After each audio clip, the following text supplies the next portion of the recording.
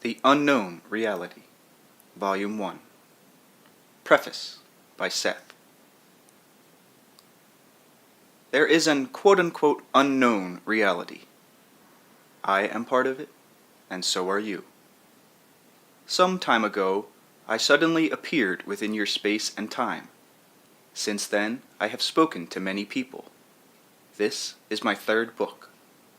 There would be nothing strange to anyone in any of this, if I had been born into your world in a body of my own in usual terms. Instead, I began to express myself by speaking through Jane Roberts.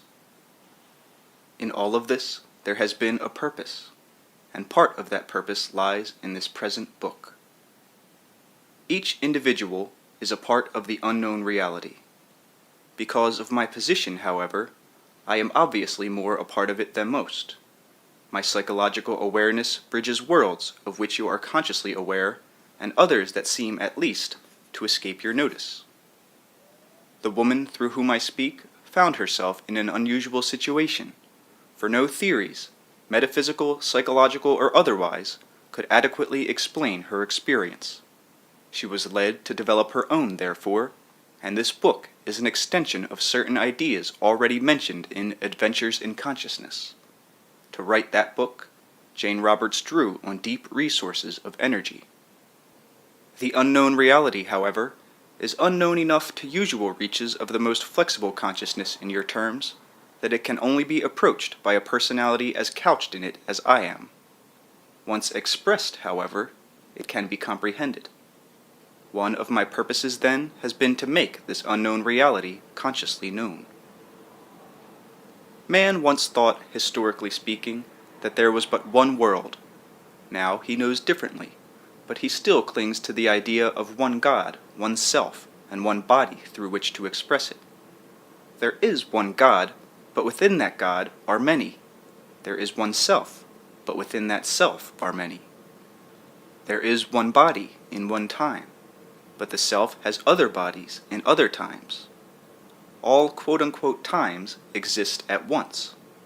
Historically speaking, mankind chose a certain line of development. In it, his consciousness specialized, focusing upon sharp particulars of experience. But inherent always, psychologically and biologically, there has been the possibility of a change in that pattern, an alteration that would effectively lift the race into another kind of weather. Such a development would, however, necessitate first of all a broadening of concepts about the self and a greater understanding of human potential. Human consciousness is now at a stage where such a development is not only feasible, but necessary if the race is to achieve its greatest fulfillment. Jane Roberts' experience to some extent hints at the multidimensional nature of the human psyche and gives clues as to the abilities that lie within each individual. These are part of your racial heritage. They give notice of psychic bridges connecting the known and quote-unquote unknown realities in which you dwell. While you have highly limited concepts about the nature of the self, you cannot begin to conceive of a multidimensional godhood or a universal reality in which all consciousness is unique, inviolate, and yet given to the formation of infinite gestalts of organization and meaning. In my other books, I used many accepted ideas as a springboard to lead readers into other levels of understanding. Here, I wish to make it clear that this book will initiate a journey in which it may seem that the familiar is left far behind. Yet when I am finished, I hope you will discover that the known reality is even more precious, more quote-unquote real, because you will find it illuminated both within and without by the rich fabric of an quote-unquote unknown reality now seen emerging from the most intimate portions of daily life. Your concepts of personhood are now limiting you personally and en masse, and yet your religions, metaphysics, histories, and even your sciences are hinged upon your ideas of who and what you are. Your psychologies do not explain your own reality to you. They cannot contain your experience. Your religions do not explain your greater reality, and your sciences leave you just as ignorant about the nature of the universe in which you dwell. These institutions and disciplines are composed of individuals, each restrained by limiting ideas about their own private reality, And so it is with private reality that we will begin and always return. These ideas in this book are meant to expand the private reality of each reader. They may appear esoteric or complicated, yet they are not beyond the reach of any person who is determined to understand the nature of the unknown elements of the self and its greater world. So the book had a private beginning. Jane Roberts' husband, Robert Butts, wondered about the death of his mother. In a session, he brought out some old photographs. Now, life after death has usually been described in keeping with the old accepted ideas about oneself and limited concepts of personhood. I took that opportunity, however, to begin this book. The self is multidimensional when it is physically alive. It is a triumph of spiritual and psychological identity, ever choosing from a myriad of probable realities its own clear, unassailable focus. When you don't realize this, then you project upon life after death all of the old misconceptions. You expect the dead to be little different from the living, if you believe in an afterlife at all, but perhaps more at peace, more understanding, and hopefully wiser. The fact is that in life you poise delicately and yet perfectly between realities, and after death you do the same. I used the opportunity then to explain the greater freedom available to Robert Butts' mother after death, but also to explain those elements of her reality present during life that had been closed to him consciously because of mankind's concepts about the nature of the psyche. I comment now and then about photographs that belong to the Butts family, including Jane Roberts. Yet any reader can look at old photographs and ask the same questions, applying what is said here to private experience. The quote-unquote unknown reality, you are its known equivalent. Then know yourself. Your consciousness will expand as you become acquainted with these ideas. I speak myself for those portions of your being that already understand. My voice rises from the stratas of the psyche in which you also have your experience. Listen, therefore, to your own knowing. End of preface.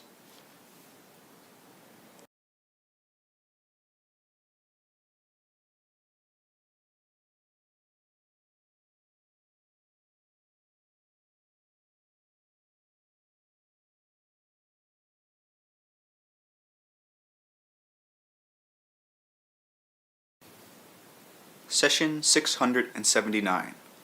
Some preliminary notes by Rob, in order to understand the context of the session. Before the session, I showed Jane a childhood photograph of herself and one of me. The two pictures are roughly the same size, about 3 1/4 by 5 inches. They also look remarkably alike in their brittle and discolored condition, almost as though they'd been snapped at the same time, yet mine is older than Jane's by 20 years. The photograph of me, taken and dated by my father, Robert Sr., has been kept in one of the Butts family albums for 53 years. In it, the time is June 1st, 1921. I'm almost 2 years old. I have curly, light-colored hair. I wear a one-piece suit, long white stockings, and black shoes. I stand in the side yard of the house my parents rented in Mansfield, a small college town in northeastern Pennsylvania. Perhaps a dozen chicks cluster in the grass at my feet while I stare down at them, quite entranced. In blurred focus behind me, an unknown teenage girl sits on a swing that's suspended from a tree limb, and an empty wicker stroller-type carriage stands beside her. Parked in a driveway in back of her is a 4-door touring car with a fabric top.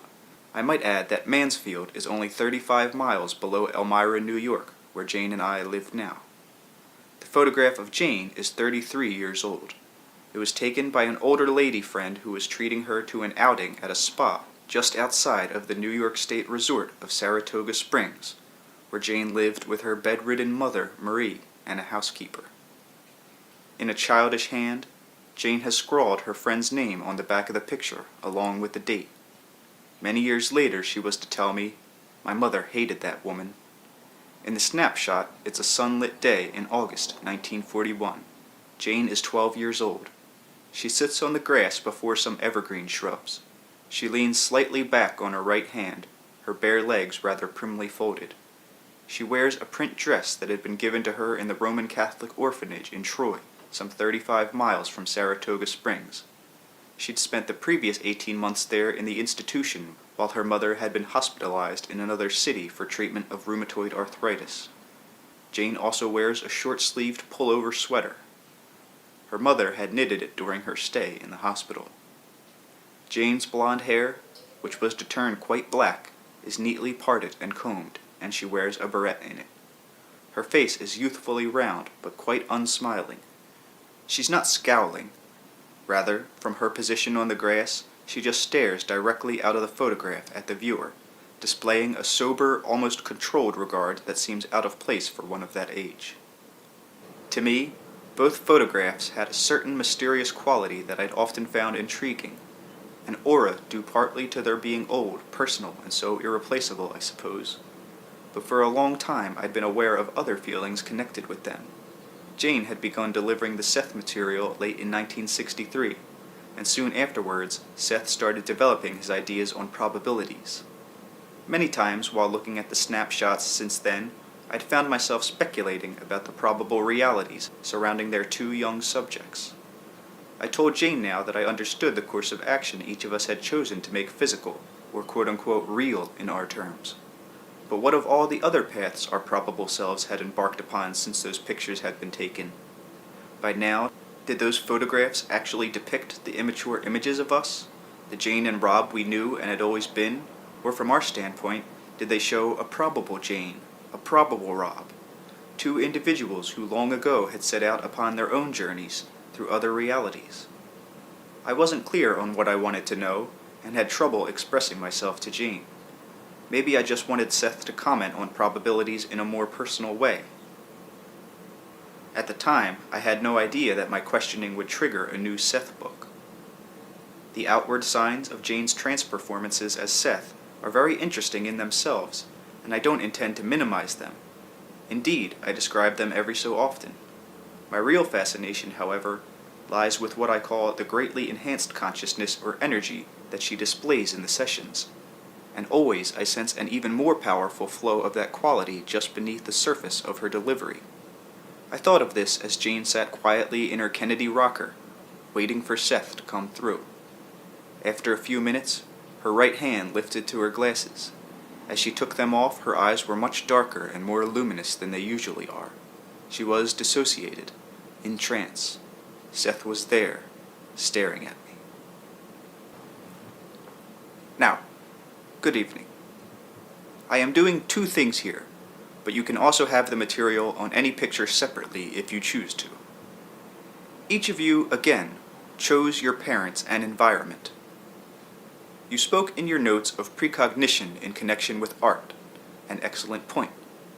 Precognition in those terms also applies at your birth, when ahead of time you are quite aware on unconscious levels of those conditions that you will meet. You have chosen them and projected them ahead of you, out into the medium of time. The conditions, however, while quote-unquote set in one fashion, are highly plastic in another, so that a multitudinous variety of probable events can flow from them. Precognitively, you are unconsciously quite aware, again in your terms, of the results of any given action or cause. When this photograph of Rupert was taken, he had already become aware of the overall interests and concerns that would dominate his future life, although the particular course of it had not been chosen. Some of this throws light on current experience. The religious background was there. At his preference and demand, he changed from a public to a Catholic school after the 3rd grade. This was against his mother's judgment. She felt that public schools were better and more socially beneficial. Rupert, at that age, when he changed at the 3rd grade, had quite a will then, in that he forced his mother to acquiesce to the change of schools. He put up such a fuss, Rupert, and held such temper tantrums that permission was given. He was stubborn even then. He was always highly imaginative, as was his mother. His mother was socially defiant, flaunting her beauty with the quote-unquote disreputable elements of society. Much later, Rupert would date the quote-unquote disreputable men in his environment, yet neither mother or daughter saw that parallel. Rupert's mother by then wanted a respectable, hopefully rich husband for Rupert, and could not stand why he chose men who did not conform. Rupert chose a background in which he was poor, as did the mother. The mother was also bright, but chose to bank upon beauty for escape. Rupert tried his brains instead. That material has been given. Rupert's nonconformance took the larger framework of unconventional ideas. In the background, as a child under the organization of the welfare department, self-indulgence, small luxuries, or too unconventional behavior were all dangerous in the framework chosen. The neighbors could report any transgressions to welfare. At about this time, Rupert sat on the lap of an adult man on the front porch, and neighbors duly reported this, the idea being that sexual depravity could be involved. Rupert's mother knew that the child could be taken away were it proven that she was an unfit mother in any way, or unable to give the child proper care. Well over a year before this picture was taken, in fact, Rupert was sent to a Catholic home. There, unconventional thought was not tolerated. The inflexibility of dogma, conscientiously applied to daily action, was experienced, and within it, Rupert tried to apply himself and to focus his deeply mystical nature. He remembered his mother's constant criticism of him, but barely recalls his scandalized disapproval of her swearing, for example, on his return home. He threw himself headlong into the Catholic reality, pursued it with great stubborn diligence, used it as a framework of conventionality in which he could allow his mystical nature to grow. When the nature grew out of that framework, he left it. All the beliefs that had once seemed so legitimate were then seen as hampering, and all their defects became plain. While he followed the framework, nothing could swerve him from it. And here in this child's picture, you already have the unswerving nature, the great spontaneity, looking for a structure that will allow it growth and yet give the illusion of safety. The placid-looking child was as dogmatic and unyielding in some respects as Rupert has ever been.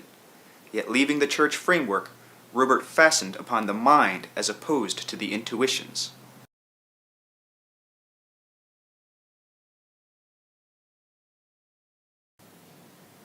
The child here was convinced that statues of Christ moved. Without a framework to contain that kind of experience, the growing girl began to squash it. Mystical experience became acceptable only through poetry or art, where it was accepted as creative, but not real enough to get him into trouble or to upset the quote-unquote new framework. The new framework threw aside such superstitious nonsense. The mind would be harnessed, and art became the acceptable translator of mystical experience, and a cushion between the experience and the self. He threw some of the baby out with the bathwater. The mystical went underground, reappearing as science fiction. Again, in the social and religious background of the child, unconventional mental or physical actions could bring penalties. For a while, the child could interpret mystical experience within the church, but even then, there was always conflict with church authorities. Without this experience of following such a belief in the church so fervently, however, he would not understand the need of people for such beliefs, or to be able to reach them as well as he does. His questioning mind was exercised originally as he began to examine religious beliefs. He was afraid that psychic experience, when he encountered it much later, might lead to a new dogma, and was determined not to use it in such a way. His quote-unquote conservatism, meaning his strong recognition of conservative ideas, is used as a springboard. He leaps from where he knows other people are into new areas. He combats the dogma of spiritualism as much as he did the dogma of the church. He leaped, however, from the framework of the church into another framework, one in which mysticism was experienced secondhand, under the guise of artistic production. Idea construction literally shattered that framework. For various reasons already given concerning your joint relationship and your own purposes, it has taken some time for a newer, suitable framework to form itself, one in which Rupert is free to pursue mystical experience in a practical structure, one in which unconventionality of thought is allowed to continue freely. He felt that this could outgrow the framework of his art, as it did that of the church.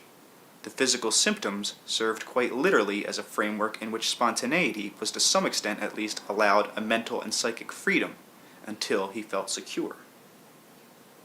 Now, you were correct. Probabilities are of course involved. Remember the first few sentences of this session. The general overall conditions were chosen, but many probable courses were concerned. As Seth, Jane pointed to a photograph of herself taken when she was 12 years old. That child took a different course than this woman did. The dogmatism prevailed. The child's mystical nature, while strong, was not strong enough to defy the church framework, to leave it or rise above its provided symbolism. It was to be expressed, if curtailed, relatively speaking. The mind would be harnessed so that it would not ask too many questions. That child joined a nunnery, where she learned to regulate mystical experience according to acceptable precepts, but to express it nevertheless with some regularity, continuously, in a way of life that at least recognized its existence. In your terms, the intersection with probabilities occurred one day in an interview the child had with a priest. The event, in Rupert's terms, with its results in your probability, is mentioned in his Rich Bed. The child in 7th or 8th grade wrote a poem, expressing the desire to be a nun, and brought it to a parish priest. In your probability, the priest told the child that she was needed by her mother, but intuitively he saw that Rupert's mysticism would not fit into the church organization. In the other probability, Rupert's desire at that time won. He managed to water down the extent and dimensions of his mysticism enough so that it was acceptable. In that other probability, there will be no long period of time in which the mystical experience would lie latent, and no necessity at all to put it into new terms. The writing ability would follow as its handmaiden. In this world, the artistic abilities were put first, but the mystical nature was given greater chances to expand and develop, and both were given the opportunity and the challenge of shattering old historic frameworks and of rising beyond them. Rupert here chose the writing structure, and has stuck to it unswervingly as he once stuck to the church, yet always seeking a new framework. For a while he idealized you. Your guidance and strength were his framework. When it became apparent that you were also human and not a framework, he became frightened. When you encouraged the emergence and expression of his mysticism, then you could no longer act, he felt, as a framework to contain it. By then it seemed to threaten the joint structure of your lives. He knew intuitively that you also used artistic creation as a buffer between yourself and mystical expression. For all of the reasons given, and they are clearly given, he was afraid that spontaneity, mental or physical, would threaten the long-accepted framework of your joint lives. If he went spontaneously forward in mystical experience then, given his ideas, it threatened the conventional acceptance of his art. Conventional ideas of art and writing, upon which the old framework now was dependent, no longer fit. Once again, his natural experience, he felt, was leading him beyond structures he had considered safe. He had you to consider. This experience of his was taking time from your art as well as his own, to his way of thinking. At the same time, the mystical nature rejoiced at its opportunity and sensed its potential. Rupert was determined to go ahead. He was also determined to keep the old structures and to ignore the cracks in them. In part, his loyalty to you was connected, and his responsibility as he saw it to keep you focused as an artist and to let nothing distract you. Yet here he was distracting you. For a while, your joint communication system was shaky. He was afraid to go ahead. The symptoms kept him at his job, at home, and allowed him to concentrate without outside distractions, kept him writing, with mystical experience dutifully translated into art. The symptoms also served to focus that fantastic energy, while he figured out how it should be used. He could not accept a new psychic framework while within it there were questions concerning your joint ideas of business, and divided loyalties about writing and painting, your personal fears jointly about spontaneity in general, and the need to protect your talents both from your own sexual natures and the distractions of others. He could not accept a new framework, and he dared not to let the old one go, so the symptoms became the physical materialization of these conflicts, and served many purposes. This child in the photo, grown up in its own probability, had no such problems. The challenges are not there either, only in latent form. Rupert greatly needs to realize that you love him, and accept him as he is now in your terms. He gets from you what feeling of creaturehood acceptance he has, that you received in your way from your family in early years. Your questioning, Joseph, and your deep distrust of the world's current theories are shared as intensely by Rupert, and your joint insistence upon discovering new answers is responsible for these sessions and what will come from them. You see his joyful potential, and he knows that you do. Sometimes he feels lost, however, as an emotional human being groping toward that potential, and he needs to be comforted.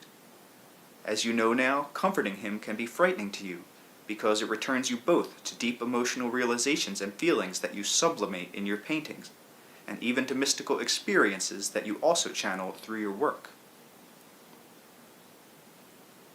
Now, let us briefly for now attend to this. Seth Jane held up the photograph of me, taken when I was almost 2 years old. That child enjoys great feelings of vigor and safety. In your family relationship, so far so good. You were mainly surrounded by love and affirmation. Your parents were young. Your mother had produced 2 beautiful boys, and she was also a perfectionist in her way, and in her framework, one never understood by your father. It was on the surface a very conventional structure, yet underneath highly unwieldy. There were dogmas. The mother was expected to bear perfect children and to be subservient to the male, at least in outward fashion. Your mother felt then that each played a fitting part in the marriage, and that your father had in her eyes great prospects, and she had given him 2 sons. It was only later that she felt he had not fulfilled his part of the bargain, and that you began to feel insecure.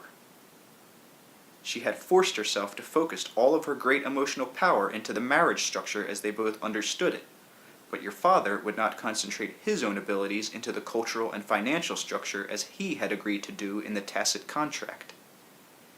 She had forced herself to contain her own reality in conventional terms, but to her way of thinking, he refused to use his energy in the accepted social and financial structure that each of them had accepted.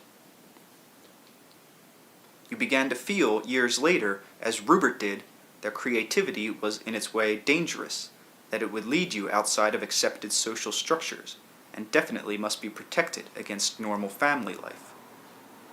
Not in this picture, but quite alive, was your brother Lyndon. You insisted upon using your abilities, and tried for years to fit them into the commercial pattern, where they were accepted financially and socially, and in terms of your self-image. Finally, you grew outside of that structure. When you did, you made the artificial division in which good art would not sell, but you would do it anyway. You would make your creativity real in sense terms. Lyndon would not. He would keep it safely inside a quote-unquote play structure. Not play necessarily in basic terms, but a structure in which he would work with models, cleverly, never applying his creative abilities in certain ways to a practical reality. They would be outside, safely, in that context. The abilities that he possessed, that could be channeled into society as he understood it, were so handled. In such an eventuality, fragmentation occurred so that the abilities dispersed, some directed into school, some into drawing, and others into his models. Those creative abilities were separated so that they could be safely handled, yet expressed to some degree, and not completely denied. Your own character is in its way more direct, meaning that you maintained a more immediate focus. When that picture was taken, however, your parents were beginning to realize their difficulty. Your first year was one in which your father and mother were filled with expectation. Lyndon sensed that lack. He was secure, but not as secure as you had been, as the division between your parents was beginning to show. Lyndon uses words now as a framework to contain creativity and communication, rather than to express them. You were more free-roaming here as a child because you felt safer physically. Lyndon was far less venturesome in that respect. Session 680. Now, when I speak of probable selves, of course I am not speaking of some symbolic portion of the personality structure, or using the idea of probabilities as an analogy. Consciousness is composed of energy, with everything that implies. The psyche, then, can be thought of as a conglomeration of highly charged quote-unquote particles of energy, following rules and properties, many simply unknown to you. On other levels, laws of dynamics apply to the energy sources of the self. Think of a given quote-unquote self as a nucleus of an energy gestalt of consciousness. That nucleus, according to its intensity, will attract to it certain masses of the entire energy patterns available to a given identity. In those terms, the identity at birth is composed of a variety of such quote-unquote selves, with their nuclei, and from that bank of physical personality has full freedom to draw. Rupert's mystical nature was such a strong portion of the entire identity that in his present reality and in the probable reality chosen, as mentioned when I discussed this picture, the mystic impulses and expressions were given play. Intersections with probable realities occur when one psychic grouping intensifies to a certain point so that fulfillment as a self results. Within the entire identity there may be, for example, several incipient selves, around whose nuclei the physical personality can form. In many instances, one main personality is formed, and the incipient selves are drawn into it, so that their abilities and interests become subsidiary, or remain largely latent. They are trace selves. On many occasions, however, such latent selves will be as highly energized as the quote-unquote main personality. Since physically a certain personality structure must be maintained, traces are made. Therefore, when such situations arise, one or two of the other energized selves will literally spring apart from the time-space structure that you know. From your viewpoint, these offshoots of energy become unreal. They exist as surely as you do, however. In terms of energy, this multiplication of selves is a natural principle. Your quote-unquote sportsman self was never endowed with the same kind of force as that of your artistic or writing self. It became subsidiary, yet present to be drawn upon, taking joy through your motion and adding its vitality to your quote-unquote main personality. Had it been given extra force through your environment, circumstances, or your own intent, then either your artistic self would have become subservient or complementary, or if the energy selves were of nearly equal intensity, then one of them would have become an offshoot, propelled by its own need for fulfillment into a probable reality. Do you follow me?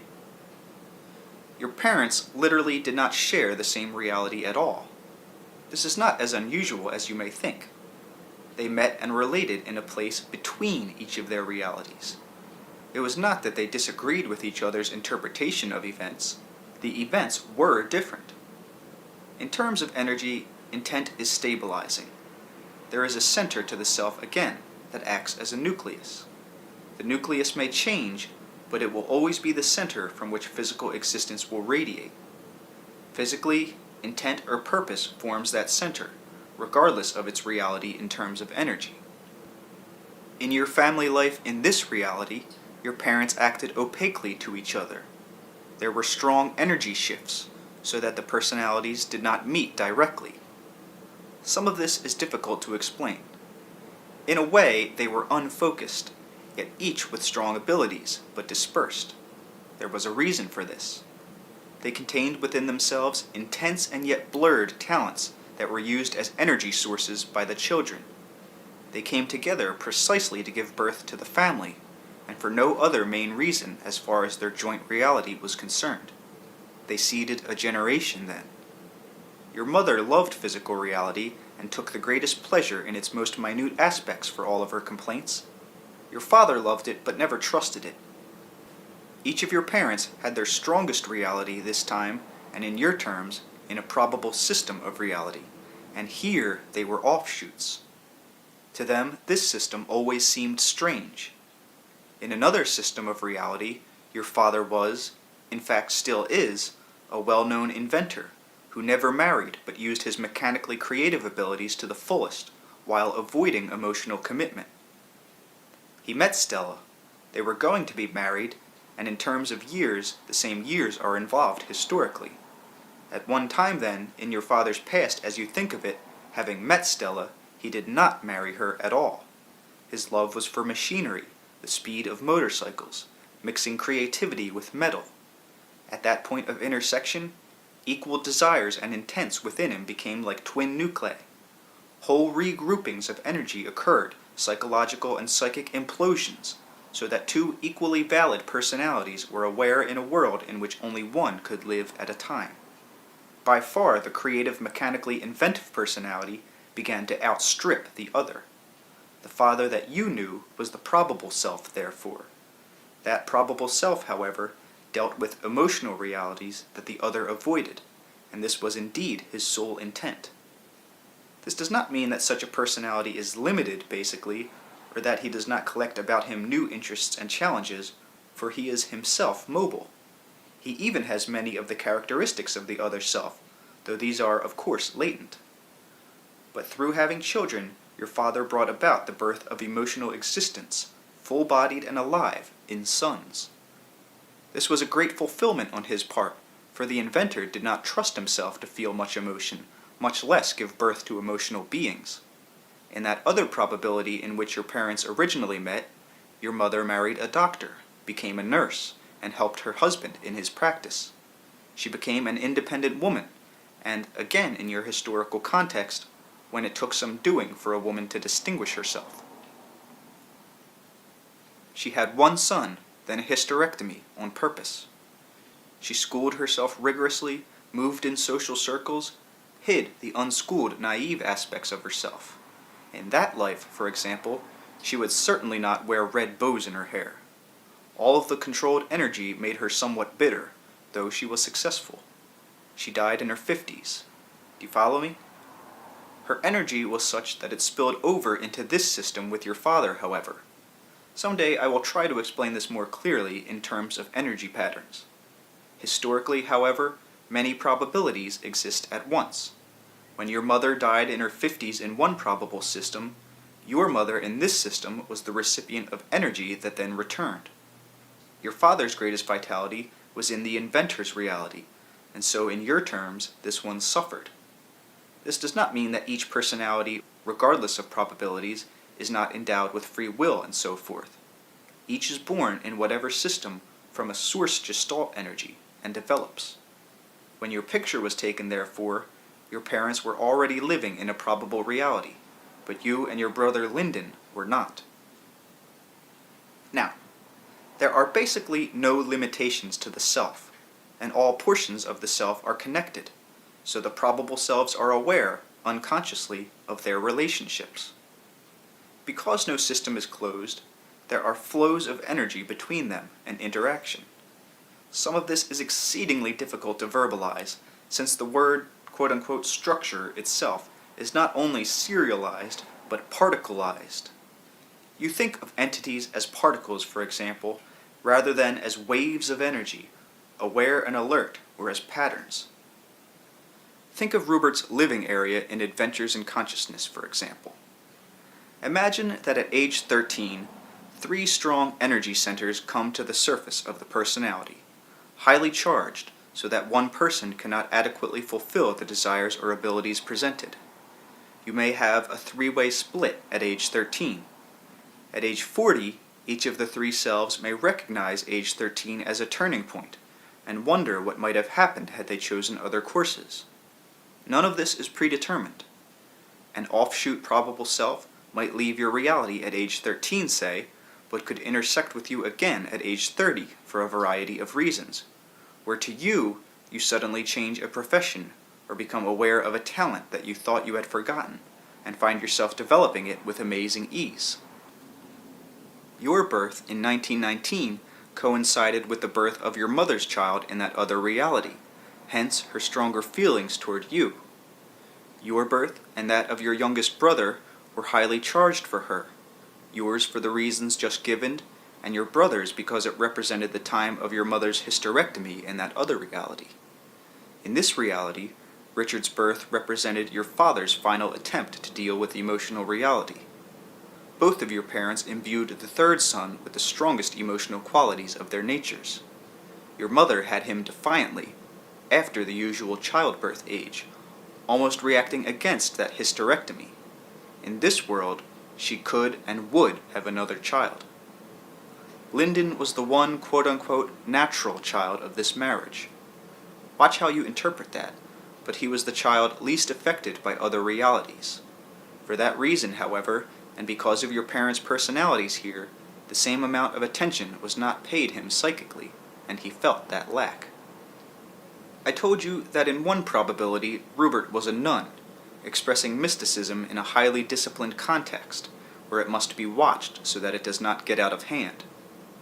Because there is an unconscious flow of information and experience here, you have one of the reasons for Rupert's caution in some psychic matters, and his fear of leading people astray.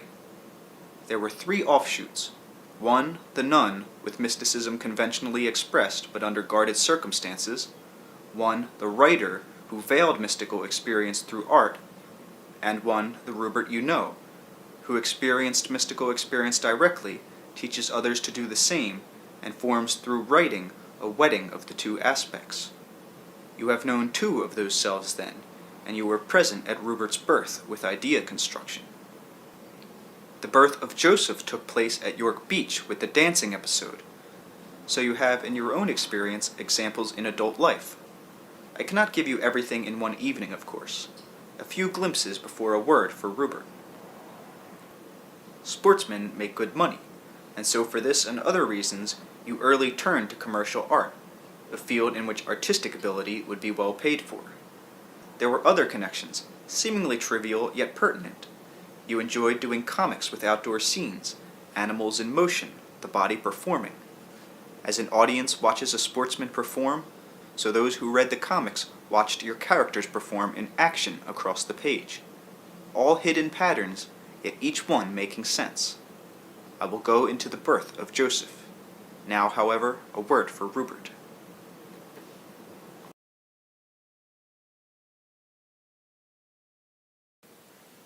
Session 681. What I am about to explain is difficult.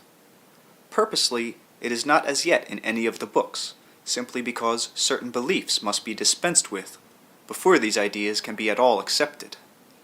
It is not that I am holding back, so much as that, in your terms, what follows is dependent upon an understanding of concepts presented earlier. People who are still worrying about one soul, gods and devils, must be helped to relate to greater realities from their own framework, and gently led away from it if possible. Probabilities have been mentioned in such a way that alternate realities are presented, showing such people that choices are available.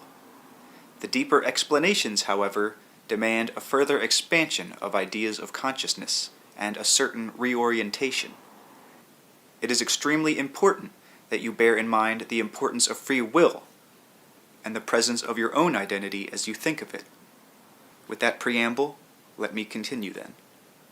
It is not so much a matter of Rupert's vocabulary, incidentally, since even a specialized scientific one would only present these ideas in its own distorted fashion. It is more a problem of basic language itself, as you are acquainted with it. Words do not exist, for example, for some of the ideas I hope to convey. We will, at any rate, begin. All probable worlds exist now. All probable variations on the most minute aspect in any reality exist now. You weave in and out of probabilities constantly, picking and choosing as you go along. The cells within your body do the same thing. I told you once that there were pulses of activity in which you blinked off and on, this applying even to atomic and subatomic particles. Quote-unquote you assign as real, present here and now, only that activity that is your signal. Quote-unquote you are not aware of the others. When people think in terms of oneself, they of course identify it with one body. You know that the cellular structure of it changes constantly. The body is at any given moment, however, a mass conglomeration of energy formed from that rich bank of probable activity. The body is not stable in the terms usually thought of. On deeper biological levels, the cells straddle probabilities and trigger responses. Consciousness rides upon and within the pulses mentioned earlier, and forms its own organizations of identity. Each probability, probable only in relation to and from the standpoint of another probability, is inviolate, however, in that it is not destroyed. Once formed, the pattern will follow its own nature. The organizations of consciousness quote-unquote grow, even as cells grow into organs. Groups of probable selves, then, can and do form their own identity structure, which is quite aware of the probable selves involved. In your reality, experience is dependent upon time, but all experience is not so structured. There are, for example, parallel events that are followed as easily as you follow consecutive events. The structure of probabilities deals with parallel experience on all levels. You consciously pick and choose to accept as real the results of and ramifications of only certain overall purposes, desires, or intents. You follow these through a time structure. Your focus allows other just as legitimate experience to become invisible or unfelt. In the same way that you latch upon one personal biological history, you latch upon but one mass Earth history. Others go on about you all the time, and other probable selves of your own experience their quote-unquote histories parallel to yours. In practical terms of sense data, those worlds do not meet. In deeper terms, they coincide. Any of the infinite number of events that could have happened to you and Rupert do happen. Your attention span simply does not include such activity. Such endless creativity can seem so dazzling that the individual would appear lost within it, yet consciousness forms its own organizations and psychic interactions at all levels. Any consciousness automatically tries to express itself in all probable directions, and does so. In so doing, it will experience all that is through its own being, though interpreted, of course, through that familiar reality of its own. You grow probable selves as a flower grows petals. Each probable self, however, will follow through in its own reality. That is, it will experience to the fullest those dimensions inherent to it. You pick and choose one birth and one death in your terms. You died as a young boy in an operation, however, in this life as you think of it. You died again in the war, where you were a pilot, but those are not your official deaths, so you do not recognize them. Science likes to think that it deals with predictable action. It perceives such a small amount of data, however, and in such a limited area, that the great inner unpredictability of any molecule, atom, or wave is not apparent. Scientists perceive only what appears within your system, and that often appears predictable. True order and organization, even of biological structure, can be achieved only by granting a basic unpredictability. I am aware that this sounds startling. Basically, however, the motion of any wave or particle or entity is unpredictable, freewheeling and undetermined. Your life structure is a result of that unpredictability. Your psychological structure is also. However, because you are presented with a fairly cohesive picture in which certain laws seem to apply, you think that the laws come first and physical reality follows. Instead, the cohesive picture is the result of the unpredictable nature that is and must be basic to all energy. Statistics provides an artificial predetermined framework in which your reality is then examined. Mathematics is a theoretical organized structure that of itself imposes your ideas of order and predictability. Statistically, the position of an atom can be theorized, but no one knows where any given atom is at any given time. You are examining probable atoms. You are composed of probable atoms. Consciousness, to be fully free, had to be endowed with unpredictability.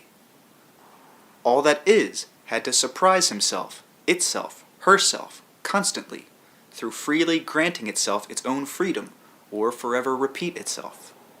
The basic unpredictability then follows through on all levels of consciousness and being. A certain cellular structure may seem inevitable within its own frame of reference only because opposing or contradictory probabilities do not appear therein. In your terms, consciousness is able to hold its own sense of identity by accepting one probability, one physical life, for example, and maintaining its identity through a lifetime. Even then, certain events will be remembered and others forgotten. The consciousness also learns to handle alternate moments as it quote-unquote matures. As it does so mature, it forms a new, larger framework of identity as the cell forms into an organ on another level. In your terms, the phrase is necessary, the moment point, the present, is the point of interaction between all existences and reality. All probabilities flow through it, though one of your moment points may be experienced as centuries or as a breath in other probable realities of which you are a part. Rupert is at this moment feeling massive. He is experiencing several things. The inner cellular body consciousness feels itself massive, while to you, cells are minute. The sounds of the package, for example, or the fingernails across the table are magnified, for in the cellular world they are an important outside-the-self cosmic event, messages of great importance.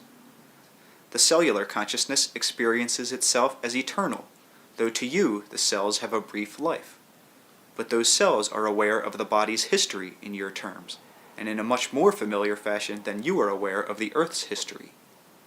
The cells are also aware of probabilities in a more familiar fashion than you are, as they manipulate the past and future history of the body. Rupert now again is experiencing massiveness, as in your idea of probabilities, the cellular structure feels its vast endurance.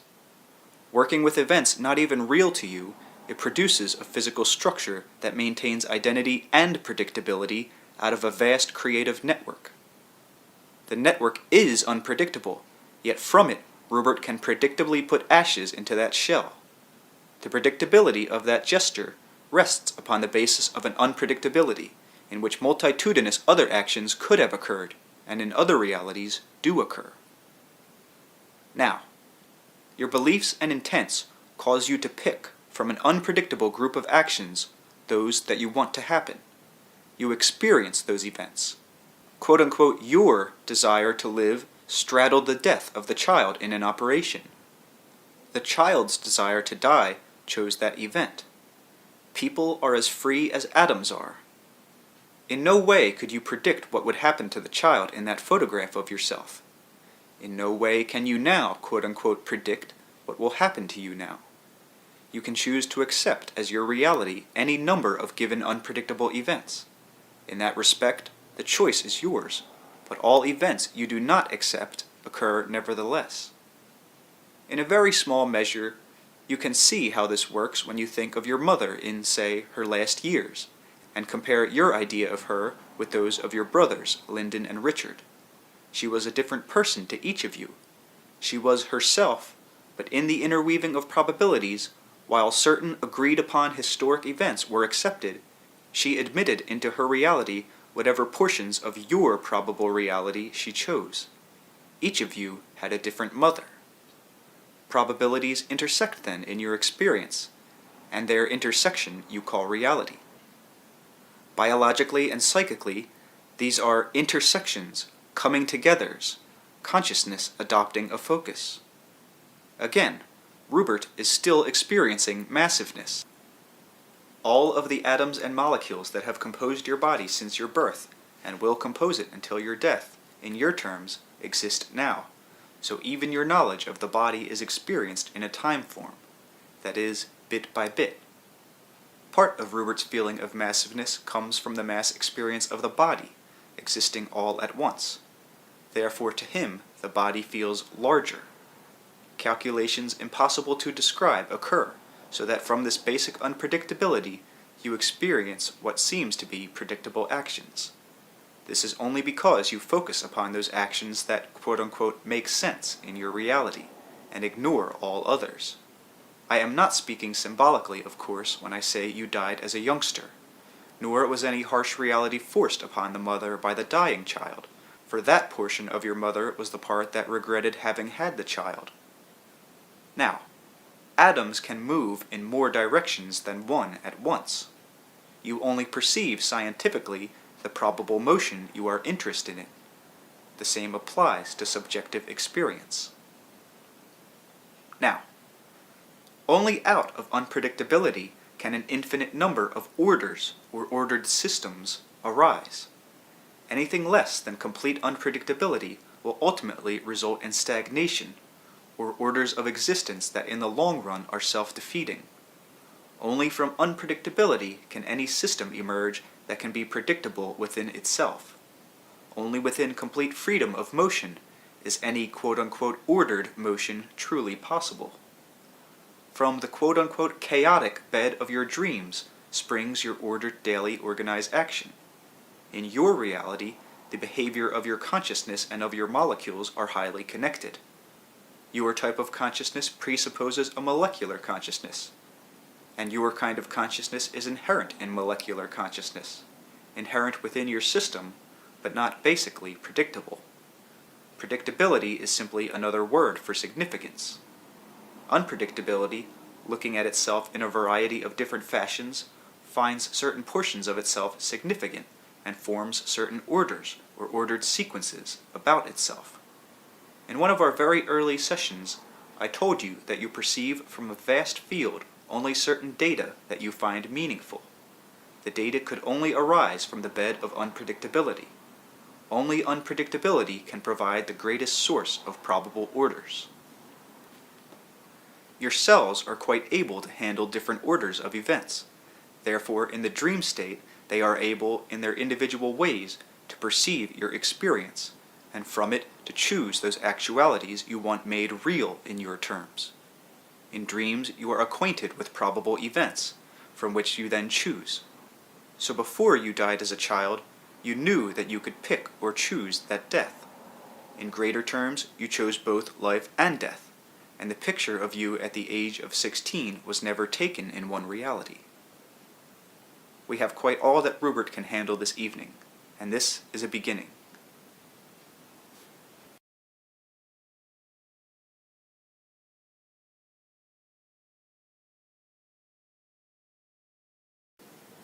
Session 682.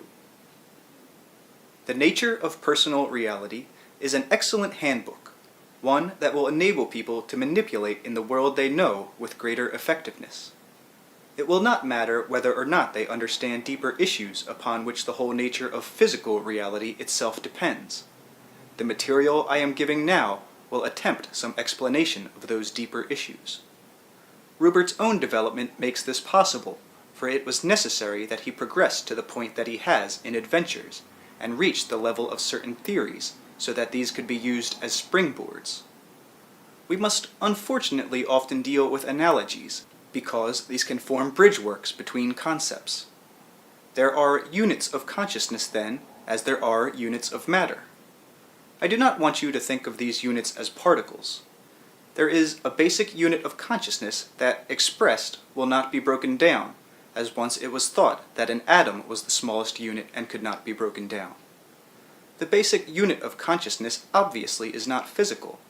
It contains within itself innately infinite properties of expansion, development, and organization, yet within itself always maintains the kernel of its own individuality. Despite whatever organizations it becomes part of, or how it mixes with other such basic units, its own identity is not annihilated.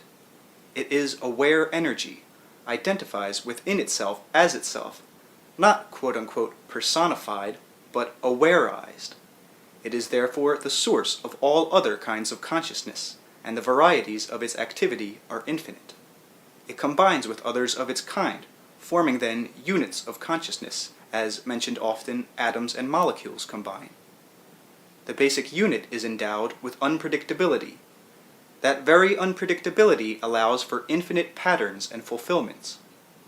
The word quote-unquote soul unfortunately has been so used in regard to your species that it becomes highly difficult to unravel the conceptual difficulties. Using usual definitions, you would call a soul the result of a certain organization of such units, which you would then recognize as a quote-unquote soul. That leads to the old inevitable questions. Do animals have souls, or do trees or rocks? In line with the usual definition then, in your terms, the smallest unit would be quote-unquote soul stuff.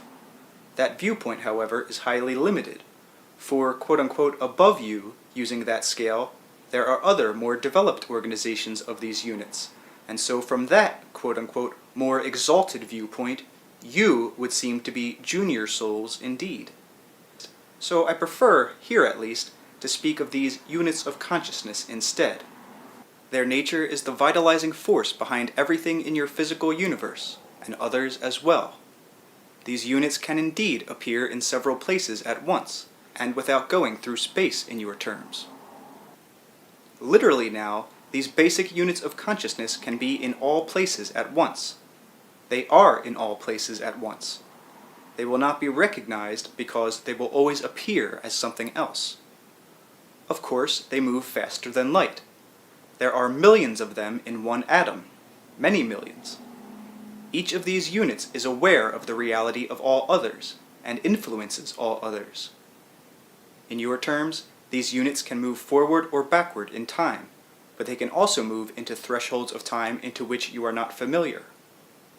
All probabilities are probed and experienced, and all possible universes created from these units.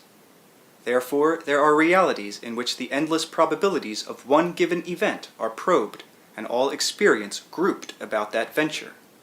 There are systems in which a moment from your standpoint is made to endure for the life of a universe.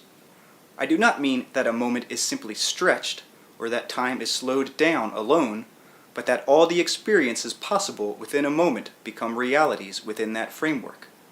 Such systems have little to do with you in any practical manner, nor is such information given to dwarf your idea of what your own consciousness is. It is important, however, that you realize the fact that there is more creativity and variety in an inner reality than you ever physically perceive. These units of consciousness do not have human characteristics, of course. They do, however, possess their own quote-unquote inclinations, leanings, propensities. And perhaps propensities comes closest to the term I want. I do not want you to think of them as miniature people.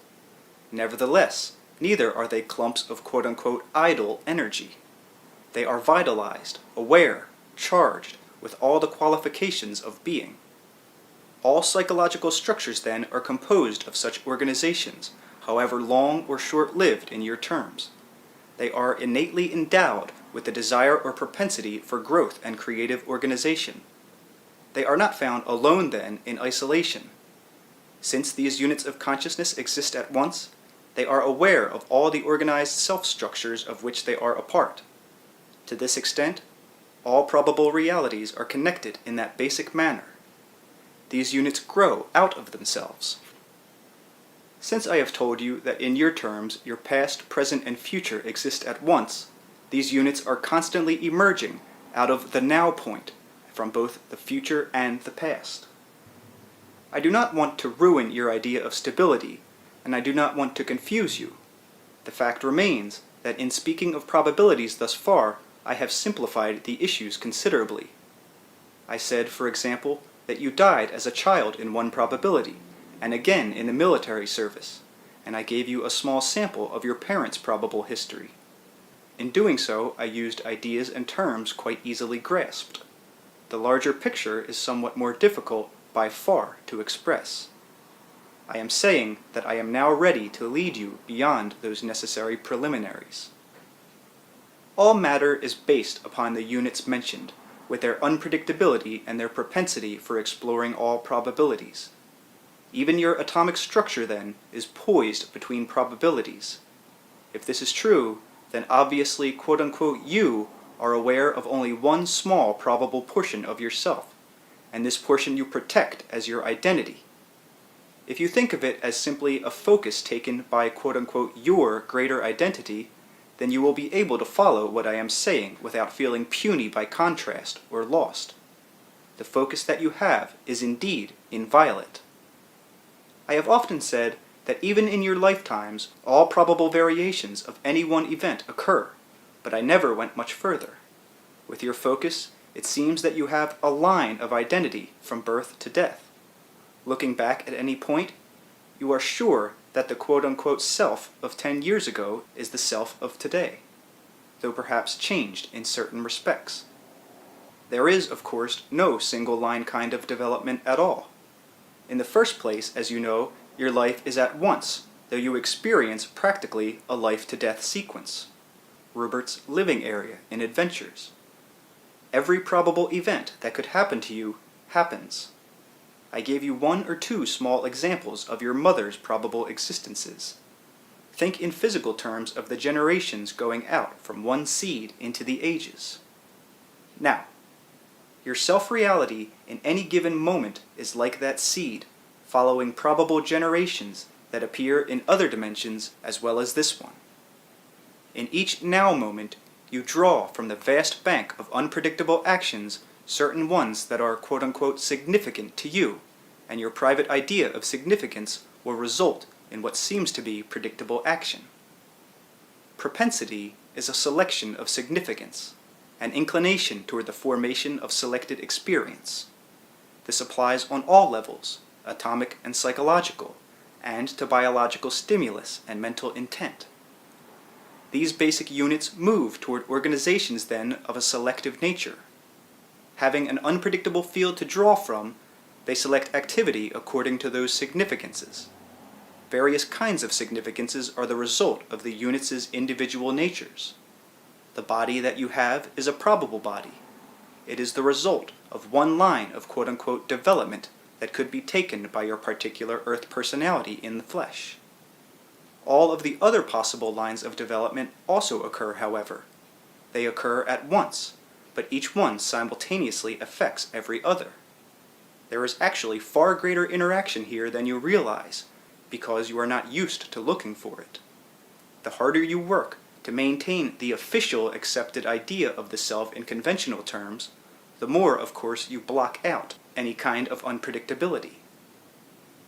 Because of the great organizing nature of these basic units, there are also psychological structures that are quite capable of holding their own identities while being aware of any given number of probable selves.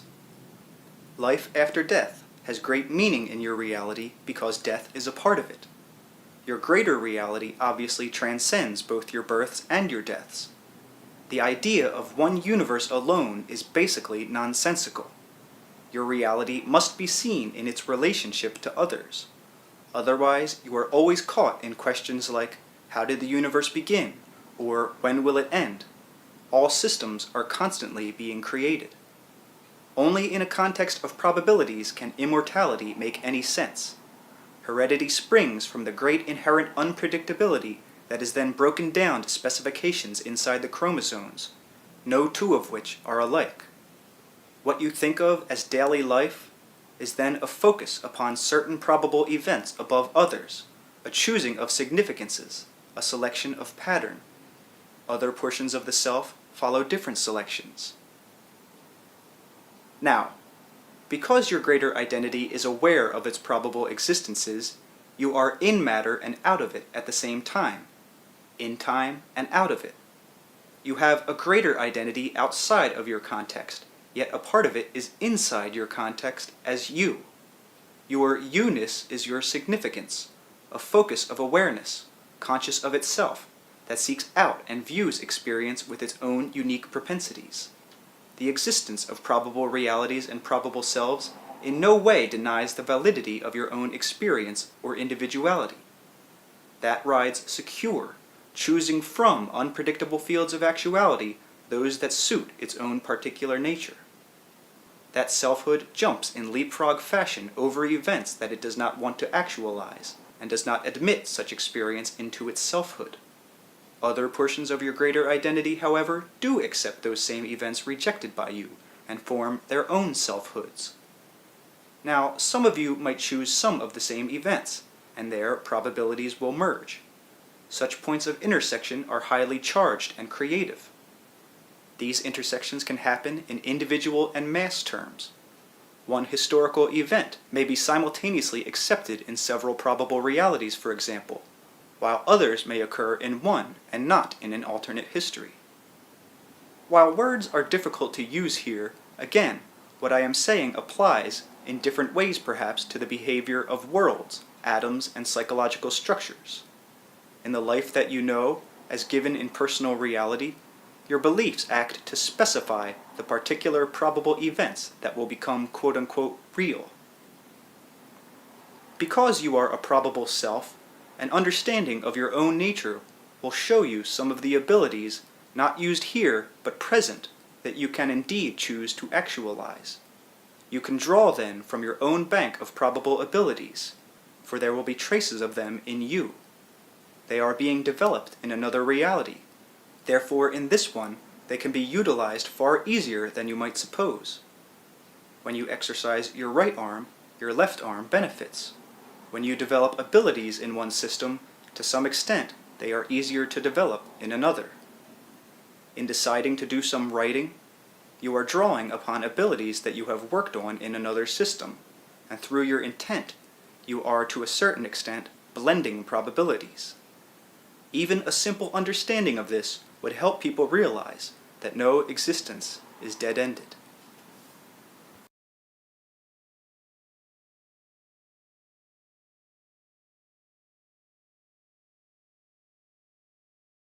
Session 683. Through these units, consciousness makes its mark, and not one scribble is ever annihilated. The experience of any given unit, constantly changing, affects all other units. It is difficult to explain because your concepts of selfhood are so limited. These units contain within themselves, in your terms, all quote-unquote latent identities, but not in a predetermined fashion. Selves may be quite independent within the framework of their own reality, while still being part of a larger reality, in which their independence works not only for their own benefit, but for the sake of a greater structure. Within these units there is, again, a propensity for growth and organization. Within a literally infinite field of activity, meaningful order arose out of the propensity for significance. Briefly, certain units would settle upon various kinds of organization, find these significant, then build upon them and attract others of the same nature.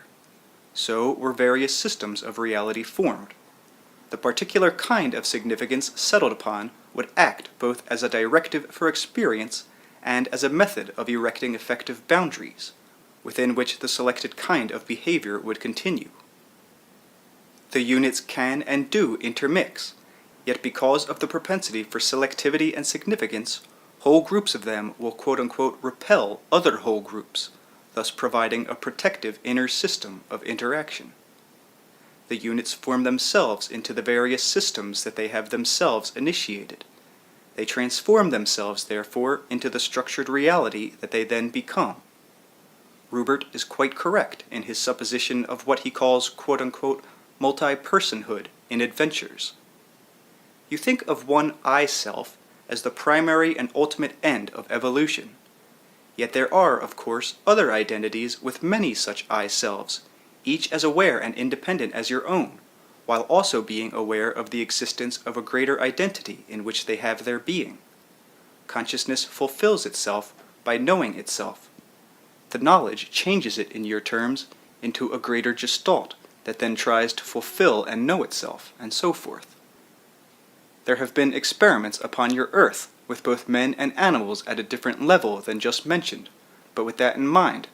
Herds of animals, for example, with each animal quite aware of the joint knowledge of the herd, the changes to be encountered in any individual territory, and a psychological structure in which the mass consciousness of the herd recognized the individual consciousness of each animal and protected it.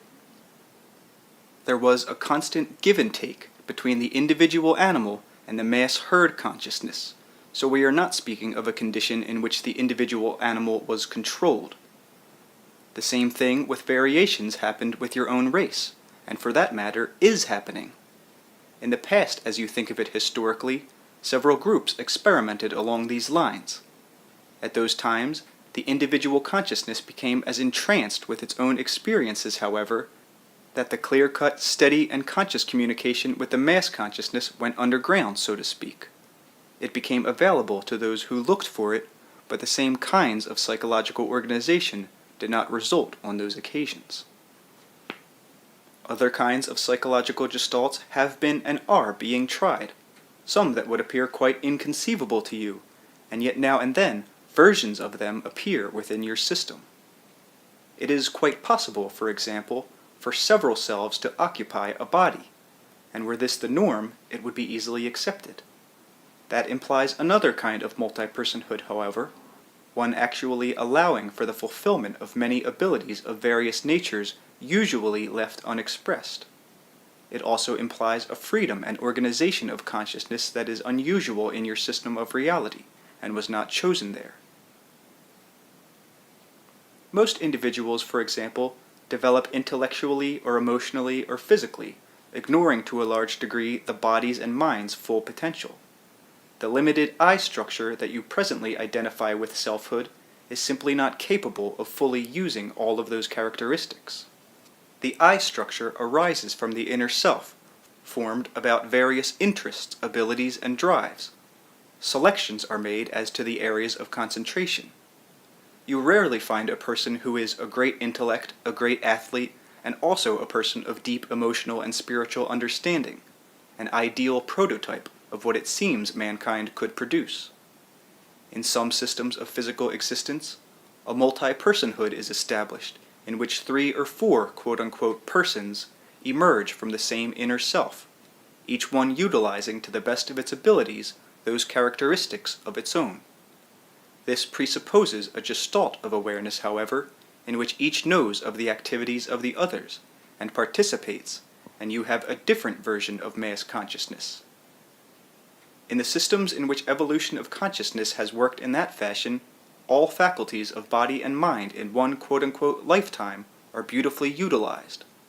Nor is there any ambiguity about identity. The individual would say, for example, I am Joe, and Jane, and Jim, and Bob.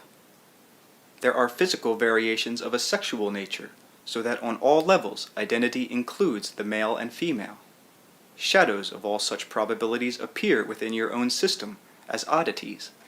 Anything apparent to whatever degree in your system is developed in another. The point of all this is that these units are unpredictable and fulfill all probabilities of consciousness. Any concepts of gods or other beings that are based upon limited ideas of personhood will ultimately be futile. You view the fantastic variety of physical life, its animals, insects, birds, fish, man, and all his works, with hardly a qualm, yet you must understand that the nature of consciousness itself is far more varied, and you must learn to think of an inner reality that is as infinite as the exterior one. These concepts alone do alter your present consciousness and change it in degree. The present idea of the soul, you see, is a quote-unquote primitive idea that can scarcely begin to explain the creativity or reality from which mankind's being comes. You are multi-persons. You exist in many times and places at once. You exist as one person simultaneously. This does not deny the independence of the persons, but your inner reality straddles their reality, while it also serves as a psychic world in which they can grow. I do not want to get involved in a discussion of quote-unquote levels, in which progression is supposed to occur from one to the other. All such discussions are based upon the idea of one personhood, consecutive time, and limited versions of the soul. There are red, yellow, and violet flowers. One is not more progressed than the others, but each is different. These units combine into various kinds of gestalts of consciousness. Basically, it is not correct to say that one is more progressed than another. The petal of a flower, for example, is not more developed than the root. An ant on the ground may see the petal is way above the root and stem, but ants are too wise to think that the petal must be better than the root. Now, consciousness flowers out in all directions. All directions taken by the flower of consciousness are good. The flower knows it is alive in the bulb, but it takes quote-unquote time for the bulb to let the stem and leaves and flower emerge. The flower is not better than the bulb. It is not even more progressed than the bulb. It is the bulb in one of its manifestations. So in your terms, it may seem as if there are progressions or consecutive steps of development in which more mature comprehensive selves emerge. You are a part of those selves now, as the petals are of the bulb. Only in your system is that time period meaningful. Your ideas of one soul, one self, forms a significance and a selectivity that blinds you to these other realities that are as much quote-unquote here and now as your present self. The units of consciousness that compose your physical being alone are aware of those greater significance to which your limited ideas make you opaque. The concepts in such a system as this can help break down those barriers. There are then stratas of consciousness existing at once. The ones that you are not aware of yet seem more progressed, developed than your own. You are a part of them now. You can know them as you begin to stretch your concepts of personhood and awareness. In terms of time, you have many bodies, as you are born and reborn in Earth experience. Your consciousness straddles those existences, and even the atoms and molecules within your present body contain the coded knowledge of those other, really simultaneous, forms. These units of consciousness are within all physical matter, containing their own memories. Both biologically and psychically, then, you are aware of your multi-personhood. Now, your system does not include the kind of experience mentioned earlier, where the body is able to contain in one lifetime the experience of many selves. It uses a time context instead, with each self given a body and a time. But the knowledge of the ideas of multi-personhood could help you realize that you have available many abilities not being used, latent to you, but still important in your entire identity, and significant enough to you personally to be developed. Reincarnation simply represents probabilities in a time context, portions of the self that are materialized in historical contexts. All kinds of time, backward and forward, emerge from the basic unpredictable nature of consciousness, and are due to quote-unquote series of significances. Each self born in time will then pursue its own probable realities from that standpoint. Again, each such self is immediate. All consciousness, in all of its forms, exists at once. It is difficult, without appearing to contradict myself, to explain. Go back to our bulb and flower. In basic terms, they exist at once. In your terms, however, it is as if the flower-to-be, from its quote-unquote future, calls back to the bulb and tells it how to make the flower. Memory operates backward and forward in time. The flower, calling back to the bulb, urging it quote-unquote ahead and reminding it of its probable future development, is like a future self in your terms, or a more highly advanced self, who has the answers and can indeed be quite practically relied upon. The gods can be seen in the same light, only on a larger scale, and understood in that context, they can be relied upon. It is almost a natural tendency to personify the gods while you are caught up in limited ideas of personhood. Larger concepts of personhood will indeed lead you to some glimpse of the truly remarkable gestalts of consciousness from which you constantly emerge. These are emotional and psychological beings of such richness that your concepts of selfhood force you to dilute them to a degree that you can understand. Each of your persons is a part of that greater personhood. Again, these ideas alone can help you, so that to some degree you can emotionally and intellectually sense that greater godhood out of which personhood emerges. That godhood is formed from the eternal yet ever-new emergence and growth of those basic units of consciousness. The reality of the godhood straddles the reality of each unit and the mass reality of all units.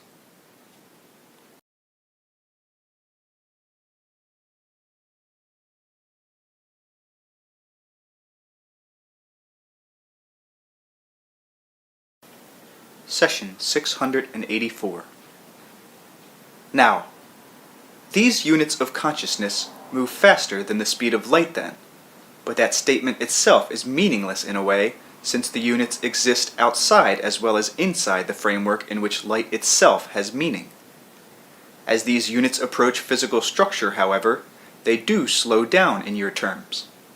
Electrons, for example, are slow dullards in comparison with electromagnetic energy units. It goes without saying that the units of consciousness are quote-unquote mental, or, if you prefer, disembodied, though from their inner organization, all physical forms emerge. Certain intensities are built up of unit organization even before the smallest physical particle, or even invisible quote-unquote physical particle, exists. These units form what you think of as the mind, around which the structure of the brain is formulated. The units permeate the brain. The great communication system within the body itself is dependent, then, upon the constant inner flux and flow of these units. On one level, the body's very survival is largely determined by the units' propensities for selectivity and significance. Also, however, the body's physical reality is a seeming constant in a seemingly constant physical existence. Only because these units have their source outside of space and time is the present corporal reality a triumph of probabilities. Your present image, for example, seems to be the only one possible for you, permanently yours for a lifetime at least, and what happens to it appears almost inevitable. If you become ill, say, you may wonder why, and yet once illness has happened, it becomes part of the body's reality, and seems almost like an inevitable part of its experience. Yet the units of consciousness, being independent of space and time, form your cellular structure, and that structure deals in a most basic manner with the nature of probabilities. Although the body appears permanent and in existence from one moment to the next, basically it constantly rises out of the bed of probabilities, hovering at your now point of perception and experience, and its apparent stability is dependent upon the knowledge of quote-unquote future probabilities as well as quote-unquote past ones. Your present is the result of your own poised consciousness, choosing its perception and the nature of its life from a field that is at all predictable only because of the greater area of organization available to it. Your body's condition at any time is not so much the result of its own comprehension of its quote-unquote past history as it is the result of its own comprehension of future probabilities. The cells precognate. This is being simplified for now. I will make it clearer later in the book. But your limited ideas of time cause conceptual barriers that operate even when you consider the structure of physical biological life. For example, it is truer to say that heredity operates from the future backward into the past than it is to say that it operates from the past into the present. Neither statement would be precisely correct in any case, because your present is a poised balance affected as much by the probable future as the probable past. At no time, as a rule, is your body not here to you. Your experience seems centered within it, with the rest of the world safely outside. However, the particular selectivity of your kind of consciousness rides over lapses that you do not recognize. In a manner of speaking, your bodies blink off and on like lights. Their reality fluctuates from your standpoint. For that matter, so does the physical universe. You can understand what is meant by saying that your consciousness fluctuates, for each individual is aware of various intensities and concentrations. You are more alert, or, in your terms, more conscious on some occasions than others. Now, the same applies to these units of consciousness, and to atoms, molecules, electrons, and other such phenomena. The world literally blinks off and on. This reality of fluctuation in no way bothers your own feeling of consistency, however. The quote-unquote holes of non-existence are plugged up by the process of selectivity. This process chooses significances then, again, around which experience is built, and around which quote-unquote life is felt. The very sensations of one kind of life, then, automatically set up barriers against other such quote-unquote world schemes that do not correlate with their own. It is impossible for you to examine an atom, a cell, or anything else except in your now. Because your sense experience follows a time pattern that you can understand, then you can take it for granted that a cell, for example, is the result of its past, and that its present condition arises from the past. The fetus grows into an adult, not because it is programmed from the past, but because it is to some extent precognitively aware of its probabilities, and from the quote-unquote future then imprints this information into the past structure. From your viewpoint, however, an examination of a cell will not show you that, but only its present condition. It should appear obvious from what I am saying that neither future nor past is predetermined. From your platform of poised now experience, you alter both the past and the future, and that alteration, that change, that action, causes your point of immediate sense life. The precious privacy of your existence, and indeed of your universe, is all the more miraculous, so to speak, precisely because its probable reality emerges from an infinite field of probabilities, each forever inviolate. It is important that these ideas be considered. Now, you cannot separate your beliefs about reality from the reality that you experience. That is, your beliefs about reality form it. Your ideas about what is possible and what is not possible are reflected in all areas. It is almost impossible to begin with concepts of one isolated universe, one self at the mercy of its past, one time sequence, and end up with any acceptable theory of a multidimensional soul or Godhead that is anything else but a glorified, personified concept of what you think man is. Not only do your metaphysics and sciences suffer, but your daily experience as a human being is far less than it could be. There are then probabilities, quite present, and for that matter biologically practical, that would allow for a change in individual consciousness so great as literally to propel the race into another level of experience entirely. As in your terms, the cavemen ventured out into the daylight of the earth, there is a time for man to venture out into a greater knowledge of his subjective reality, to explore the dimensions of selfhood and go beyond the small areas of himself in which he has thus far found shelter. In terms of history as you understand it, man felt safe and secure as a prime species under one sun, imagining that all else revolved about his being. This provided in that framework a stability that was dispensed with as man allowed his consciousness other freedoms. So he must now come to realize that he himself chooses from a myriad of probabilities the one that he now encounters. The one self that he recognizes is the only part of himself of which he is presently aware. Other facets of consciousness available to him, and a part of his greater nature, appear foreign, or quote-unquote not self, or quote-unquote beyond self, because of the focus of selectivity as it now operates. This obviously does not mean that there are not entities whose selfhood is completely apart from your own. It does mean that your concepts force you to misinterpret and distort any quote-unquote intrusive information or experience that is part of portions of your own being that you do not recognize as your official self. Such behavior even causes a certain corporal dishonesty, for the cell's freedom from time means that on certain levels the cellular structure is aware of probable future events, as mentioned. The body, therefore, is reacting to future and past activity as well in order to maintain its present corporal balance. The body's innate knowledge, then, will try to translate itself often into psychological activity that may result in hunches, premonitions, and so forth. The senses may be utilized to clarify the message. You might hear a voice mentally, for example, or see a flashing image. According to your beliefs, you may interpret such data in any of many ways, but because such experiences are not an accepted part of recognized official activity, they can appear frightening.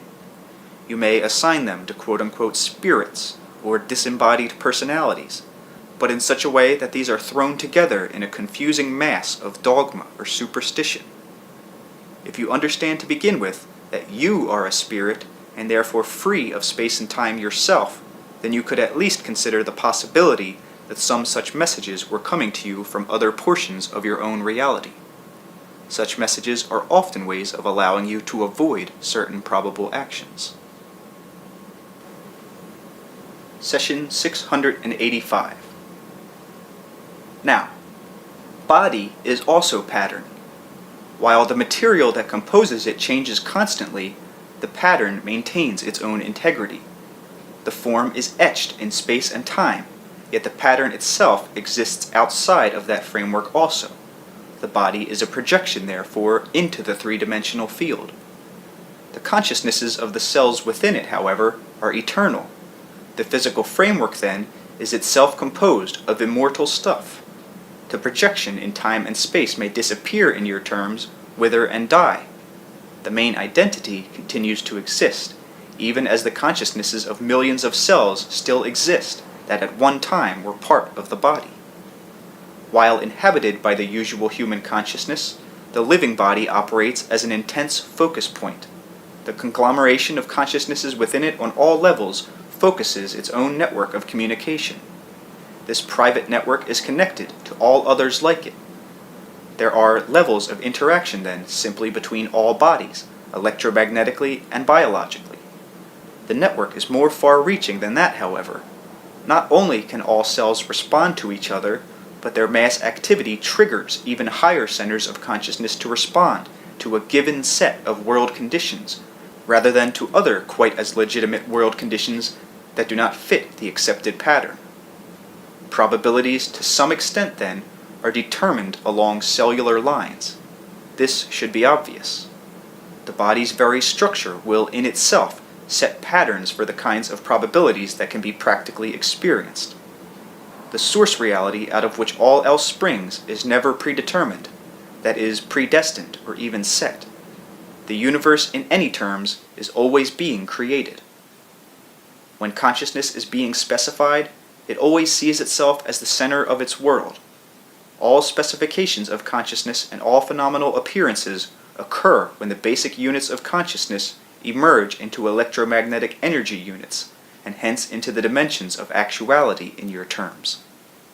Your mainly accepted normal consciousness is within the matter of your body, and through it, the body, you view your world. There is nothing to prevent you from viewing your body from a standpoint outside of it, except that you have been taught that consciousness is imprisoned within the flesh. The body is a sending and receiving organism, your home station, so to speak, and the focus for your activity. You can, however, quite consciously leap from it, and you do so often, when for a while, particularly in the dream state, you view the world from another perspective. In some adventures, you do visit other probable realities, in which you have a body structure quite as real as, quote-unquote, your own.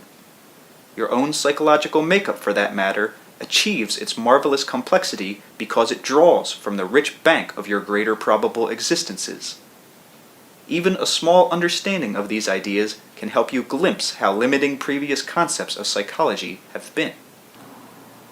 The self that you know and recognize carries within it hints and traces of all of your probable characteristics that can be actualized within your system of reality. Your body is equipped to bring any of these to fulfillment. Now, because of the selectivity mentioned earlier, certain directions may be easier than others, and some may appear impossible. Yet within the psychological and biological structure of your species, the roads of probabilities have more intersections than you know. The conscious mind, as you normally think of it, directs your overall action, and its ideas determine the kind of selectivity you use. It is for this reason that I am trying to expand your conscious ideas, so that you become better equipped to choose your line of physical experience from all those probable ones open to you.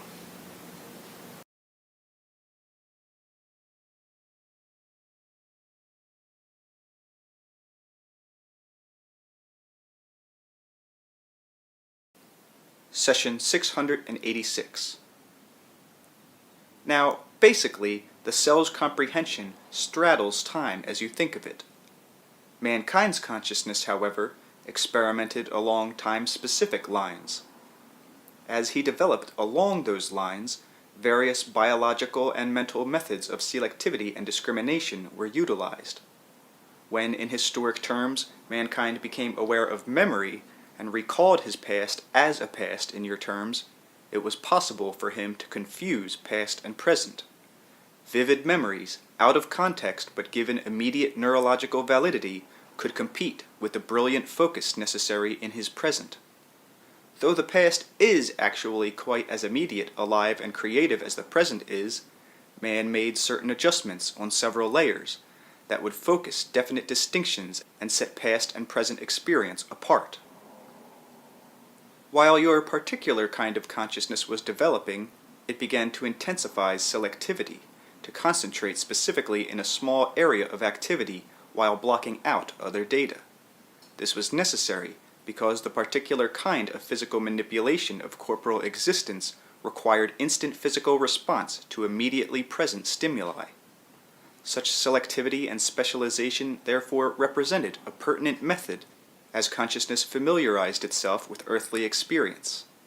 Hunters had to respond at once to the present situation. In time terms, the quote-unquote present animal had to be killed for food, not the quote-unquote past animal. That animal, the past one, existed as surely as the one presently perceived, yet in man's context, physical action had to be directed to a highly specific area for physical survival depended upon it. The cell's basic innocence of time discrimination had to be bypassed. At deeply unconscious levels, the neurological structure is more highly adaptable than it appears. Adjustments were made, therefore. Basically, the neurological structure responds to both past and future data. Biologically, then, such activity is built in. The specialized quote-unquote new kind of consciousness in one body had to respond pinpoint fast. Therefore, it focused upon only one series of neurological messages. These became more and more biologically prominent, so that man's consciousness rode them or leaped upon them. These particular pulses or messages became the biologically and mentally accepted ones. They were clued into sense perception then. These pulses or messages became the only official data that, translated into sense perception, formed physical reality. This selectivity gave an understandable line of reference from interior to exterior existence. Other quite as valid messages were ignored. They became, while present, biologically invisible. The cells still reacted to these otherwise neglected pulses, as they needed data from both the past and future to maintain the body's balance in, quote-unquote, the present. The necessity for immediate conscious exterior action at a quote-unquote definite point of intersection with events was left to the emerging ego consciousness. While the cells required future and past data, and used it to form from that invisible tension the body's present corporeal reality, the same kind of information could be a threat, then, to the ego consciousness, which could be overwhelmed. Within the corporeal structure, however, there are indeed messages that leap too quickly or too slowly from your viewpoint to allow for any physical response.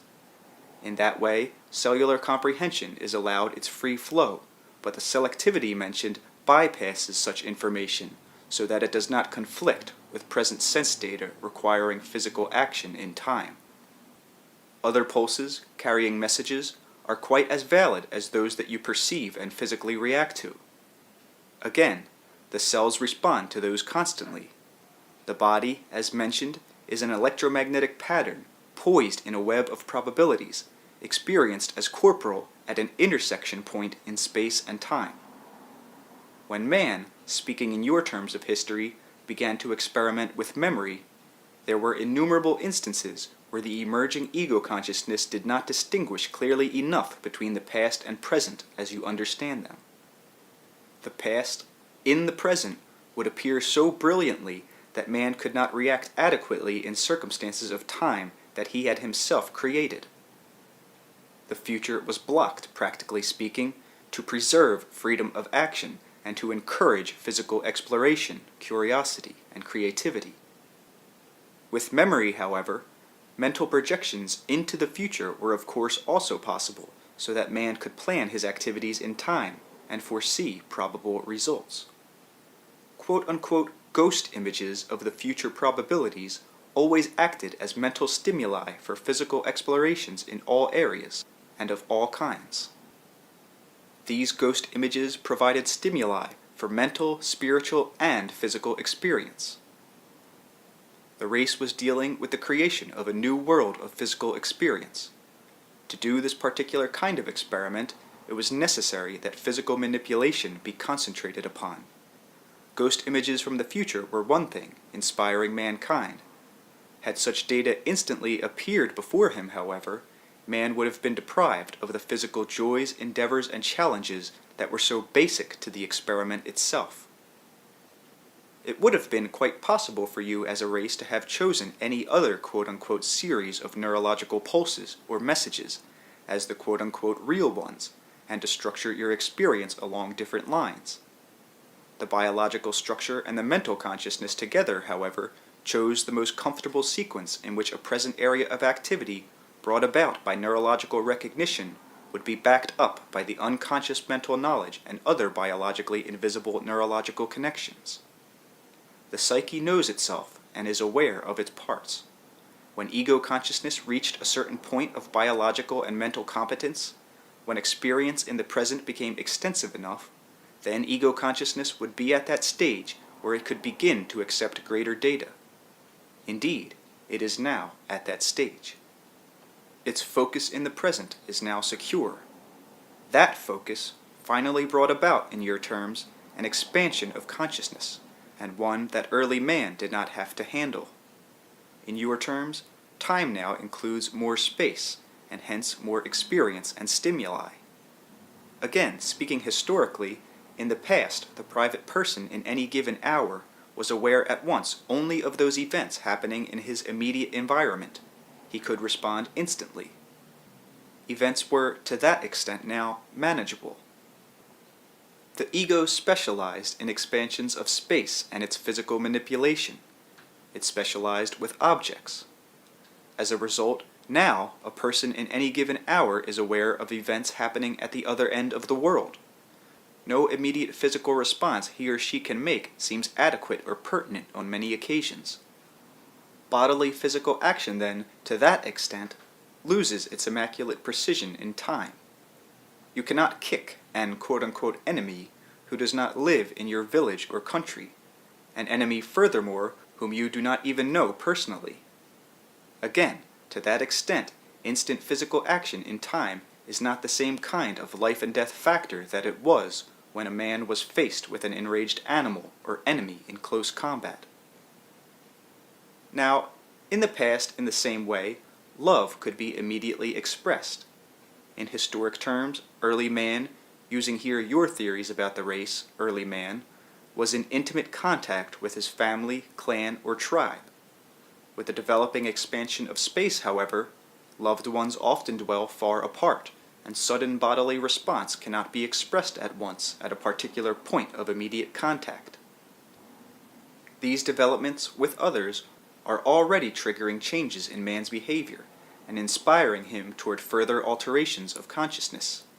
He now needs a more expansive viewpoint of past and future in order to help him deal with the ramifications of the present as it has evolved through experience. Recognized concepts of the self are the ego's interpretation of selfhood. They are projected into concepts of God and the universe. They meet with a certain biological validity because of the selectivity earlier mentioned, whereby only one series of neurological pulses is accepted, and upon these rides the reality of the egotistical self. At one quote-unquote time, a god interpreted in those terms served as a model for the egotistical behavior of oneself toward another self. In a world in which individuals were confined in space in a tribe or clan, action was immediate. The environment presented a framework in which consciousness learned to deal with stimuli in a direct fashion. It learned how to focus. The necessary specialization meant that only so much data could be handled at once, emotionally or otherwise. The formation of different tribes allowed man to behave cooperatively in small numbers. This meant that those on the outside were selectively ignored, considered strangers. At that point, consciousness in those terms could not handle focused concentration, the emergence of ego consciousness, and simultaneously experience powerful feelings of oneness with other large groups. It was struggling for individuation. Individuation, however, was dependent upon the cooperation of individuals. As the ego learned to feel more secure, the cooperative tendencies broadened so that the growth of nations was possible. It was inevitable, however, that ego consciousness would produce a reality in which it would finally need, in those terms, to accept other data and information that in the beginning it had to ignore. I am speaking so far in historic terms as you understand them. History, however, is but your official line of accepted stimuli. Later in the book, that will be made clear. As egotistical consciousness expands to include hereto largely neglected data, then it will experience, practically speaking, a new kind of identity, knowing itself differently. Its concepts of godhood will significantly alter, as will the dimensions of emotion. Your heritage includes vastly richer veins of love, yet your concepts of self and godhood have severely limited these. You often seem to hate those with different beliefs than your own, for example, and you have perpetrated cruelties upon others in the name of religion and in the name of science, because your limited ideas about the nature of the self led you to fear your emotions. Often, you are afraid that love will overwhelm you, for instance. While you were so concerned with protecting what you thought of as the boundaries and integrity of one's selfhood, as a race, you actually arrived at a point where you were beginning to deny your own greater reality. But all of this is part of the experiment upon which the race embarked in your probability. Where your physical survival in those terms once depended upon a narrowed focus while you learned physical manipulation, now the success of that manipulation necessitates a broadening of focus, a new awakening into the larger existence of the selfhood, with what will be a corresponding re-recognition of neurological activity that is now only briefly sensed by some, but present in the heritage of your corporal structure.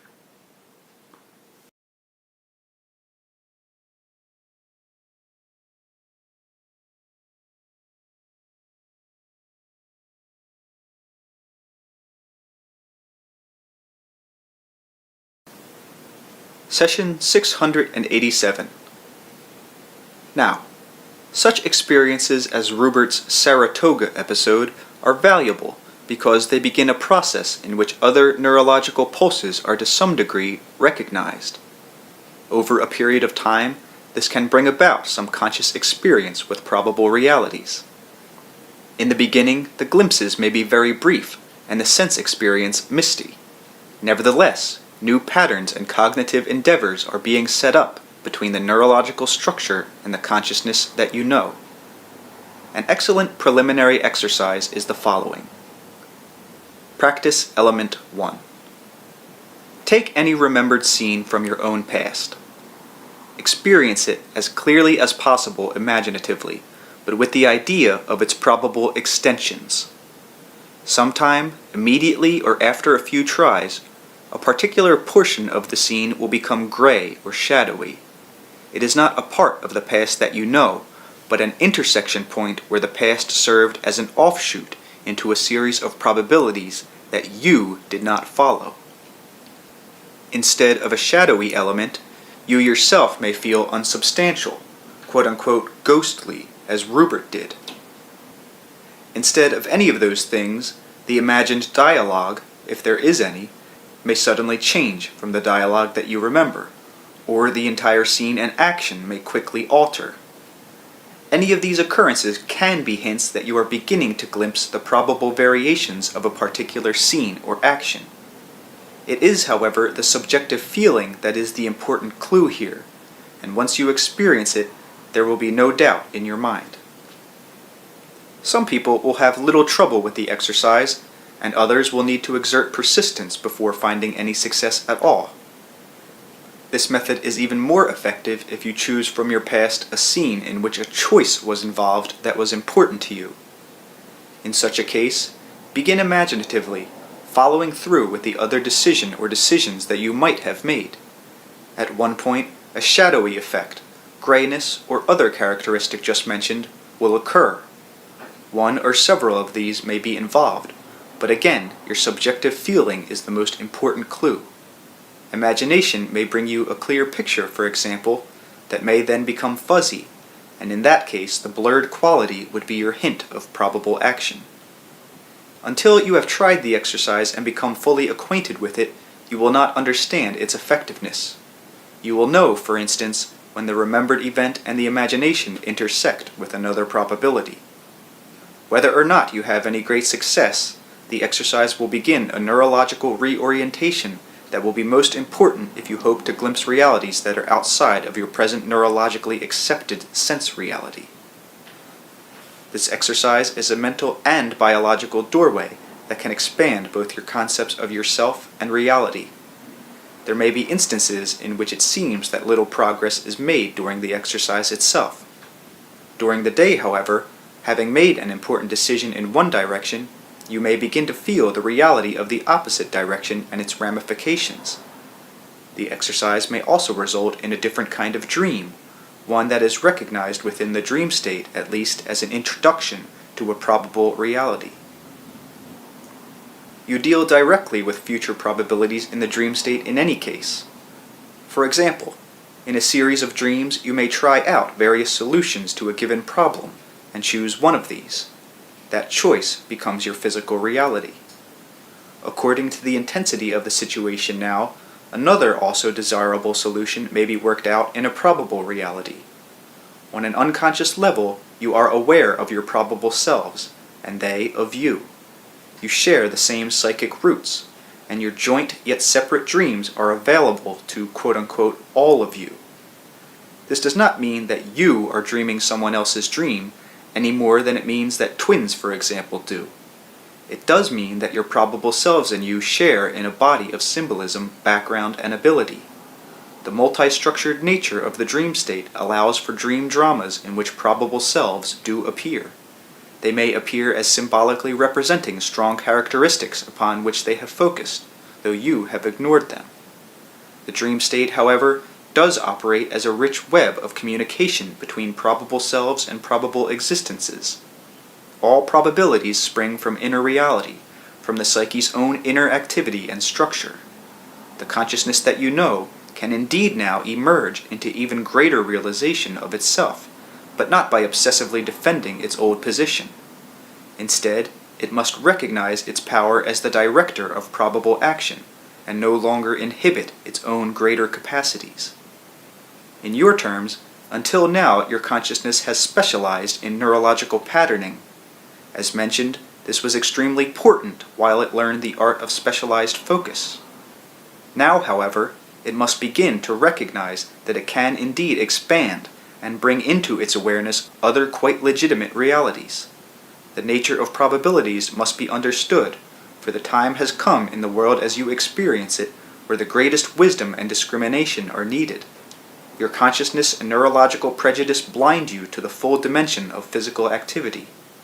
The true implications of physical action are not as yet apparent to you. You are beginning to understand the reality of your planet. You cannot plunder it, for example, something you are only beginning to learn. Opening up your consciousness to previously denied messages would bring you in direct contact with other life forms on your planet in a way that you have formerly denied yourselves. Your cellular knowledge of past and future probabilities alone would teach you a spiritual and corporal courtesy. The quote-unquote unknown reality sustains you and the web of life as you understand it. Your conscious concepts must enlarge so that the conscious self can understand its true nature. As you think of it, consciousness is barely half developed.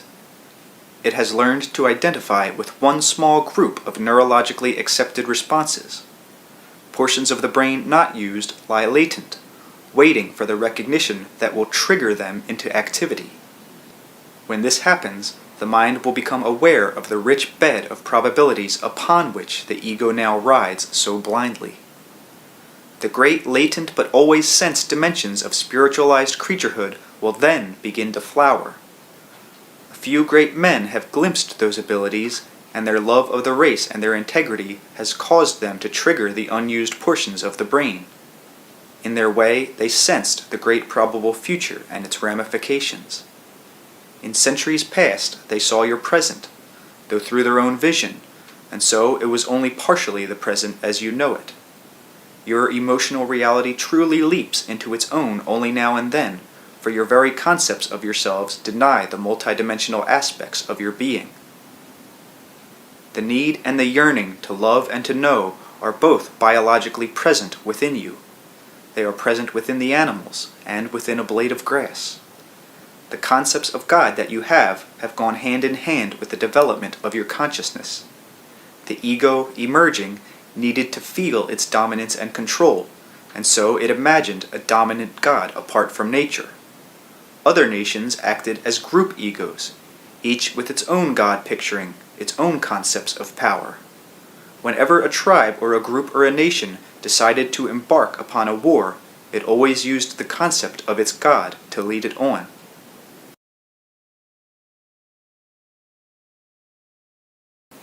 The God concept then was an aid, and an important one, to man's emerging ego.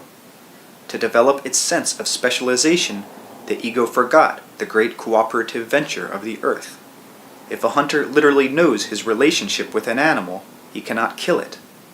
On deeper levels, both animal and man understand the connections. Biologically, the man knows he has come from the earth.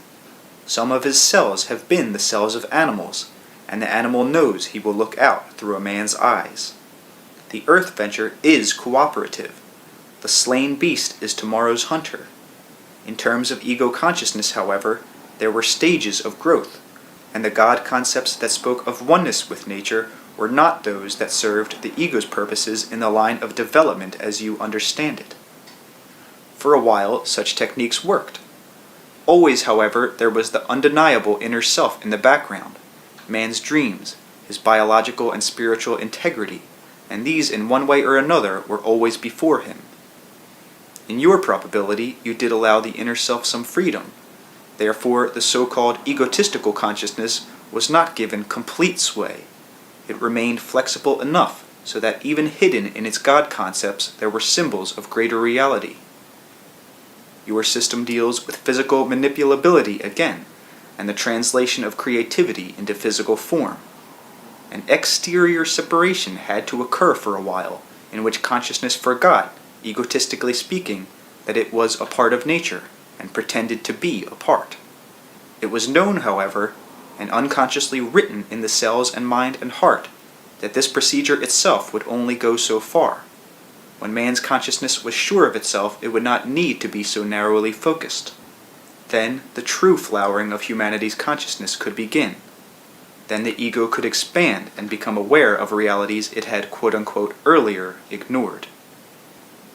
You have put yourselves in a position where your consciousness must now become aware of the probable pasts and probable futures in order to form for yourselves a sane, fulfilling, and creative present.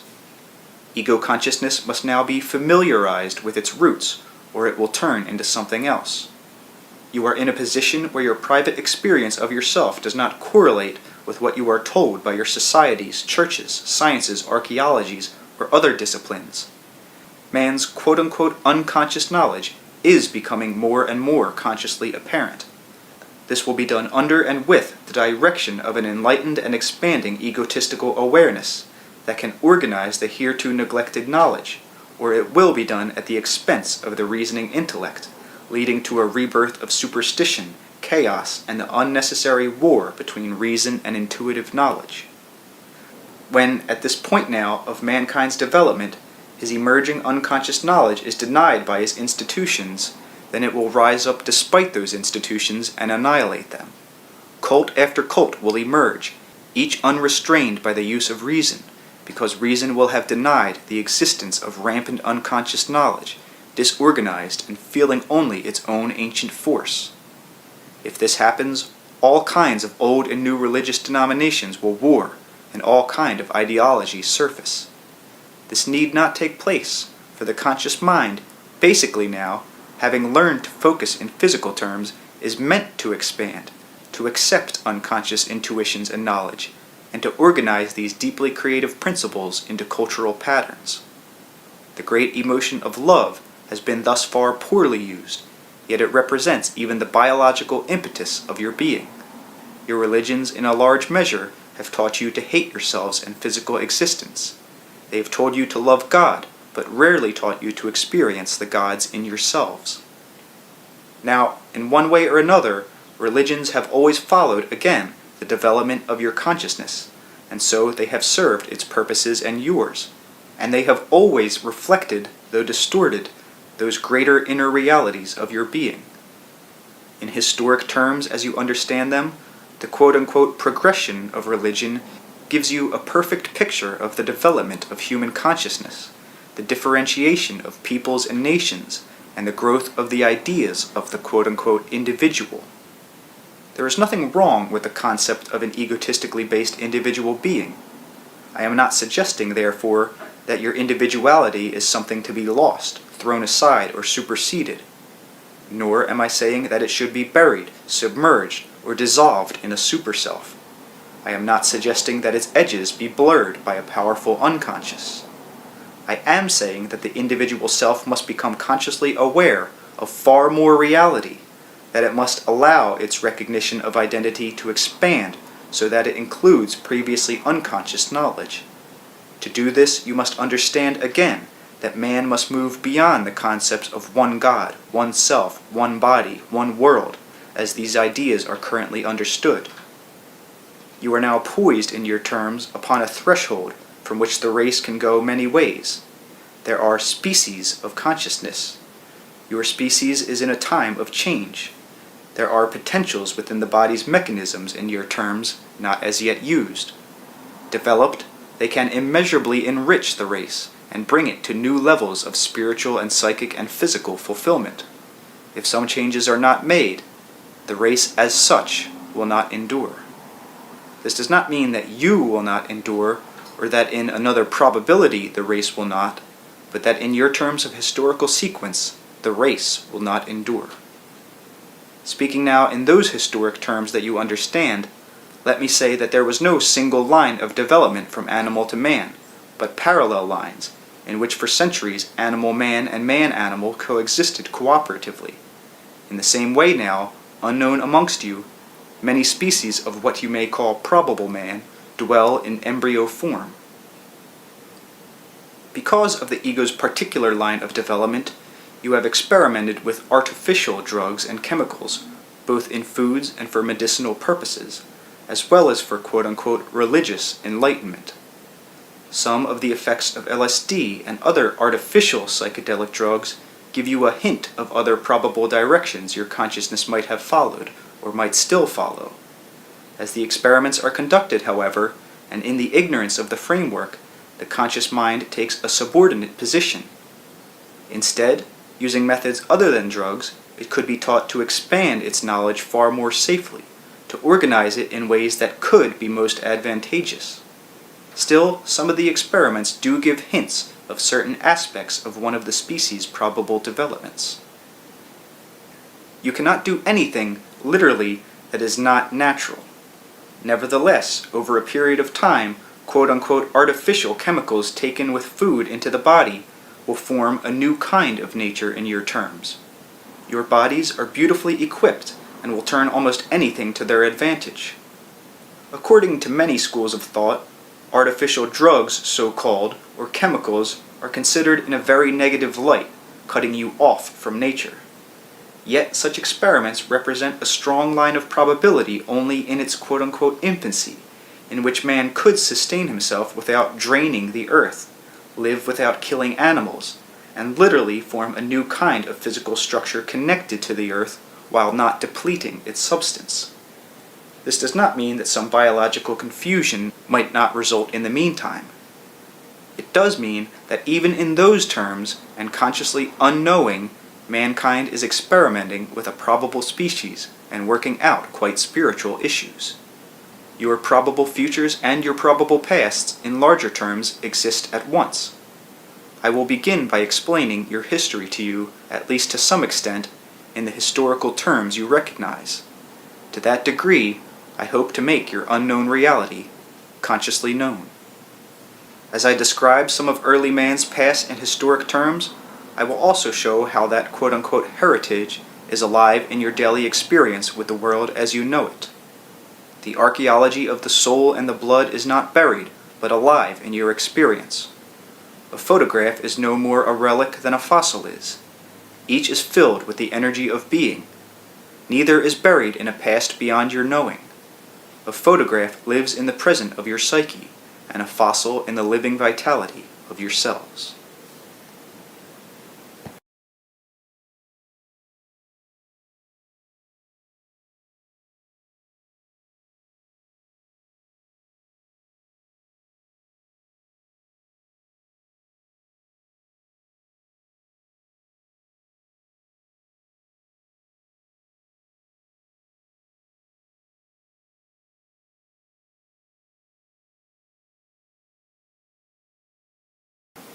Section 2. Parallel man, alternate man, and probable man. The reflection of these in the present private psyche. Your multidimensional reality in the now of your being. Session 688. The units of consciousness are literally in every place and time at once. They possess the greatest adaptability and a profound quote-unquote inborn propensity for organization of all kinds. They act as individuals, and yet each carries within it a knowledge of all other kinds of activity that is happening in any other given unit or group of units. Coming together, the units actually form the systems of reality in which they have their experience. In your system, for example, they are within the phenomenal world. They will always come under the guise of any particular pattern of reality then. In your terms, they can move forward or backward in time, but they also possess another kind of interior mobility within time as you know it. As there are insides to apples, so think of the ordinary moment as an apple. In usual experience, you hold that apple in your hand or eat it. Using this analogy, however, the apple itself as the moment would contain infinite variations of itself within itself. These consciousness units, therefore, can operate even within time as you understand it in ways that are most difficult to explain. Time not only goes backward and forward, but inward and outward. I am still using your idea of time here to some degree. Later in this book, I hope to lead you beyond it entirely. But in the terms in which I am speaking, it is the inward and outward direction of time that give you a universe that seems to be fairly permanent, and yet is also being created. This inward and outward thrust allows for several important conditions that are necessary for the establishment of quote-unquote relatively separate stable universe systems. Such a system may seem like a closed one from any viewpoint within itself, yet this inward and outward thrusting condition effectively sets up boundaries and uniqueness of each universal system, while allowing for a constant give and take of energy among them. No energy is ever lost. It may seem to disappear from one system, but if so, it will emerge in another. The inward and outward thrust that is not perceived is largely responsible for what you think of as ordinary consecutive time. It is of the utmost and supreme importance, of course, that these consciousness units are literally indestructible. They can take any form, organize themselves in any kind of time behavior, and seem to form a reality that is completely dependent upon its apparent form and structure. Yet, disappearing through one of the physicist's black holes, for example, though structure and form would seem to be annihilated and time drastically altered, there would be an emergence at the other end, where the whole quote-unquote package of the universe, having been closed in the black hole, would be reopened. There is the constant surge into your universe of new energy through infinite minute sources. The sources are the consciousness units themselves. In their own way, and using an analogy now, in certain respects at least, the conscious units operate as minute but extremely potent black holes and white holes, as they are presently understood by your physicists. The consciousness units, following that analogy, serve as source points, or quote-unquote holes, through which energy falls into your system, or is attracted to it, and in so doing, forms it. The experience of forward time, and the appearance of physical matter in space and time, and all the phenomenal world, results. as consciousness units leave your system, time is broken down. Its effects are no longer experienced as consecutive, and matter becomes more and more plastic until its mental elements become apparent. New consciousness units enter and leave your system constantly then. Within the system in mass, however, through their great and small organizational structures, the consciousness units are aware of everything happening, not only on the top of the moment, but within it in all of its probabilities. Now, this means that biologically, the cell is aware of all of its probable variations, while in your time and structures it holds its unique position as a part, say, of any given organ in your body. In greater terms, the cell is a huge physical universe, orbiting an invisible consciousness unit, and in your terms, the consciousness unit will always be invisible, beyond the smallest phenomenon that you can perceive with any kind of instrument. To some extent, however, its acts can be indirectly apprehended through its effect upon the phenomenon that you can perceive. The electromagnetic energy units mentioned earlier represent the stage of emergence, the threshold point that practically activates the consciousness units in your terms. We will have more to say about these later. It is vital that you understand this inward and outward thrust of quote-unquote time, however, and realize that from this flows the consecutive appearance of the moment. The thrusting gives dimensions to time that so far you have not even begun to realize. Again, you live on the surface of the moments, with no understanding of the unrecognized and unofficial realities that lie beneath. All of this, once more, is tied in with your accepted neurological recognition of certain messages over others, your mental prejudice that effectively blinds you to other quite valid biological communications that are indeed present all of the quote-unquote time. I am trying to tell you something about the greater reality of your species, yet to do so with any justice, I must divest you, if possible, of certain concepts about the beginning of time, or quote-unquote man's early history. To start with, however, we will for a while lean on the old terminology, while hoping to gradually leave it behind. The consciousness units form all systems simultaneously. Having formed yours, and from their energy diversifying themselves into physical forms, they were aware of all the probable variations from any given biological strain. There was never any straight line of development, as, say, from reptiles to mammal, ape, and man. Instead, there were great, still continuing, infinitely rich parallel explosions of life forms and patterns in as many directions as possible. There were animal men and man animals, using your terms, that shared both time and space for many centuries. This is, as you all know well, a physical system in time. Here cells die and are replaced. Knowing their own indestructibility, the consciousness units within them simply change form, retaining, however, the identity of all the cells that they have been. While the cells die physically, its inviolate nature is not betrayed. It is simply no longer physical. That kind of quote-unquote death is, then, natural in one way or another within your system. I will be speaking here from many viewpoints, and later I will discuss in full your ideas of mortality.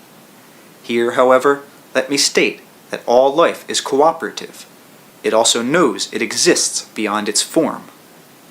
The experience of your species involves a certain kind of consciousness development, highly vital. This necessitated a certain kind of specialization, a certain quote-unquote long-term identification with form. Cellular structure maintains brilliant effectiveness in the body's present reality, but knows itself free of it. Man's particular kind of consciousness fiercely identified with the body. This was a necessity to focus energy toward physical manipulation. To some important extent, the same applies to the animals. The cell might gladly quote-unquote die, but the specifically oriented man and animal consciousness would not so willingly let go. The cell is individual and struggles for rightful survival, yet its time is limited, and the body's survival is dependent upon the cell's innate wisdom.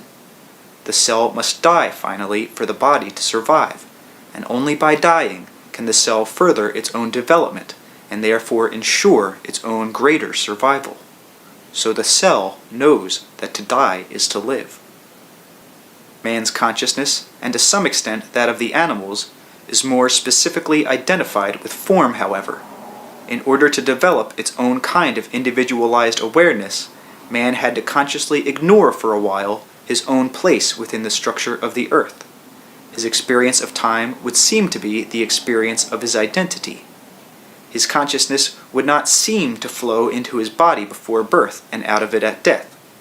He would, quote-unquote, forget that there was a time to die.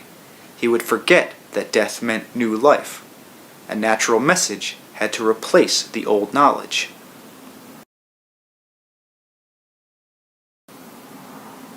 In the body, certain cells, quote-unquote, kill others, and in so doing, the body's living integrity is maintained.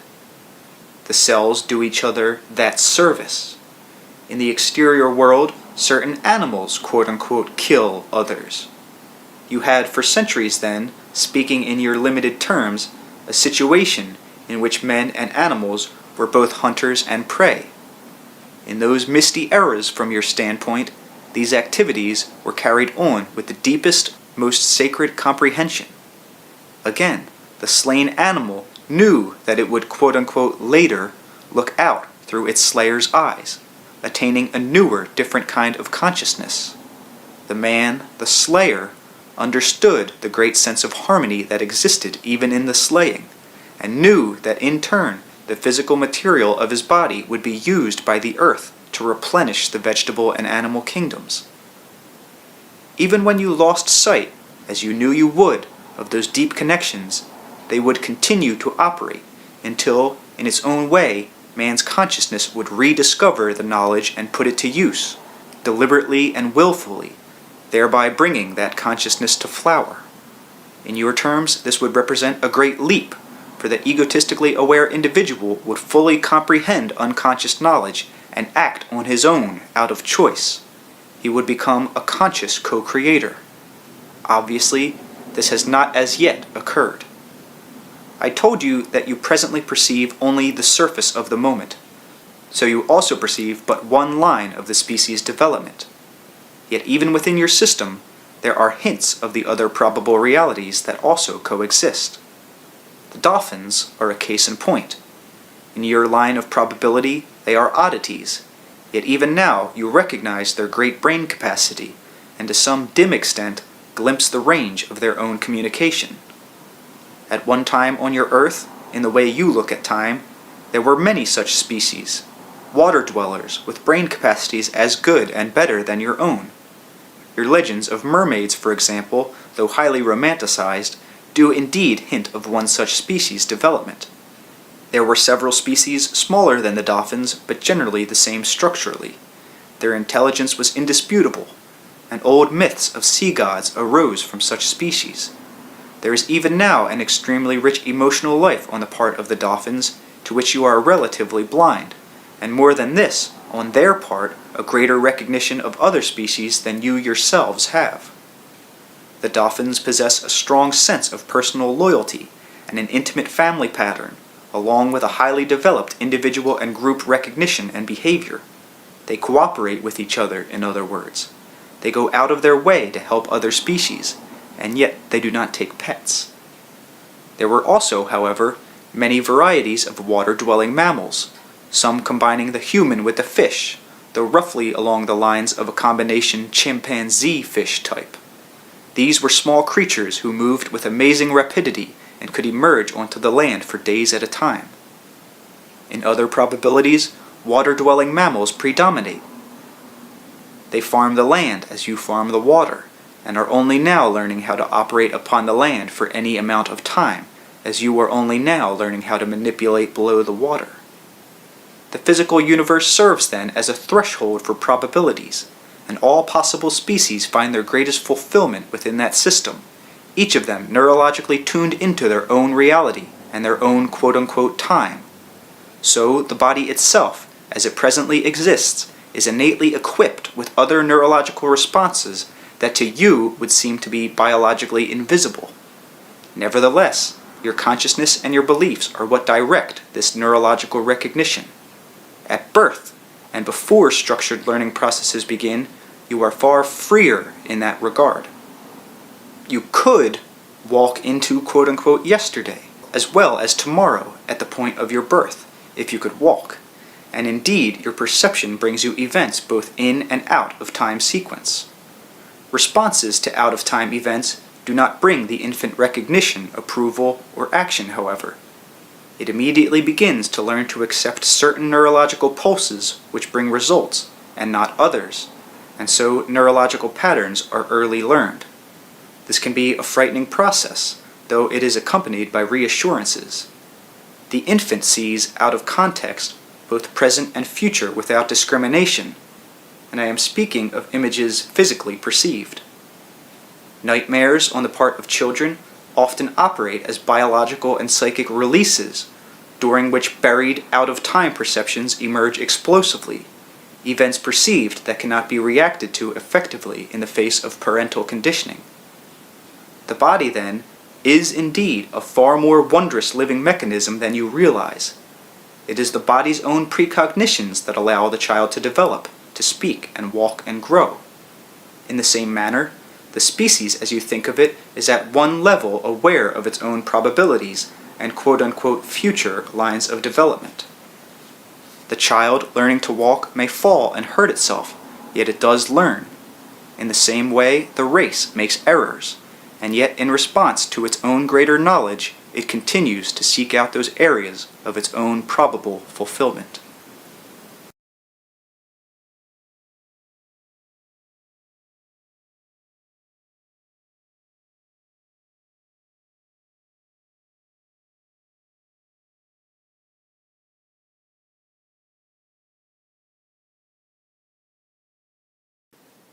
Session 690. To be effective within your system of reality, consciousness must, of course, deal with specializations. Beneath these, so to speak, the consciousness units are aware of the different kinds of consciousness of which they are part. By their nature, certain kinds of organization, behavior, and experimentation exclude other quite as valid but different approaches. The consciousness units, in their freewheeling nature beneath all matter, are acquainted with all such organizations, so that some of the lessons learned by one species are indeed transferred to another.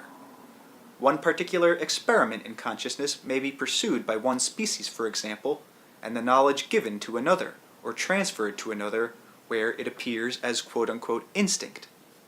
Here, it will be used as a basis for a different kind of behavior, exploration, or experiment. I have said that evolution does not exist as you think of it in any kind of one-line ape-to-man time sequence. No other species developed in that manner either.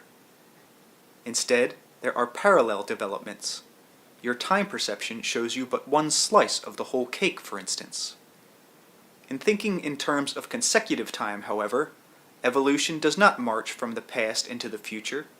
Instead, the species is precognitively aware of those changes it wants to make, and from the quote-unquote future, it alters the quote-unquote present state of the chromosomes and genes to bring about in the probable future the specific changes it desires. Both above and below your usual conscious focus, then, time is experienced in an entirely different fashion, and is constantly manipulated as physically you manipulate matter. The consciousness units, forming the structure later in its entirety, form all the atoms, molecules, cells, and organs that make up your world.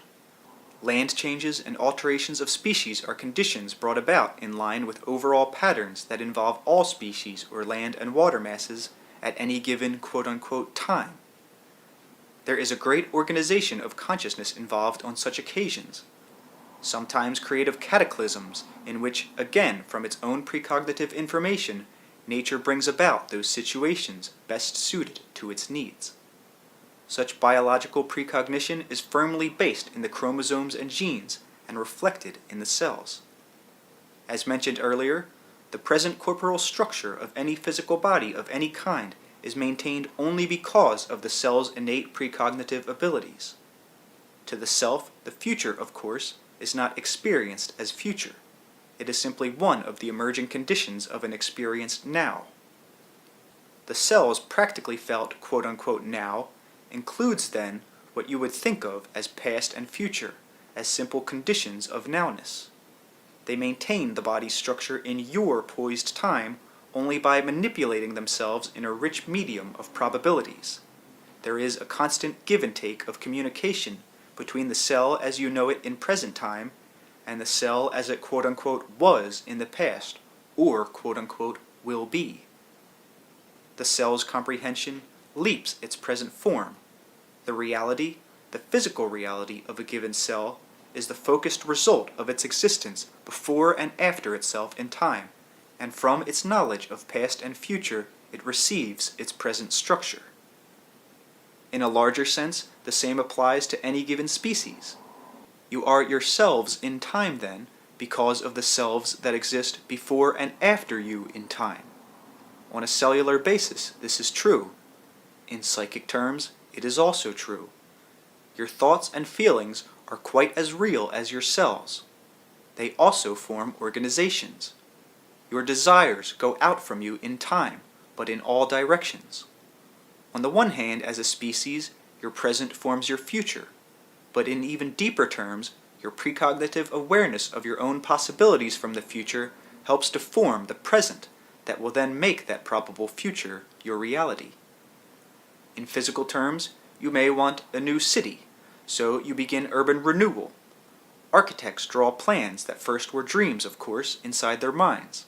Preparations are begun, buildings torn down. In very simple terms, the architect's dream can be called a precognitive event, inserted from a probable future into the present. The physical planning carried on is in line with the envisioned future, and brings it about. In greater terms, the race has plans for itself, only these are based on a much vaster comprehension of the probable issues, abilities, and conditions involved. A people's recognized God represents a psychic plan, projected out as an ideal. It will be followed by physical organizations, structures meant on a different level to help achieve such a quote-unquote spiritual evolution. Because you dwell in time, however, the God image will also reflect the state of your consciousness as it quote-unquote is, as well as point toward the future state desired. The God concept will operate as a psychic and spiritual blueprint, just like the architect's plan, only at a different level. Each species has within it such blueprints in varying degrees, and these are important, for they carry within them the idealized probabilities. They are valid, again, psychically and biologically. They will serve as biological patterns to the cells, as well as psychic stimuli in terms of consciousness. The spiritual and biological cannot be separated. Their purposes and reality merge. I will have much more to say concerning this later in the book. For now, simply let me mention that any gods appearing among you must always be of your time, while expressing ideas and concepts that must shoot beyond your time into the future, and serve as psychic stimuli strong enough to affect future changes. When, in historic terms, the race was in the process of adopting a necessary artificial separation of itself from the rest of nature, when it needed to be assured of its abilities to do so, when it took upon itself the task of a particular kind of specialization and individual focus, it needed a religion that would assure it of its abilities. The male-female tendencies at that time became psychically alienated from each other. The differences were exaggerated. The ancient mother goddess concept became quote-unquote unconscious. The male, purposely forgetting the great natural aggressive thrust of birth, took physical aggression and force as his prerogative, for this came to represent the quality of ego consciousness in its need to physically manipulate its environment.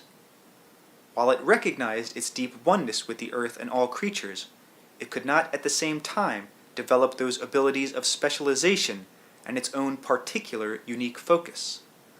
The growth of separate tribal cultures, for example, and later of nations, could emerge only through a sense of separation and a certain kind of alienation. This, however, allowed for a diversity that could not otherwise be achieved under the accepted conditions. The seemingly local Jewish God ended up in one way or another by destroying the Roman Empire, and in so doing brought about a complete reorganization of planetary culture. Christ, as he is known historically, psychically represented man's probabilities. His theories and teachings could be interpreted in many ways. They stood for kernels that man could sow as he wished. Because of Christ, there was an England and an industrial revolution. The male aspects of Christ were the ones that Western civilization emphasized. Other portions of his teachings did not follow the main line of Christian thought and were buried. The Church ignored Christ's physical birth, for example, and made his mother an immaculate virgin, which meant that the consciousness of the species would for a longer time ignore its relationship with nature and its feminine aspects. I am speaking now of mainline Western civilization. God the Father would be recognized and the earth goddess forgotten. There would be feudal lords, therefore, not seeresses. Man would believe he did indeed have dominion over the earth as a separate species, for God the Father had given it to him. Rising ego consciousness then would have its religious reasons for domination and control. The Pope became God the Father personified, but that God had indeed changed from the old Jewish Jehovah. Christ, historically speaking, had altered that concept enough so that at least God the Father was not quite as capricious as Jehovah. Some mercy came to the forefront. Growing ego consciousness could not run rampant over nature. On the other hand, holy wars and ignorance would keep the population down. The Church, however, the Roman Catholic Church, still held a repository of religious ideas and concepts that served as a bank of probabilities from which the race could draw.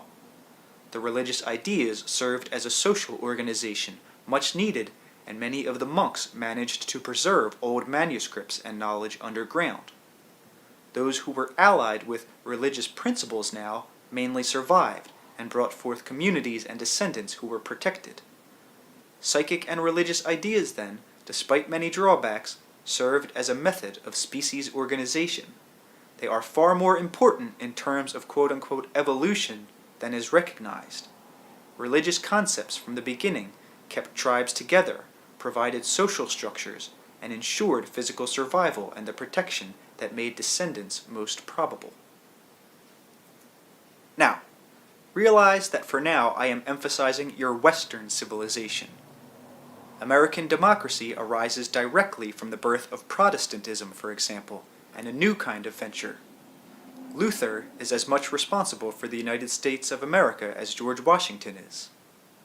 Other democratic societies had existed in the past, but in them democracy was still based on one religious precept, though it might be expressed in different ways, as for example in the Greek city-states. The Holy Roman Empire united a civilization under one religious idea, but the true brotherhood of man can be expressed only by allowing the freedom of man's thought under the banner of cooperation, and only this will result in the fulfillment of the species, with development of consciousness that in your terms were latent from the beginning. I am telling you that so-called evolution and religion are closely connected.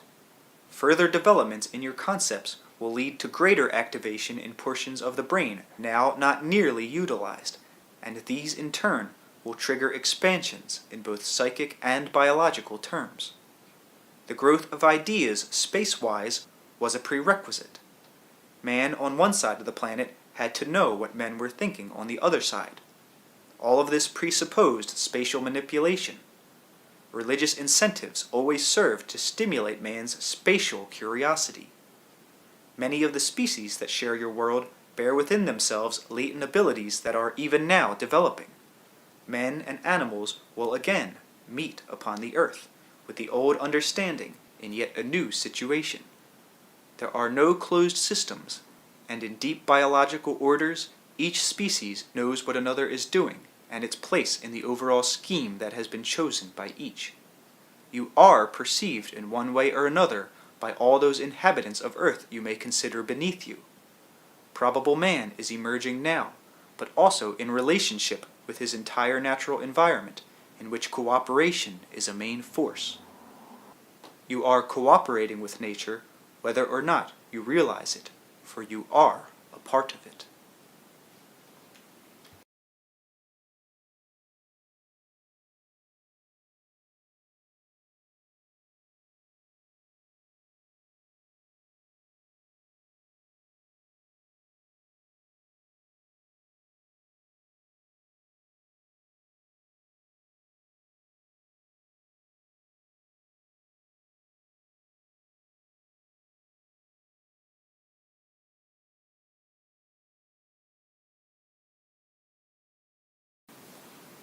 Session 691. Your particular society has set up such an artificial division between intuitional and intellectual knowledge that only the intellectually apparent is given credence. With all of their dire faults and distortions, religions have at least kept alive the idea of unseen valid worlds and given some affirmation to concepts that are literally known by the cells. The conscious mind has always been aware of the cell's comprehension. The invisible reality within the cell is what gives it its structure. The remarkable organization of the body, in terms of its learning abilities and adaptability, will never be understood unless the cell's precognitive comprehension is taken into consideration. This steers the cell through mazes of probabilities, while allowing it to retain knowledge of its own greater fulfillment, the idea of itself, which is always alive in any given period of your time. On a different kind of scale, then, each individual has the same sort of idealized version of the self, and so does each species. Here I mean each species, and I am not simply referring to mankind. Obviously, these are not apparent to the physical senses, yet they are strong energy centers that to some degree do stimulate the physical senses toward activity. To that degree, then, there are indeed quote-unquote tree gods, gods of the forest, and quote-unquote gods of being connected with each person. Angels have been represented in just this fashion. At one time, there were species of birds, however, with high intelligence, this before the period mentioned earlier. They were not humanoid, not, for example, people with wings. They were large birds with the capacity for dealing with concepts. They were social, could swim well, and for some time could live on the water. They had songs of great beauty and a most extensive vocabulary. They had talons. When he was a cave dweller, man saw these birds often, particularly in cliffs by water. Many times the birds saved children from falling. Man identified with their easy flight up the cliffsides, and followed the sound of their songs to safe clearings. These memories turned into the angel images. In each case, in those times there was the greatest cooperation on a global scale between species. Your inner impetus toward development, however, came from the innate comprehension of future probabilities. In that picture, all species alive at any time joined.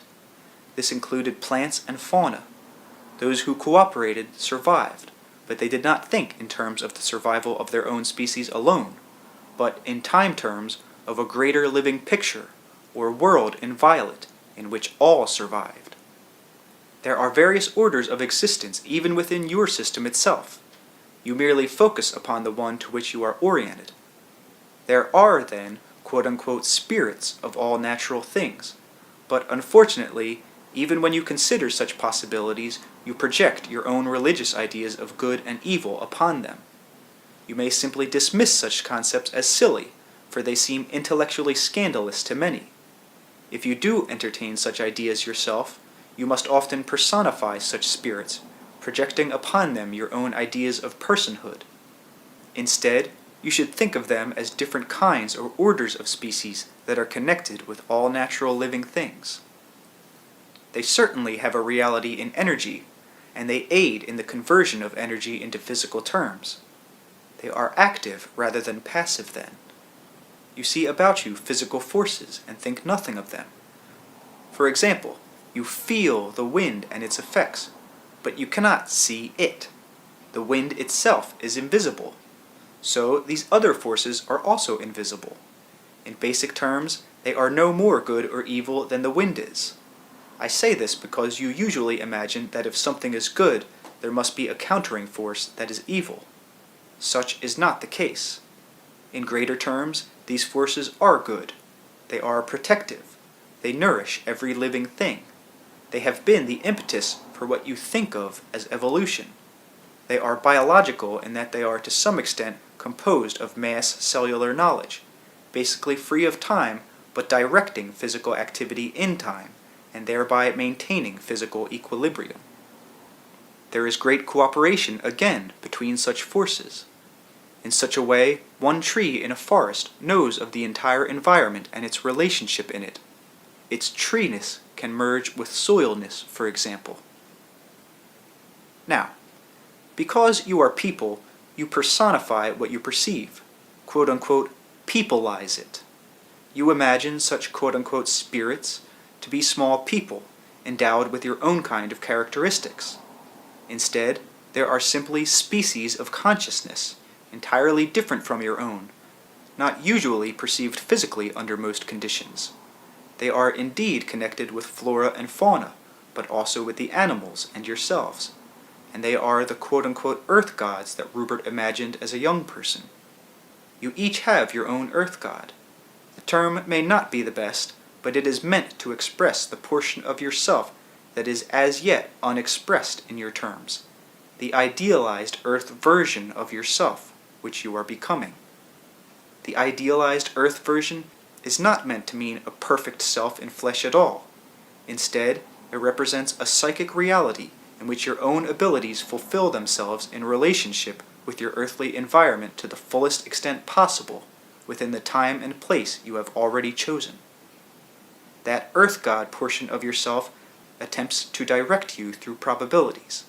Again, on deep biological levels beneath normal consciousness, and on psychic levels above normal consciousness, you are aware of the integrity of your being, but also of your great connection while living in flesh with the natural environment of time and space. The earth god concept can be consciously used, but only to your greatest advantage if you understand the purposes of your conscious mind and its relationship with your biological nature. Your conscious mind tells you where you are in time and space, and directs your activity in a world of human action. That world has its own kind of rich complication that is as unknown to the animals as is much of their acute realization unknown to you. Because you have a conscious mind then, other portions of your being rely upon it to give them an adequate picture of your situation and to give the conscious orders for action. These orders will then be carried out. To do this, you must use that mind as completely as possible. The picture of reality in time and space that you give to yourselves must be accurate. They must act on a minute-to-minute, second-to-second, microsecond-to-microsecond basis, even though their own orientation is not familiar with your time concept.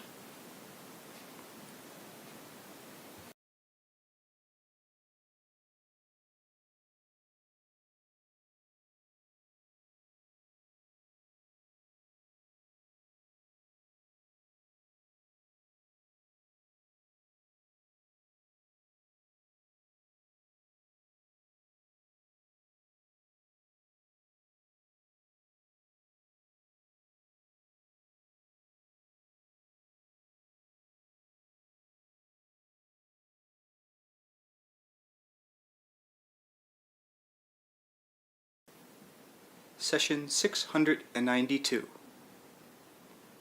First, some of Rob's notes to put certain aspects of the session into context. On Friday, March 29th, I told Jane that sometime during the previous night I had awakened with the certain knowledge that I'd just finished having 2 dreams at once. I retained conscious memory of one of them for just a moment before it irrevocably faded. Neither Jane nor I remembered hearing of or experiencing what I'll call double dreaming.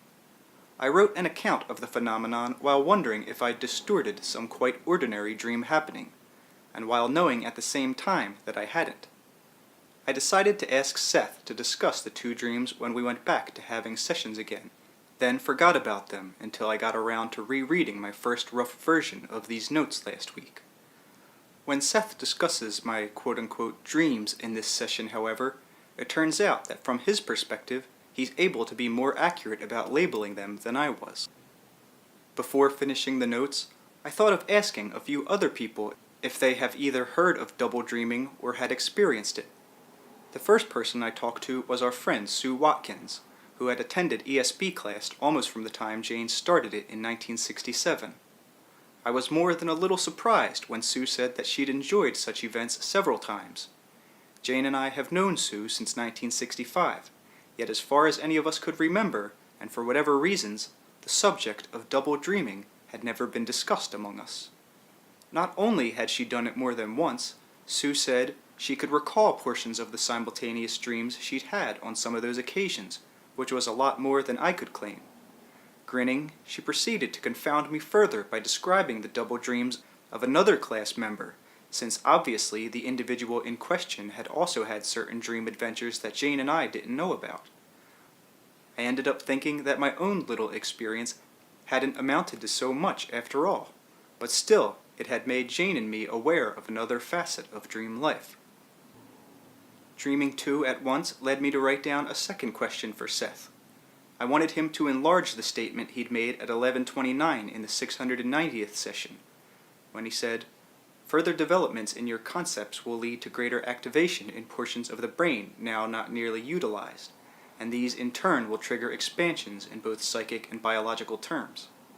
I wondered what connection, if any, might exist between the capacity to have and or to remember more than one dream at a time, and those quote-unquote portions of the brain now not nearly utilized. And now, the session. Now, to begin with your dream. The entity is aware of the experiences of all of its personalities. To the entity, your own consciousness could be likened to one stream of consciousness in your terms. The greater part of your own identity, then, is completely aware of all of your conscious and unconscious living material. It is also aware of the same kind of data from all of its and your parts. Because you identify your experience with the regular line of consciousness with which you are familiar, you are rarely able to quote-unquote bring in any quote-unquote other self material and hold it while retaining your own sense of identity. Such material may at times bleed or intrude into your own thought, where it blends and is not recognized. In such cases, it takes on the coloration of your own thought patterns. It adds to the overall atmosphere of your being. Without understanding or training, you would have to quote-unquote lose your own consciousness in order to perceive the quote-unquote other consciousness. There is a correlation here with something Rupert said in ESP class last evening. He said that writing can be, first, a method of standing apart from life to some extent, in order to capture life and preserve the unutterable uniqueness of any given day. But, he said, you can then discover that the writing itself becomes the day's experience. You are then, quote-unquote, lost in the writing as much as you feared being lost in normal living, with no way to step aside and view the experience. My addition now to those remarks is this. You would need the creation then of another quote-unquote self, who stood aside from the writing self in order to preserve the original intent. Now, in the same way, you could not, practically speaking, experience such other consciousness unless you learned to stand somewhat aside, like the writer in Rupert's remarks. But even if you did, the very experience of other consciousness itself would supersede your living space. You would need another self, able to hold both lines of consciousness at once, lost in neither but maintaining footing in each. This would be a very difficult achievement in normal life in any sustained fashion. Now, in the dream state, your specialized focus need not be as precise or time-oriented as in the waking state. In your case, you did perform an excellent accomplishment. You were aware of the simultaneous dreams, each being experienced in alternate realities. You could not at this point remember both dreams because the physical brain apparatus could not handle the simultaneous data. This has reference to portions of the brain not used, as mentioned in this book. At certain levels, the brain can handle simultaneous material, of course, even though you may be conscious of only a smattering of it. The body is aware of multitudinous simultaneous stimuli that consciously escapes you, and is able to act on the information. This includes all kinds of sense data that are not consciously pertinent. Because of the particular kind of ego orientation that the race decided upon, however, many probabilities of development inherent in the species have been latent. Inherently, the physical brain is capable of dealing with more than one main line of consciousness. This does not mean the development of dual personality, by the way. It means the further expansion of the concept of identity. Quote-unquote you would not only be aware of the you that you have always known, in the same way that you are now, but a deeper sense of identity would also arise. That identity would contain the you that you have always known, and in no way threaten it. The new you would simply be more than you are now. You would just have another expansion of consciousness, another self who is aware of being, in the same way that, using an analogy granted, the writer is aware of the self who lives, in those terms, is the self who lives, while being in a position of some apartness, able to comment upon the life being lived. Now, in a very small way, admittedly, that analogy hints at the kind of deeper events that occur as selves are born out of selves, to operate in various levels of activity. In the case of entities, each such self dwells entirely in its own dimension or system of reality. You are, in a rudimentary fashion, beginning to open up those unused areas of the brain, or you would not have even been aware of the fact of two simultaneous dreams. Language and your verbal thought patterns make such translations highly difficult, however, even in the best of circumstances. A multilingual individual, in that regard at least, might have some idea of how concepts are structured through verbal patterns, and hence possess some additional freedom in such translations, provided, of course, that he or she was aware of the possibilities to begin with. Now, one experience was a dream of your own in usual terms. The other quote-unquote dream experienced simultaneously was, instead, your muddled interpretation of vital experienced reality on the part of another portion of yourself, in another reality entirely, a dimensional bleed-through. Once you are aware of such experience, most likely you will also have others in quote-unquote your dream state. Now, in the waking state, you would find such an experience highly threatening without some suitable preparation, and I must be very cautious in my treatment of your concepts of the self and your ideas of one personhood. I am not speaking of you personally, Joseph, so much as I am emphasizing that the race at present identifies its individual being with highly limited concepts of the self. Those ideas are vigorously protected, and indeed must be understood and given honor, even while attempts are made to expand them. Certainly, the quality of consciousness has changed through the centuries in many different ways, and sometimes in what would appear to be contradictory ones. But in your present, you have nothing against which to compare your current consciousness of experience. To a very limited extent, the different civilizations and cultures with which you are historically familiar represent a dim glimmering of the various qualities of consciousness and their varieties of experience. But as there are physical species, so there are what you may call species of consciousness also. There are even now in your species a number of different kinds of consciousness, different in that the physical life situation is qualitatively experienced in ways that are not native to you in your culture, different in that the entire fabric of meaning, interpretation, experience, and life itself is quote-unquote alien to the kind of experience with which you are familiar. This does not mean that such differences occur as the result of cultural backgrounds or situations, for some such individuals exist within your own culture, and some with your kind of consciousness exist in cultures where they are a minority. I am simply saying that on your earth now there are species of consciousness, though that is probably not the best term. You have been so obsessed with exterior differences, especially of color and nationality, that you have completely ignored these other far more important variations in the form that consciousness takes in relation to physical life within your race. the race of man. In terms of your personal experience, the Sumari is a case in point. The members of each quote-unquote species of consciousness relate to physical experience in their characteristic ways, even viewing time, space, and action differently. They orient to their bodies in their own particular manners. Each group does possess a different relationship with the body, with nature, and with the world in general.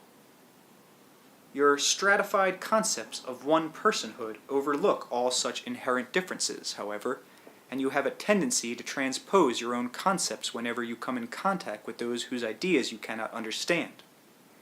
Even now, in some quote-unquote tribal societies, for example, self is experienced far differently, so that while so-called individuality as you understand it is maintained, each self is also experienced as a part of others in the tribe and the natural environment. To some, this seems to mean that individuality is stillborn or undeveloped. You protect your ideas of selfhood at all costs, even against the evidence of nature, which shows you that all are related. Uniqueness, private experience, and individuality attain their dimensions of being and their true grandeur only when the inherent relationships among all elements of being are understood. You fight against your own greater individuality and the spacious dimensions of your own being when you overprotect your ideas of selfhood by limiting the experience of the self.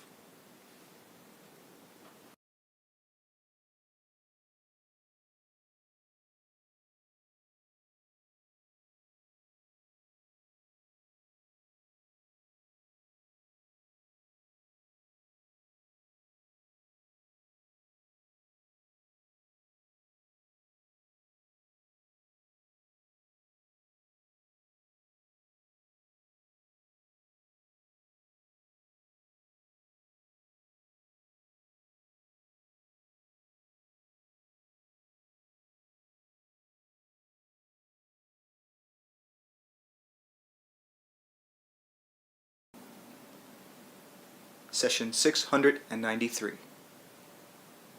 In one way or another throughout this book, we will be dealing with history as you know it and as you do not know it. We will be discussing it in terms of the quote-unquote past of your species. In many ways, history is your built-in past, the obvious events that are significant. All of the different variations that can be played upon human consciousness, all of the racial probabilities, are in one way occurring in ages past, but they are also happening in what you think of as your present. As mentioned earlier, your consciousness seizes upon certain events over others and brings these into significance, and therefore into the official reality that you know. Even in your private lives, however, there are clues as to the other kinds of sequences in which events can occur, and do. You are usually unaware of the significance of such hints. They pass beneath your notice, simply because they do not fit the ordered sequence with which you are familiar. In your idea of reality, such clues are insignificant. They make no sense, particularly in the ordered scheme of reality generally recognized. Your cellular structure is innately able to follow such sequences. Believing such clues to be meaningless, the conscious mind does not perceive them, or calls them coincidences. Such clues in your intimate daily life, however, looked at in a different way, can tell you much about the potentials of the species, and give you glimpses of other systems of reality in which human consciousness can respond. I am here using an incident from the experience of Rupert and Joseph, but the reader can make his or her own correlations, and discover like events from which the same conclusions can be drawn. Driving through Sayre, Pennsylvania one Sunday afternoon, Joseph noticed a house for sale in a neighborhood he knew, and remembered that it had belonged in his memory to a man of whom his mother had been fond. On impulse, Joseph had Rupert call the real estate firm whose sign was on the house. The house was still owned by the man in question. Joseph only remembered his mother speaking of this gentleman in the past. In the recognized reality shared by the Butts family, there had been no intimate contact between Joseph's mother and Mr. Markle. Joseph's mother had been greatly struck by the man, however, and was convinced that she could have married him instead of her husband she had chosen. Through the years, she fantasized such a situation. Mr. Markle was, and is, wealthy. Now, of course, he is an old man, unable to tend to his home any longer. He is now in a home for the aged, but well cared for. Joseph felt strong leanings toward Mr. Markle's home. Though the price was quite high, Rupert and Joseph thought about buying it, and were taken through the home by the real estate people. A coincidence, a mere trick of fate that Joseph could be walking through the old man's home, and that Mr. Markle would be spending his last time in a nursing home, as had Joseph's mother. Meaningless, but evocative that this house was for sale, and that the old man was insisting upon a higher price than the house is worth, just as Joseph's mother insisted upon a high price for her own home, and determined to get it. That is how it looked from the outside. It appeared to be one of life's curious incidents. Instead, you have a rich interweaving of probabilities, for in one probability, the two were indeed married, and that Stella Butts saw the house go to the eldest son. In this probability, this Joseph instead comes upon the house of a relative stranger, finds it for sale, and can or cannot purchase it according to the new set of probabilities then emerging. There is a cross-blending of quote-unquote effects. In this probability, Joseph's mother left little in financial terms, relatively speaking, and her house was sold. The family did not get it. Now, all probabilities are related. Joseph's mother is dead in your terms, and aware to some extent of the nature of her own reality beyond the physical. She is able, again to some extent, to follow through with her own probable existences. That is, she is conscious of her own being outside of the official framework. Her own psychology and characteristic methods of behavior are still hers, however, and operate, so that, quote-unquote, she, quote-unquote, tunes into those areas of probabilities that concern her own desires and interests. In this system, she wanted Joseph to have her own house, but for many reasons that did not develop. It was then at her behest to some strong degree that Joseph happened upon the Markle house in question, felt that he did indeed want it, and took the steps that he did in his reality. If your mother did not get the man and the wealth then, to her way of thinking now, you can still get the house that she fantasized was her own during her life. She often dreamed of living in it. On a mental level and an emotional one, she used that probability in this life to enrich her own hours through daydreaming, but without, of course, any realization that those daydreams had their own reality. Even now she wants Joseph to have a finer home than either of his brothers has. You can cut that out if you want. That is, however, a clear case of the interweaving of probabilities. In this one, Joseph can choose whether to buy or not, so there is no coercion, for example. Joseph and Rupert were also shown a second house in Sayre, one a good deal cheaper, but generally much like the one in which Joseph's mother lived in this life. They both saw houses on the same day. The second, like the first, was for sale because of age. An elderly couple recently moved from the second house to a home for the aged. Again, the quote-unquote official mind says, coincidence. All of this is quite natural. Many homes are for sale because the elderly can care for them no longer. The second house had no garage, and was not in as fashionable a neighborhood, but it had its own elegance. It made Rupert now laugh with its odd nooks and crannies. That house did not have the weight of Stella's intent upon it, yet it was also a house that she had noticed, thinking it more grand than her own, one in which she could have been happy. It was her second choice. The real estate couple were also connected. Again, the official mind says that it was a coincidence that this couple were, in their way, artistically inclined, enjoyed painting and writing, freelanced, and still lived in an apartment after some years of marriage, and that the man was relatively quiet in contrast to the woman. Yet again, probabilities merge, for the woman could well have been a writer, the man an artist, and seeing Rupert and Joseph, they related with other probabilities inherent in their own nature. The intent that Joseph's mother had lives beyond the grave in those terms.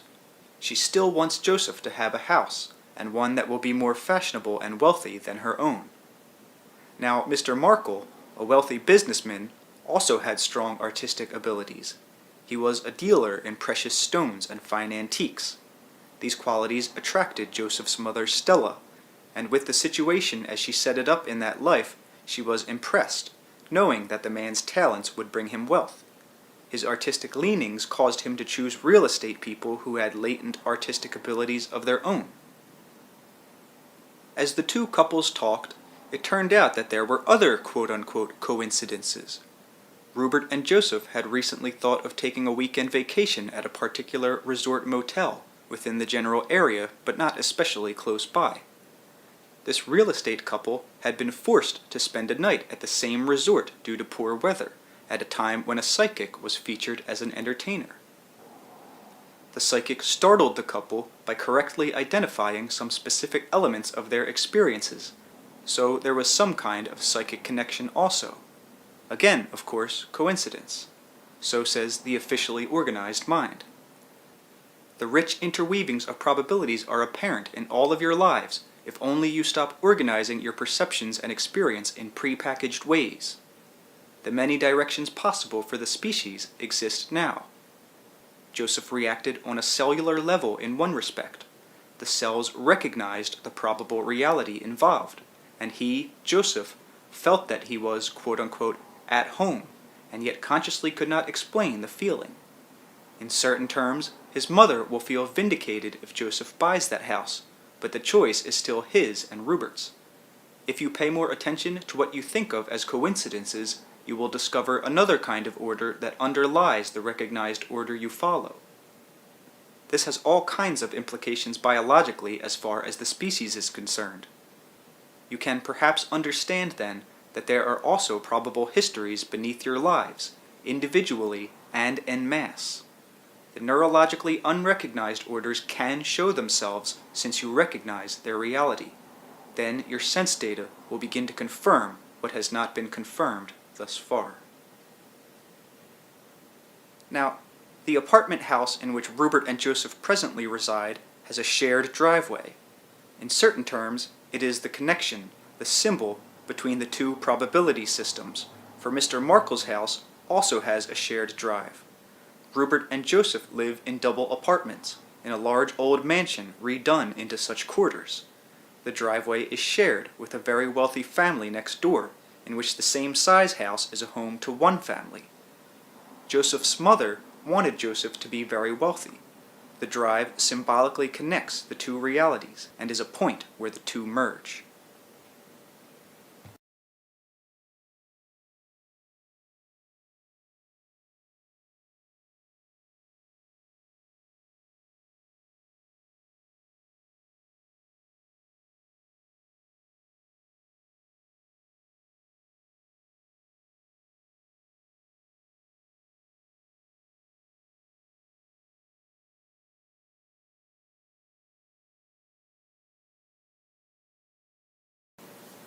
Session 694.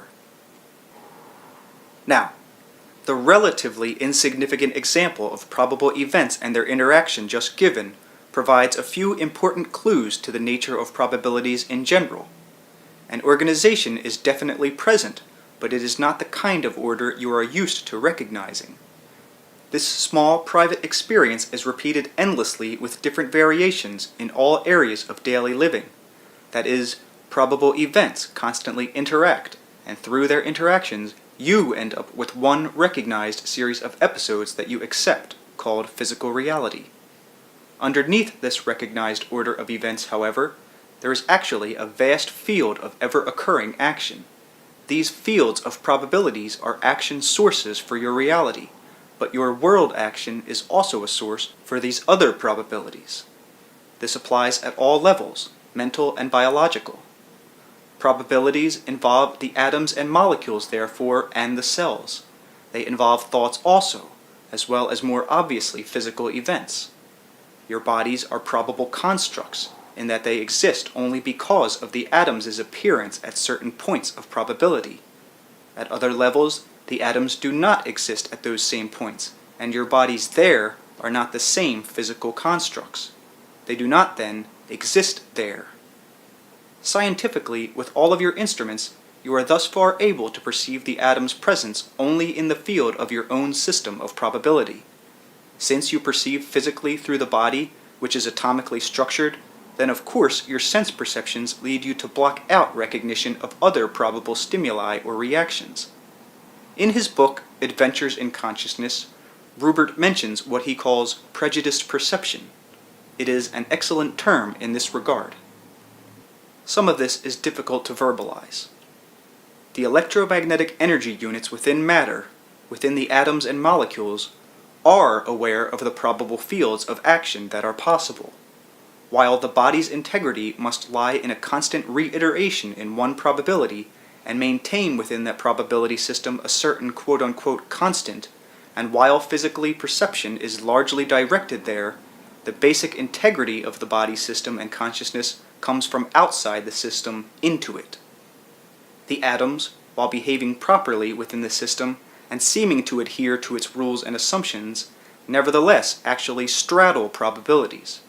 Your time structures, then, are intimately connected with probable action and fields of actuality.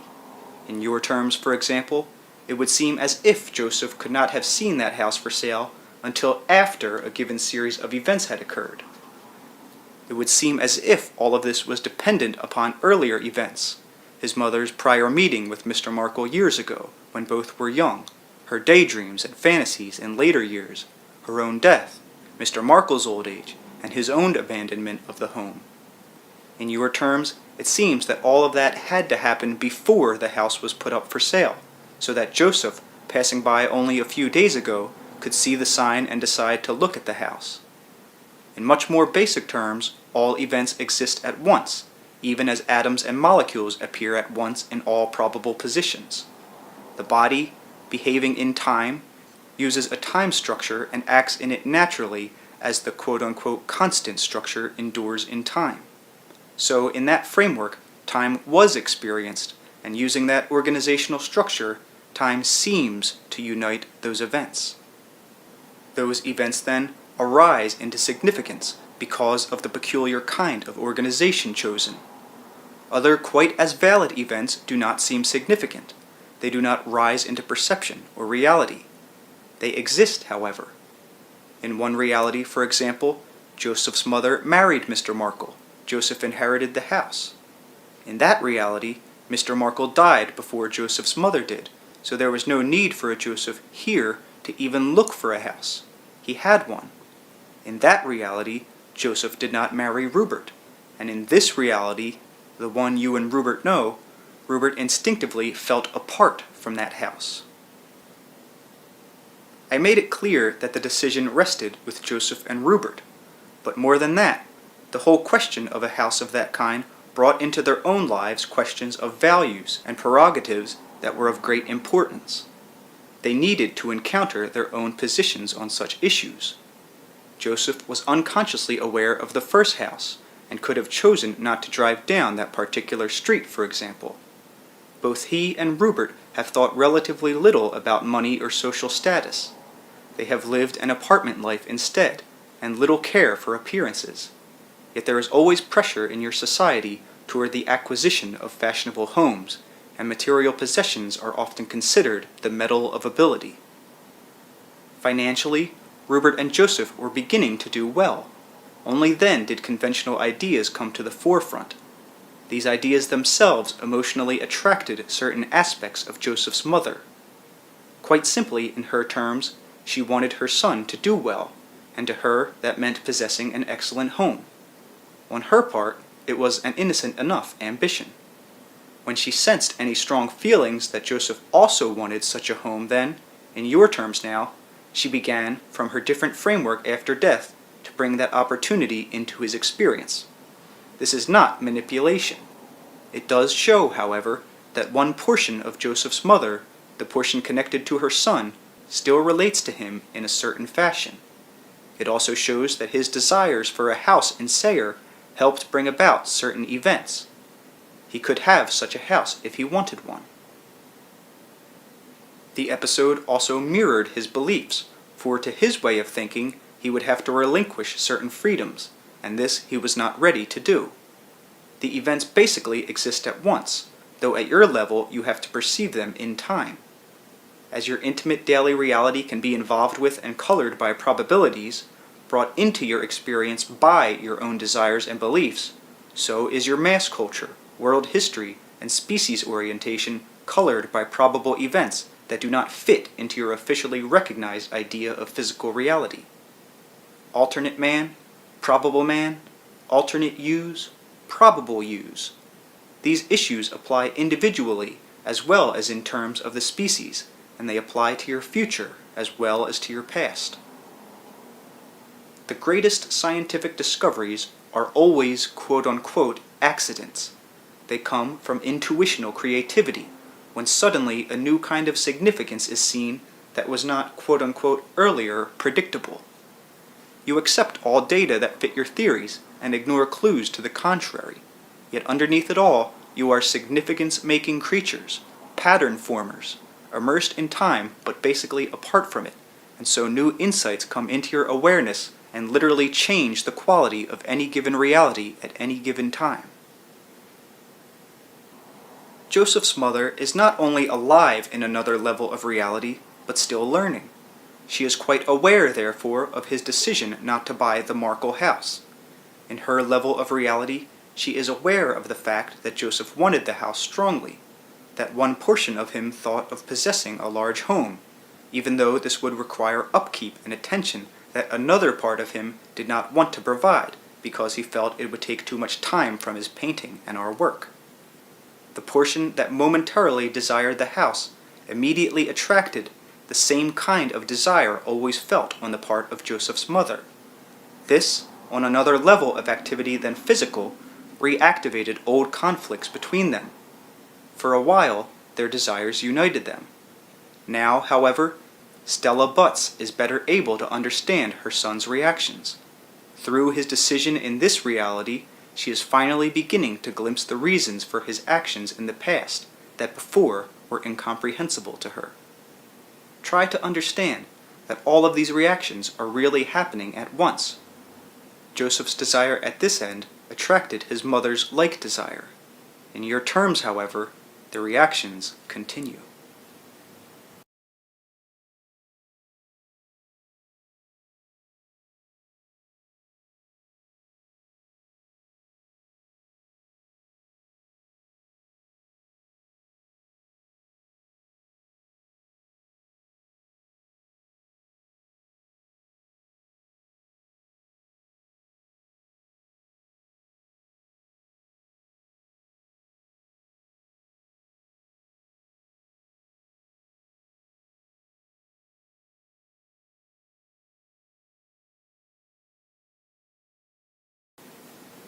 Session 695. Now, practice element 2. I would like each reader to try 2 exercises.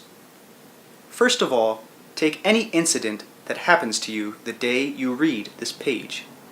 See the particular chosen event as one that came into your experience from the vast bank of other probable events that could have occurred.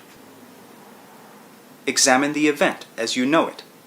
Then try to trace its emergence from the threads of your own past life as you understand it, and project outward in your mind what other events might emerge from the one to become action in your probable future. This exercise has another part. When you have finished the procedure just given, then change your viewpoint. See the event from the standpoint of someone else who is also involved. No matter how private the experience seems, someone else will have a connection with it. See the episode through his or her eyes, then continue with the procedure just given, only using this altered viewpoint. No one can do this exercise for you, but the subjective results can be most astonishing. Aspects of the event that did not appear before may be suddenly apparent. The dimensions of the event will be experienced more fully. Practice element 3. For the second exercise, take a photograph of yourself and place it before you. The picture can be from the past or the present, but try to see it as a snapshot of a self poised in perfect focus, emerging from an underneath dimension in which other probable pictures could have been taken. That self you see emerges triumphantly, unique and unassailable in its own experience, yet in the features you see before you, in the stance, posture, expression, these are also glimmerings, tintings, or shadings that are echoes belonging to other probabilities. Try to sense those. Practice element 4. Now, take another photograph of yourself at a different age than the first one you chose. Ask yourself simply, am I looking at the same person? How familiar or how strange is this second photograph? How does it differ from the first one you picked this evening? What similarities are there that unite both photographs in your mind? What experiences did you have when each photograph was taken? What ways did you think of following in one picture that were not followed in the other one? Those directions were pursued. If they were not pursued by the self you recognize, then they were by a self that is probable in your terms. In your mind, follow what directions that self would have taken as you think of such events. If you find a line of development that you now wish you had pursued but had not, then think deeply about the ways in which those activities could now fit into the framework of your officially accepted life. Such musings, with desire, backed up by common sense, can bring about intersection points in probabilities that cause a fresh realignment of the deep elements of the psyche. In such ways, probable events can be attracted to your current living structure. We have been speaking about probable men and do intend to deal more deeply with probable man or woman as that is applied to your species. The events of the species begin with the individual, however. All of the powers, abilities, and characteristics inherent in the species are inherent in any individual member of it. Through understanding your own unknown reality, therefore, you can learn much about the unknown reality of the species. Practice element 5. Now, choose another photograph. I want you to look at this one somewhat differently. This should also be a photograph of yourself. See this as one picture of yourself as a representative of your species in a particular space and time. Look at it as you might look at a photograph of an animal in its environment. If the photograph shows you in a room, for example, then think of the room as a peculiar kind of environment, as natural as the woods. See your person's picture in this way. How does it merge or stand apart from the other elements in the photograph? See those other elements as characteristics of the image. View them as extended features that belong to you. If the photograph is dark, for example, and shows shadows, then in this exercise, see those as belonging to the self in the picture. Imaginatively, examine your image from the viewpoint of another place in the photograph. See how the image can be seen as a part of the overall pattern of the environment, the room or furniture or yard or whatever. When you see a picture of an animal in its environment, you often make connections that you do not make when you see a picture of a human being in his or her environment. Yet each location is as unique as the habitat of any animal, as private, as shared, as significant in terms of the individual and the species of which that individual is a part. Simply to stretch your imagination, when you look at your photograph, imagine that you are a representative of a species, caught there in just that particular pose, and that the frame of the photograph represents now a quote-unquote cage of time. You, from the outside looking down at the photograph, are now outside of that cage of time in which your specimen was placed. That specimen, that individual, that you, represents not only yourself, but one aspect of your species. If you hold that feeling, then the element of time becomes as real as any of the other objects within the photograph. Though unseen, time is the frame. Now, look up. The picture, the photograph, is but one small object in the entire range of your vision. You are not only outside yourself in the photograph, but now it represents only a small portion of your reality. yet the photograph remains inviolate within its own framework. You cannot alter the position of one object within it. If you destroy the photograph itself, you can in no way destroy the reality that was behind it. You cannot, for instance, kill the tree that may be depicted in the picture. The person within the photograph is beyond your reach. The you that you are can make changes you want to in your experience. You can change probabilities for your own purposes, but you cannot change the courses of other probable selves that have gone their own ways. All probable selves are connected. They each influence one another. There is a natural interaction, but no coercion. Each probable self has its own free will and uniqueness. You can change your own experience in the probability you know, which itself rides upon infinite other probabilities. You can bring into your own experience any number of probable events, but you cannot deny the probable experience of another portion of your reality. That is, you cannot annihilate it. As you are looking at one photograph in your personal history, that represents your emergence in this particular reality, or the reality that was accepted as official at the time it was taken. So you are looking at a picture of a representative of your species, caught in a particular moment of probability. That species has as many offshoots and developments as you have privately. As there are probable selves in private terms, there are probable selves in terms of the species. As you have your recognized official personal past, so in your system of actuality, you have more or less accepted an official mass history. Under examination, however, that history of the species shows many gaps and discrepancies, and it leaves many questions to be answered.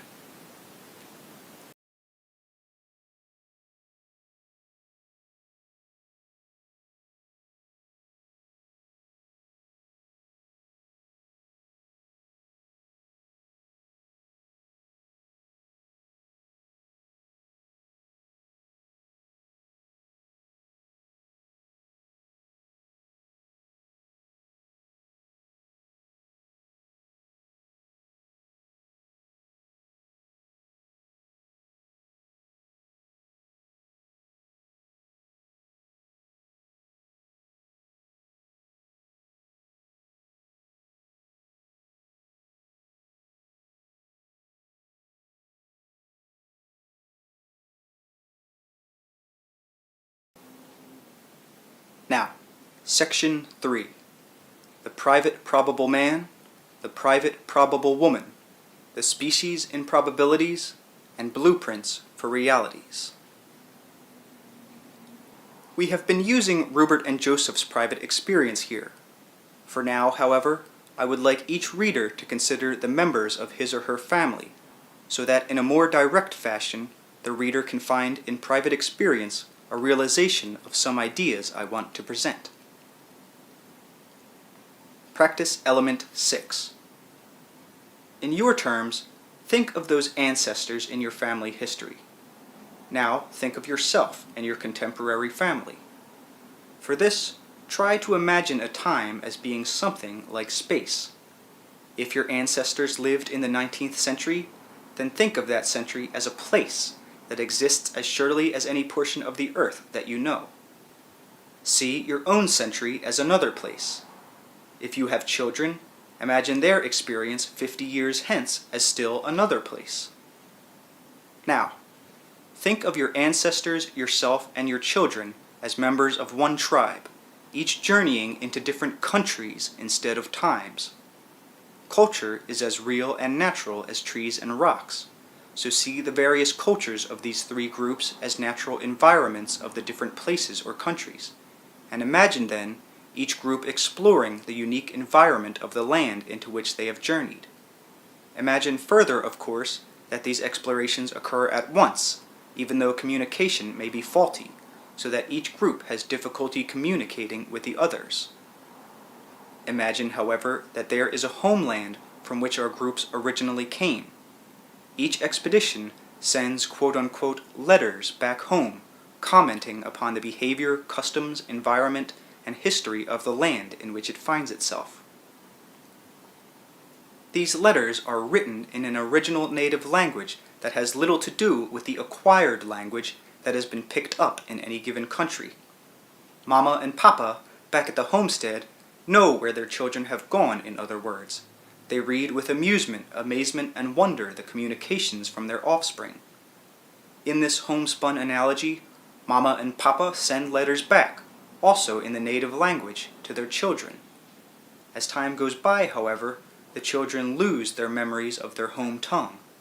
Mama and Papa know that times are like places or countries, but their children begin to forget this too, and so they grow to believe that they are far more separate from each other than they actually are. They have, quote-unquote, gone native in a different way. Mama and Papa understand. The children forgot that they can move through time as easily as through space.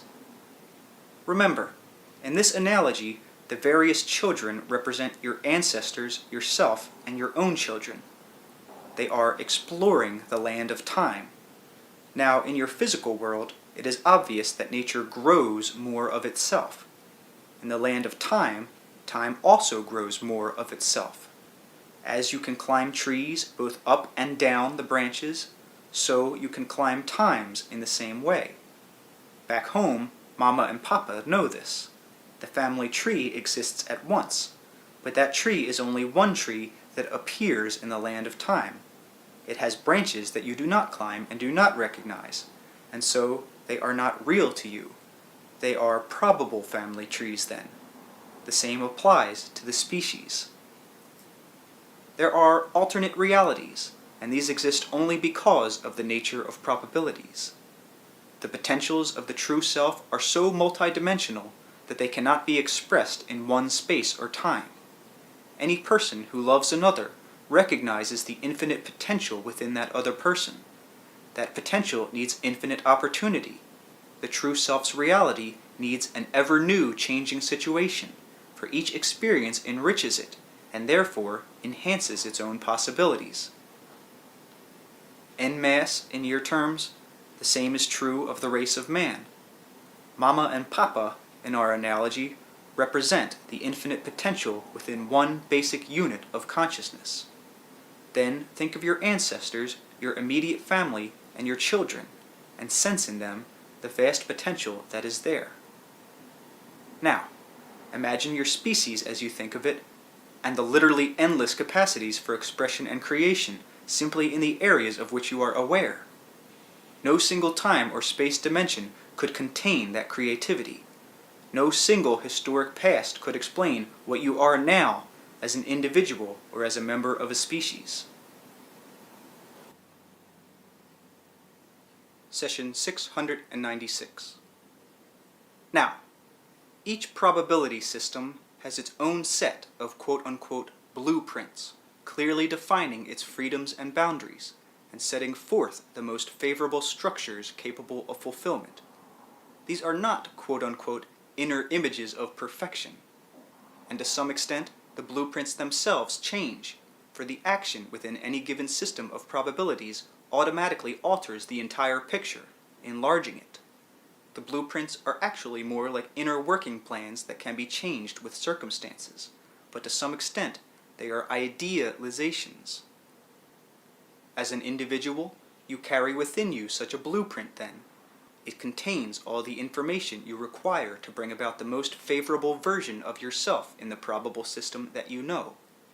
These blueprints exist biologically and at every level, psychically, spiritually, mentally.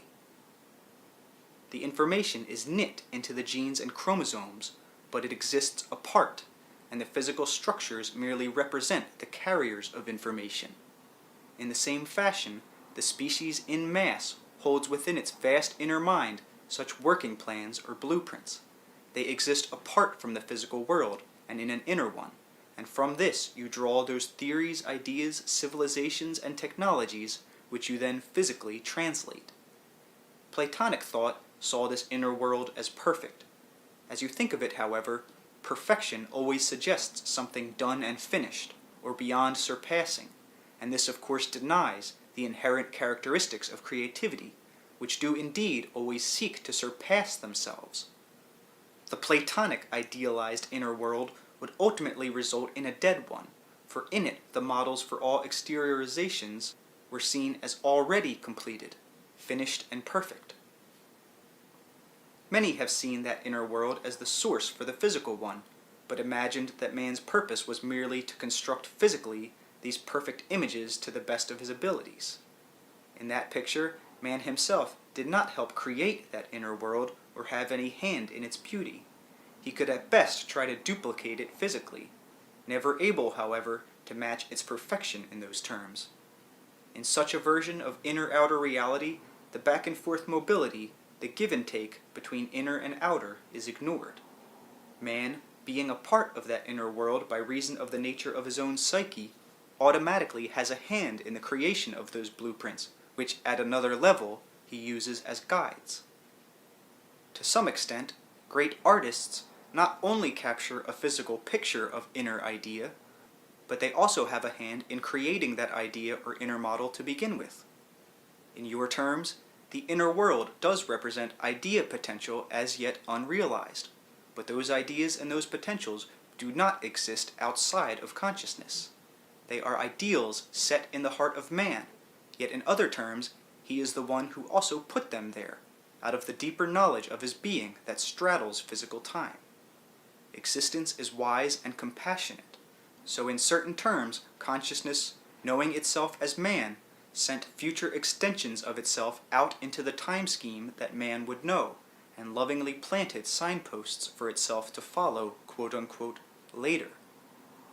Man is himself made as much of God stuff as earth stuff, so in those terms now, the God in himself yearned toward the man in the God, and earth experience.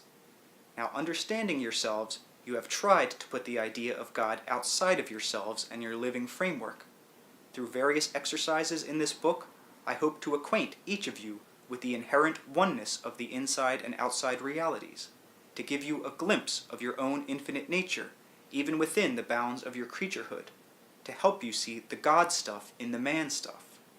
In other terms, this can help you see the potentials of your species and break down the barriers of limiting thoughts. I would like to change your ideas of human nature. To some extent, this will entail humanizing your idea of divinity, but oddly enough, if that is done, you will end up seeing the divinity in man. Ideals that before seemed beyond the reach of individuals or of the species will change their character and become working models that can be used effectively and joyfully.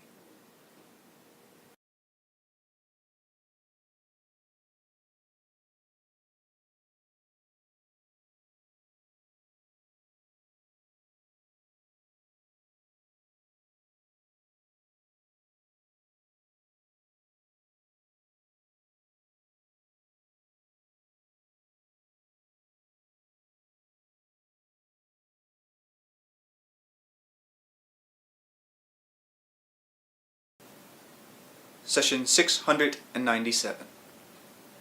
Now, these idealizations are certain kinds of psychic patterns then, occurring at different levels.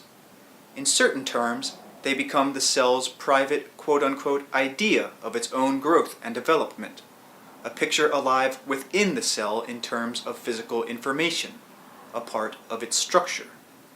Such idealizations provide their own impetus, that is, they will grow toward their own greatest fulfillment. The idealizations themselves are made of quote-unquote conscious stuff. They are not inert data then. The nature of probabilities determines the framework in which these fulfillments can take place, and quote-unquote frames living developments.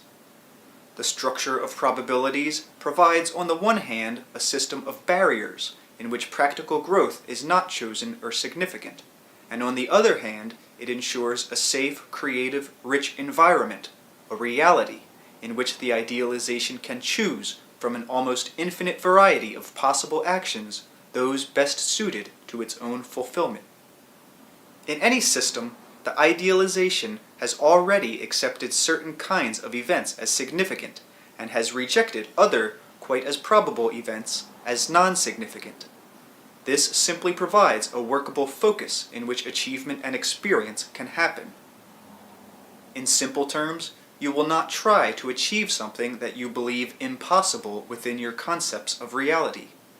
The conscious mind, with its normally considered intellect, is meant to assess the practicality of action within your world.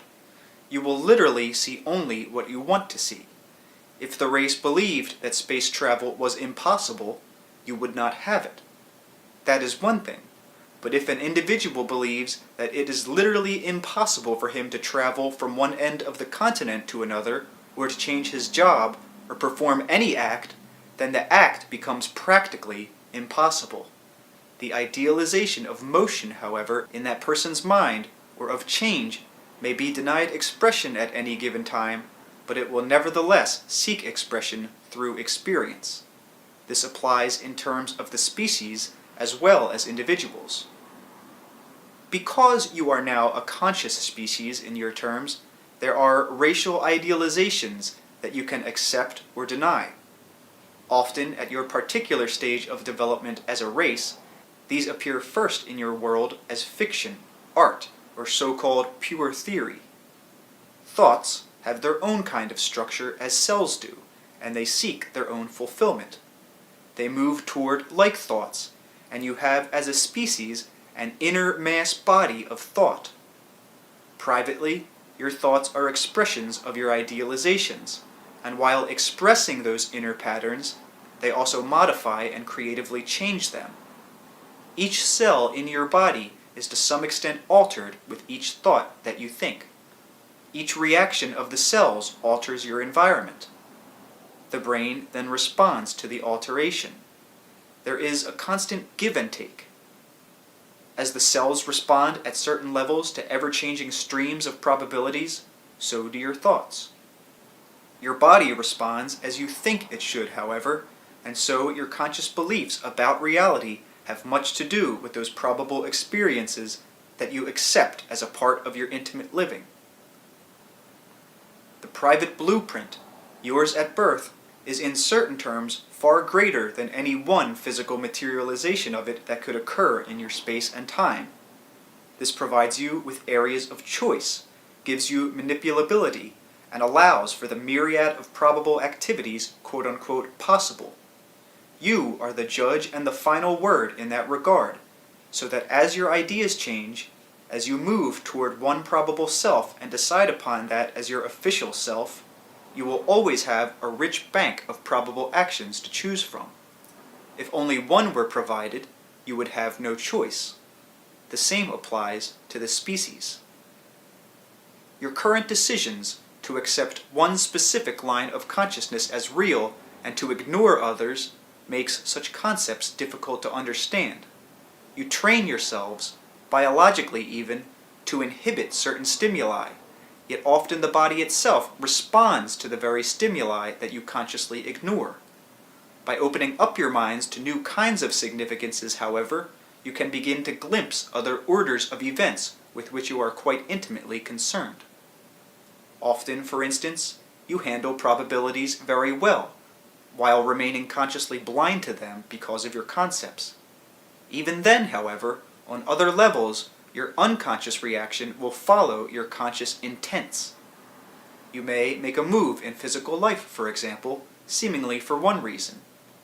You may also be unconsciously reacting to quite pertinent data regarding the probable actions of others. Because you do not really fully accept the fact that you can so react, you may block this unofficial information on the one hand, even while on the other you take it into consideration. You are far more aware than you realize of the probable future in areas with which you are concerned. This is true on all levels. If your purposes do not involve illness, for instance, and yet if you believe in contagion, you will automatically avoid circumstances that can lead to epidemics.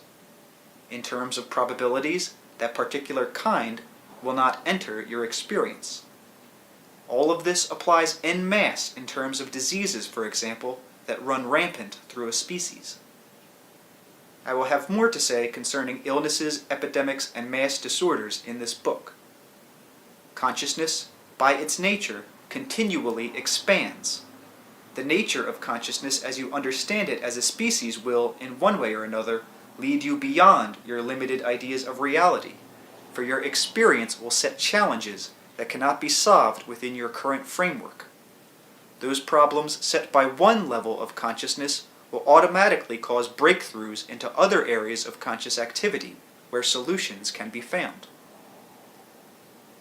Many of your global dilemmas seem so desperate only because in those areas you have gone as far as you can go without going further.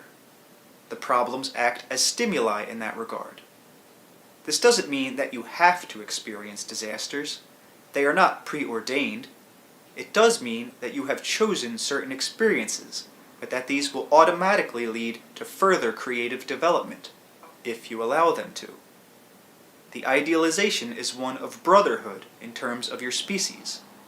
Biologically, in your terms, such quote-unquote brotherhood operates instinctively in the cooperation of the body's cells, as they function together to form the private corporal structure. At your viewpoint, you lose appreciation for the great individuality of each cell. You take it for granted that because the cells work so well together, they have no private uniqueness. In other terms, however, social terms, you have yet to achieve the same kind of spiritual brotherhood possessed by your cells, and so you do not understand that the experience of your world is intimately connected with your own private experience. If you burn your finger, it hurts immediately. Your body instantly begins a cooperative venture in which adjustments are made so that the wound begins to heal.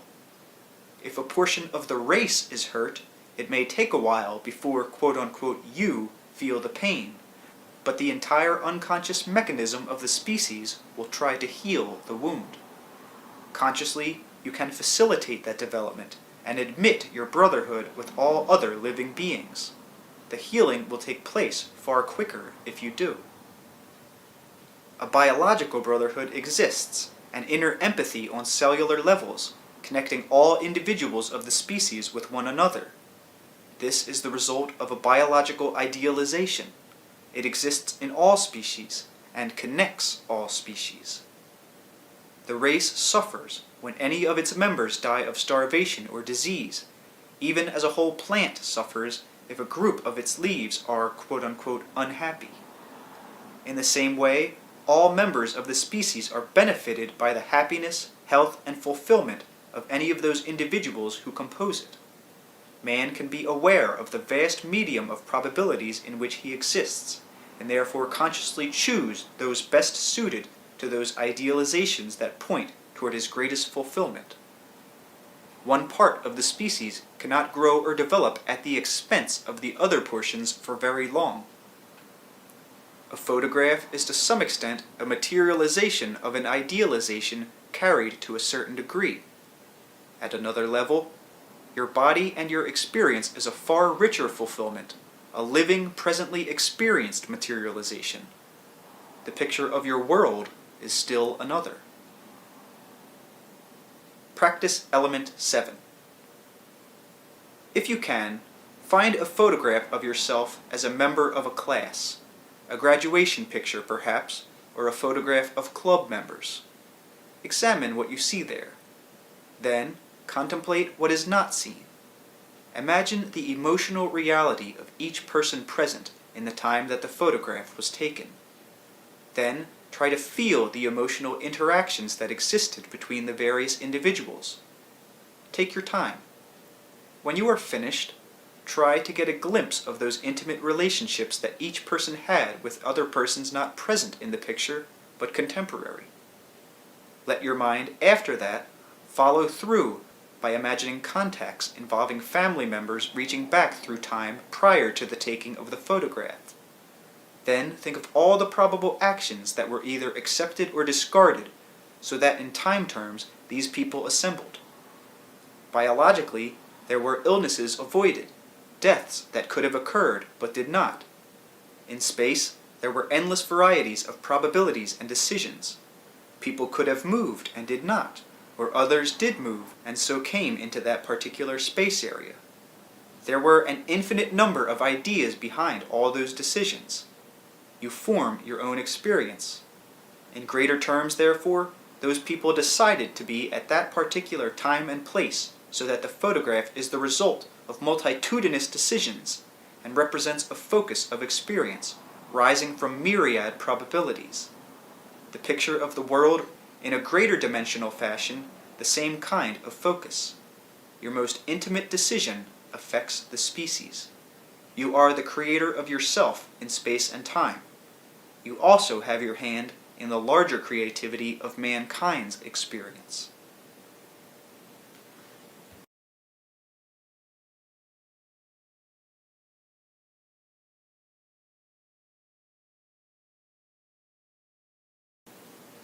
Session 698. Now, these blueprints for reality are relatively invisible because you have allowed yourselves to forget their existence. To pursue certain goals, you pretended that they did not exist. Now, however, your global situation as a race requires the new acquisition of some quote-unquote ancient arts. These can help you become aware again of those inner idealizations that form your private reality and your mass world. They can permit you to become acquainted with other inward orders of events and the rich bed of probabilities from which your physical existence emerges. These arts are useless if they are not practiced, useless in that they lie ever latent, that they are not brought out into the exterior framework of your world. To use these arts requires first of all the knowledge that beneath the world you know is another, that alongside the focus of consciousness with which you are familiar, there are other focuses quite as legitimate. You dream, each of you, but there are few great dream artists. Many of the true purposes of dreams have been forgotten, even though those purposes are still being fulfilled. The conscious art of creating, understanding, and using dreams has been largely lost, and the intimate relationship between daily life, world events, and dreams almost completely ignored. The quote-unquote future of the species is being worked out in the private and mass dreams of its members, but this also is never considered. The members of some ancient civilizations, including the Egyptians, knew how to be the conscious directors of dream activity, how to delve into various levels of dream reality to the founts of creativity, and they were able to use that source material in their physical world. Cellular life is affected by your dreams. Healings can take place in the dream state where events at another order of existence alter the cells themselves. Rupert has been exploring the reality of dream levels, and in so doing, he is beginning to glimpse their significance. To some extent, each reader can initiate such private journeys. These dream expeditions, throw great light on the nature of personal daily experience, and they will also provide personal knowledge of the ways in which probabilities operate. I said earlier in this book that the world you know arises from basic unpredictability, from which significances then emerge. No system of reality is closed. The particular string of probable actions that you call your official experience does not just dangle then out in space and time, it interweaves with other such strands that you do not recognize. In the waking state, the conscious mind must focus rather exclusively upon that one particular point of concentration that you call reality, simply so that it can direct your activities properly in temporal life. It is quite equipped, however, also to direct you to some extent in other levels of reality when it is not needed for specific survival duties. Because you have in the past convinced yourselves that the conscious mind must of necessity be cut off from inner reality, you think that it must be alienated from the dream state. Following such beliefs, you find yourself thinking of dreaming as chaotic, unreasonable, and as completely divorced from normal conscious direction, purpose, or function. It often seems that sleep is almost a small death, and psychologists have compared dreaming with controlled insanity. You have so divorced your waking and dreaming experience that it seems you have separate quote-unquote lives, and that there is little connection between your waking and dreaming hours. The rich tapestry of probable actions from which you choose your official life become just as invisible. This is quite needless.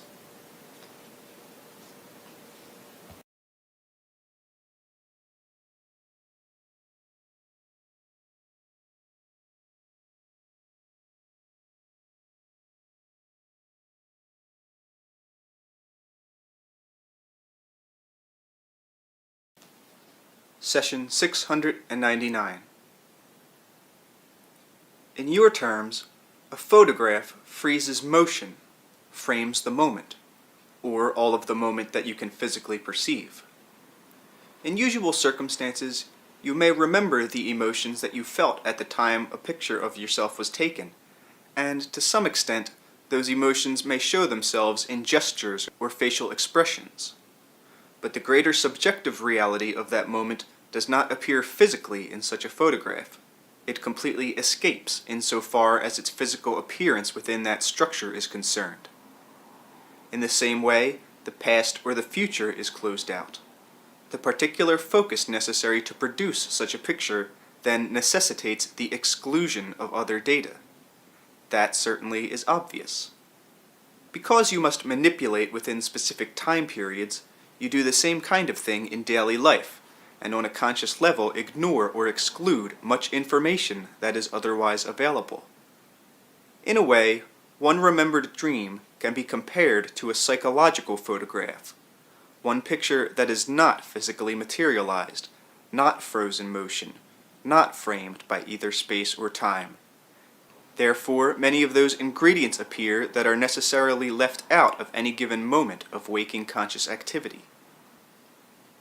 A remembered dream is a product of several things, but often it is your conscious interpretation of events that initially may have been quite different from your memory of them. To that extent, the dream that you remember is a snapshot of a larger event taken by your conscious mind. There are many kinds or varieties of dreams, some more and some less faithful to your memories of them. But as you remember a dream, you automatically snatch certain portions of subjective events away from others, and try to quote-unquote frame these in space and time in ways that will make sense to your usual orientation. Even then, however, dream events are so multidimensional that this attempt is often a failure. It might be easier here, perhaps, if you compare a scene from a dream with a scene in a photograph. A photograph will show certain events natural to the time in which it was taken. It will not show, for example, a picture of a Turk at the time of the Crusades. A dream scene might portray just such a motif, however. It will help if now and then you imaginatively think of vivid dream imagery as it appeared in a photograph instead. As during your lifetime you collect a series of photographs of yourself, taken in various times and places, so in the dreaming state you quote-unquote collect subjective photographs of a different kind. They do not appear in sequence, however. Nevertheless, at a conscious level, they can provide you with valuable information about your future and your past. In those normal, generally accepted terms, the images in photographs do not change, move, or alter their relationships. The living subjective photography of dreams, however, provides a framework in which these quote-unquote images have their own mobility. They represent creativity in far different terms than you usually understand. You know what physical issue is because you see the children of your loins, but you do not experience the children of your dreams in the same physical way, nor understand that your dream life is continuous.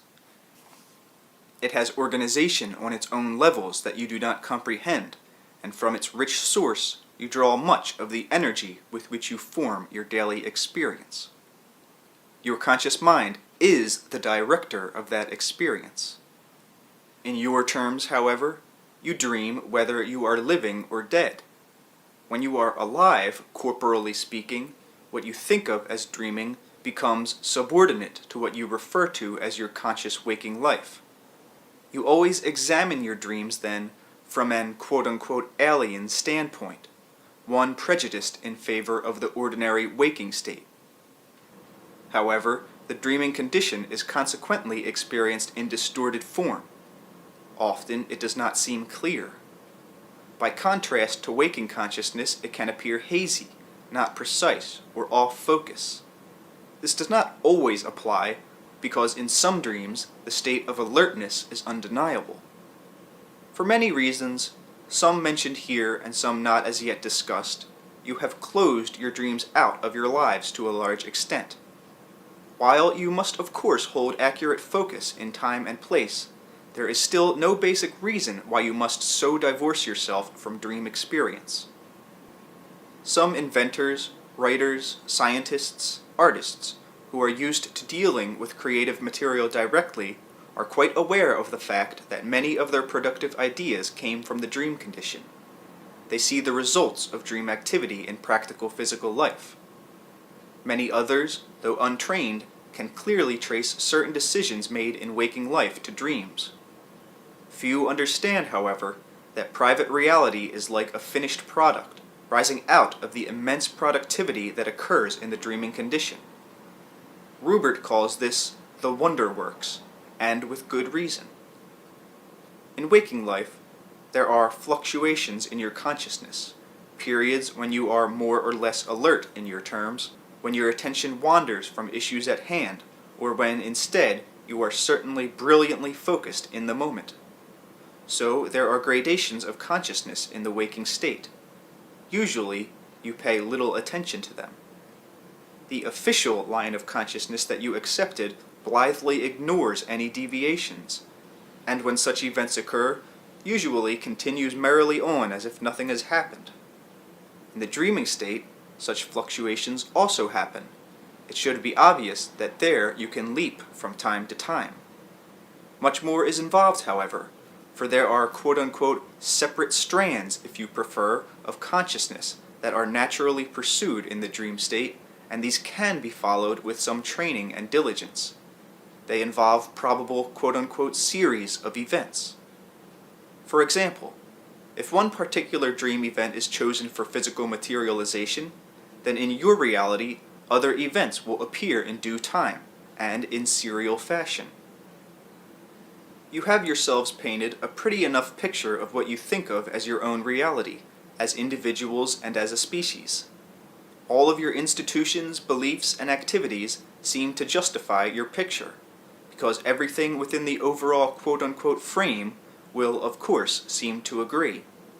The picture is a relatively simple one, all in all, one in which each consciousness is assumed to be directed toward a particular focus, is ensconced in one body, with its existence bounded by birth at one end and by death at the other.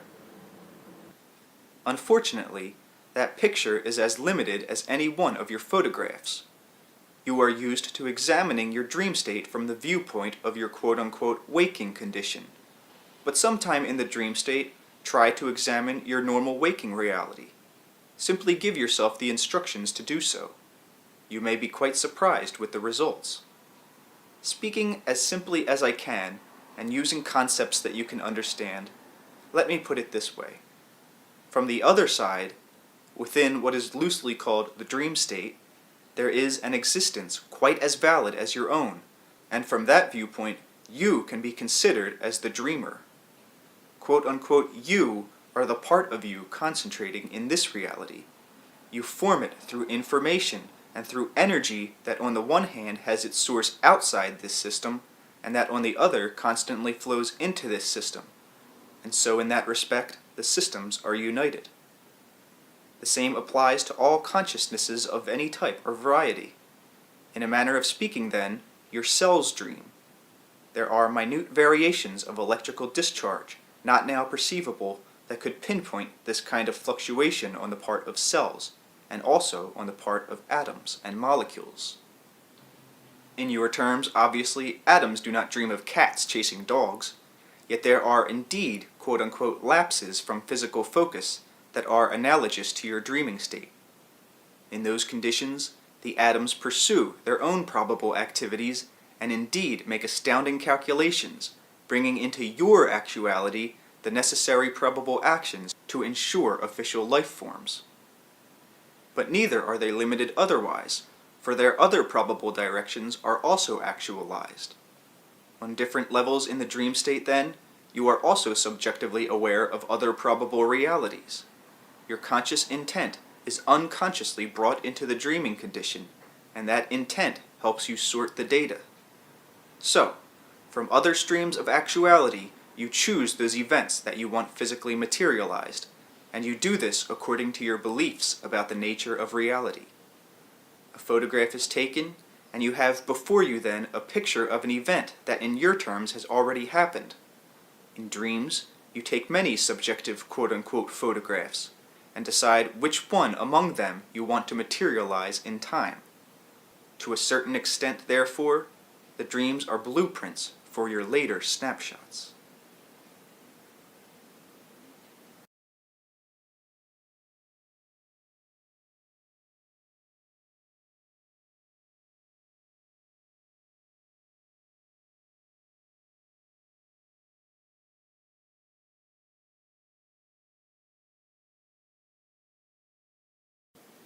Session 700.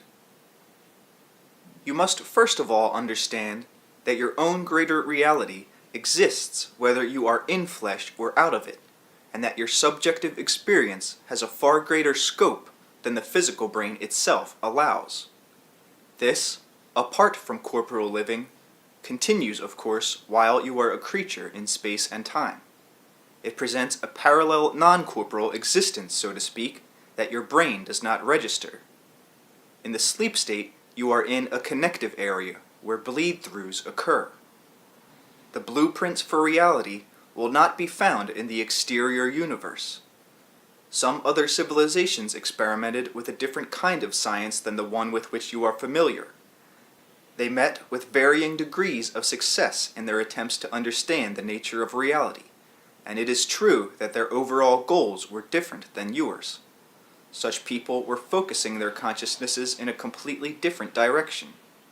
Your own behavior, customs, sciences, arts, and disciplines are in a way uniquely yours, yet they also provide glimpses into the ways in which various groupings of abilities can be used to probe into the quote-unquote unknown reality. Art is as much a science in the truest sense of the word as biology is. Science, as you think of it, separates itself from the subject at hand. Art identifies with the subject. In your terms, then, other civilizations considered art as a fine science, and used it in such a way that it painted a very clear-cut picture of the nature of reality, a picture in which human emotion and motivation played a grand role. Your scientists spend many long years in training. If the same amount of time were spent to learn a different kind of science, you could indeed discover far more about the known and unknown realities. There are some individuals embarked upon a study of dreams, working in quote-unquote dream laboratories, but here again there is a prejudiced perception, with scientists on the outside studying the dreams of others, or emphasizing the physical changes that occur in the dream state. The trouble is that many of the sciences do not comprehend that there is an inner reality. It is not only as valid as the exterior one, but it is the origin for it. It is that world that offers you answers, solutions, and would reveal many of the blueprints that exist behind the world of your experience. The true art of dreaming is a science long forgotten by your world. Such an art, pursued, trains the mind in a new kind of consciousness, one that is equally at home in either existence, well-grounded and secure in each. Almost anyone can become a satisfied and productive amateur in this art science, but its true fulfillment takes years of training, a strong sense of purpose, and a dedication, as does any true vocation.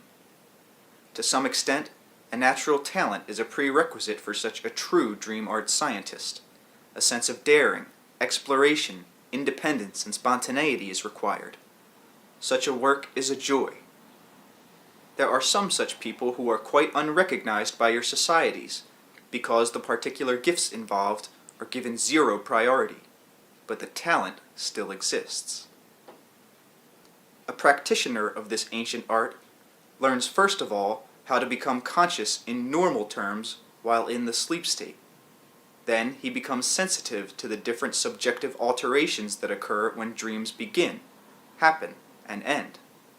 He familiarizes himself with the symbolism of his own dreams, and sees how these do or do not correlate with the exterior symbols that appear in the waking life that he shares with others.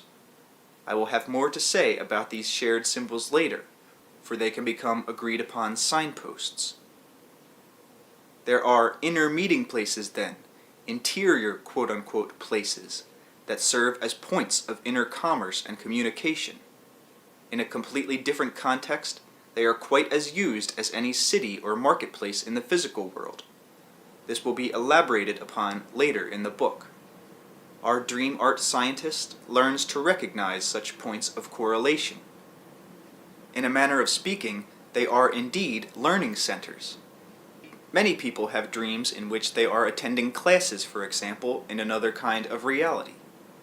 Whether or not such dreams are quote-unquote distorted, many of them represent a valid inner experience. All of this, however, is but a beginning for our dream art scientist, for he or she will then begin to recognize the fact of involvement with many different levels and kinds of reality and activity. He must learn to isolate these, separate one from the other, and then try to understand the laws that govern them. As he does so, he learns that some of these realities nearly coincide with the physical one, and on certain levels, events become physical in the future, for example, while others do not. He is then beginning to glimpse the blueprints for the world that you know. Now, you manufacture articles. It has taken you centuries to reach your point of technological achievement. It seems to you, then, that objects come from the outside, generally speaking, for after all, do you not make them in your factories and laboratories? In a way, it seems that quote-unquote artificial or synthetic fabrics are not natural. You produce them from the outside. Yet your world is composed of quite natural products, objects that emerge almost miraculously when you think of it from the inside of the earth. You work with material that is already there, provided. You mix, change, and rearrange what is already given. The entire physical universe emerges from an inside, however, and none of your manufacture would provide you with even one object were it not for those that appeared as source materials long before. Wood, plants, all the species of the earth, the seasons and the planet itself come from this unidentifiable inside. Physical events have the same source. The true scientist understands that he must probe the interior and not the exterior universe. He will comprehend that he cannot isolate himself from a reality of which he is necessarily a part, and that to do so presents at best a distorted picture. In quite true terms, your dreams and the trees outside of your window have a common denominator. They both spring from the withinness of consciousness. Simply as an analogy, look at it this way. Your present universe is a mass-shared dream, quite valid, a dream that presents reality in a certain light, a dream that is above all meaningful, creative, based not upon chaos, but upon spontaneous order. To understand it, however, you must go to another level of consciousness, one where perhaps the dream momentarily does not seem so real. There, from another viewpoint, you can see it even more clearly, holding it like a photograph in your hands. At the same time, you can see from that broader perspective that you do indeed also stand outside of the dream context, but in a quote-unquote within that cannot show in the snapshot because of its limitations.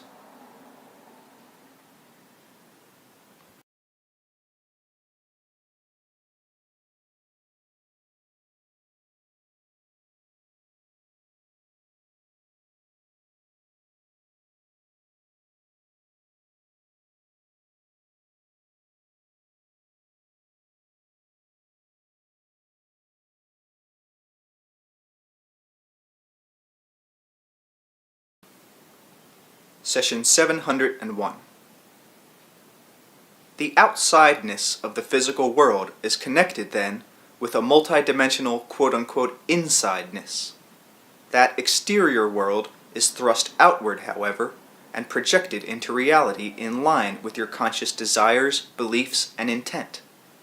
It is important that you remember this position of the conscious mind as you think of it. Each physical experience is unique, And while the energy for it and the creation of it comes from within, the pristine, private, and yet shared quality of that experience could not exist in the same way were it not so exteriorized. The exteriorization has great purpose and meaning then, and brings forth a different kind of expression.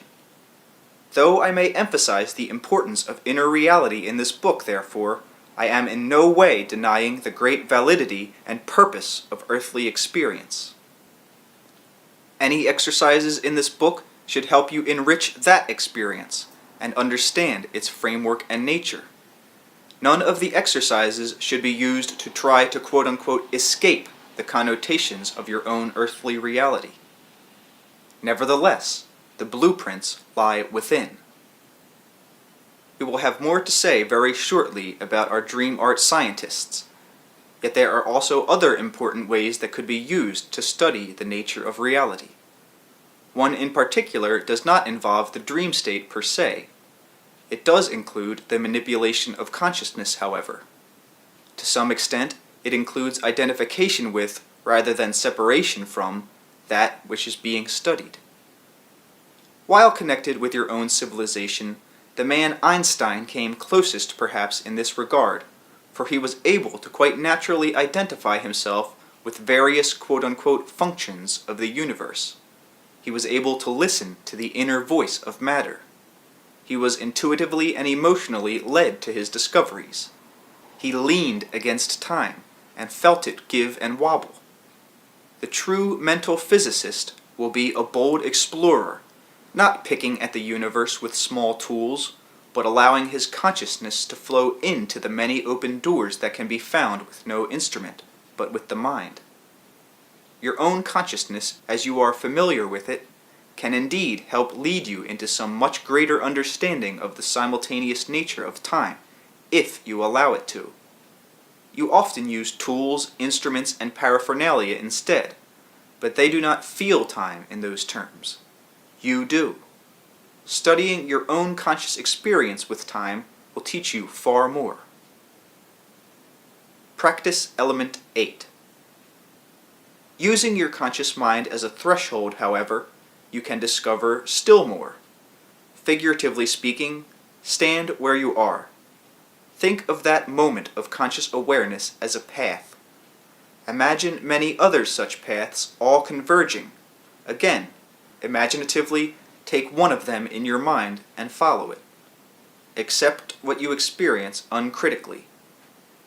To some small extent, you are quote-unquote altering your consciousness. Of course, you are not quote-unquote altering it at all. You are simply using it in a different fashion and focusing it, however briefly, in another direction. This is the simplest of exercises. Suppose that you stood in one spot all of your physical life, and that you had to do this because you had been told that you must. In such a case, you would only see what was directly before you.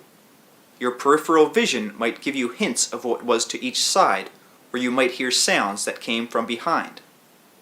Objects, birds for example, might flash by you, and you might wonder at their motion, significance, and origin. If you suddenly turned an inch to the right or the left, you would not be altering your body, but simply changing its position, increasing your overall picture, turning very cautiously from your initial position. So the little exercise above is like that. You are presently little aware of the dimensions of consciousness, your own or those seemingly quote-unquote beneath your own. The true physicist is one who would dare turn around inside his own consciousness. There are inner structures within matter. These are swirls of energy. They have more purposes than one. The structures are formed by organizations of consciousness. You have the most intimate knowledge of the nature of a cell, for example, or of an atom. They compose your flesh. There is, in certain terms, a continuum of consciousness there of which your present physical life is a part. You are in certain kinds of communication and communion with your own cells, and at various levels of consciousness you know this. A true physicist would learn to reach that level of consciousness at will. There were pictures drawn of cellular structures long before any technological methods of seeing them were available in your terms. There are shapes and formations that appear when your eyes are closed that are perfect replicas of atoms, molecules, and cells, but you do not recognize them as such. There are also paintings, so-called abstracts, unconsciously produced, many by amateurs, that are excellent representations of such inner organizations. Rupert has at times been able to throw his consciousness into small physical instruments, and to perceive their inner activity at the level of, say, electrons. Given time, in your terms, a knowledge of the structure of so-called particles could be quite as clearly understood by using such techniques. Now, however, your terms would not match. Yet your terms are precisely what imprison you and lead you to the quote-unquote wrong kinds of questions. The wrong kinds of questions are the right ones for you, however, in your civilization and with your beliefs, because you want to stay within that structure to that extent. Only now are you beginning to question your methods and even your questions. The true physicist would be able to ask his questions from his usual state of consciousness and then turn that consciousness in other directions, where he himself would be led into adventures with reality, in which the questions would themselves be changed, and then the answers would be felt. But most physicians do not trust felt answers. Feeling is thought to be far less valid than a diagram. It seems you could not operate your world on feelings, but you are not doing very well trying to operate with diagrams either. In many cases, your scientists seem to have the strange idea that you can understand a reality by destroying it, that you can perceive the life mechanism of an animal by killing it, or that you can examine a phenomenon best by separating yourself from it. So often you attempt to examine the nature of the brain in man by destroying the brains of animals, by separating portions of the animal brain from its components, isolating them, and tampering with the overall integrity of both the animal in question and of your own spiritual processes. By this I mean that each such attempt puts you more out of context, so to speak, with yourself and your environment and other species. While you may quote-unquote learn certain so-called facts, you are driven still further away from any great knowledge because the so-called facts stand in your way. You do not as yet understand the uniqueness of consciousness.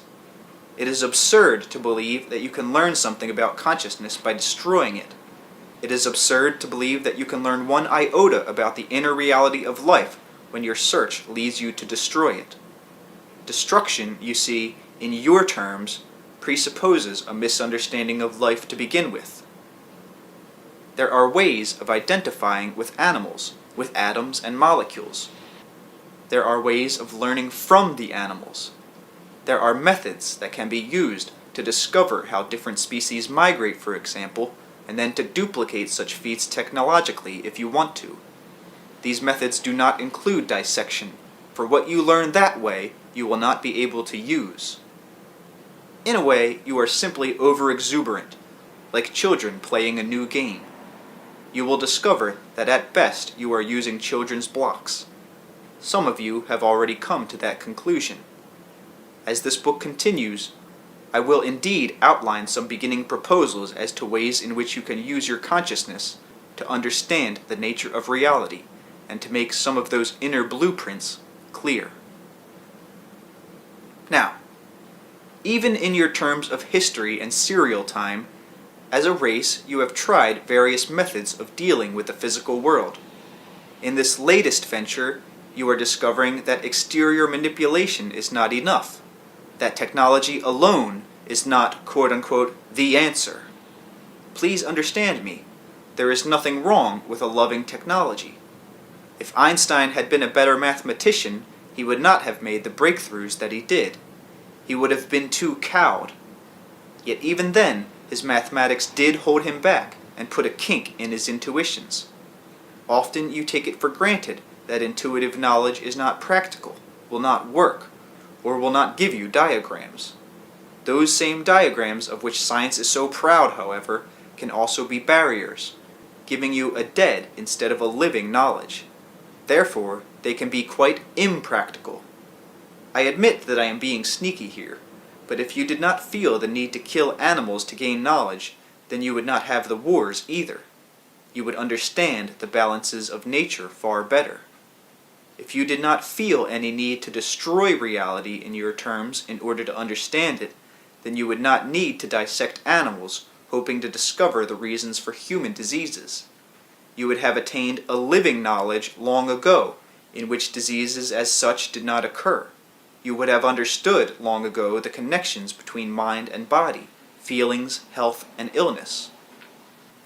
I am not saying that you would have necessarily had a perfect world, but that you would have been dealing more directly with the blueprints for reality.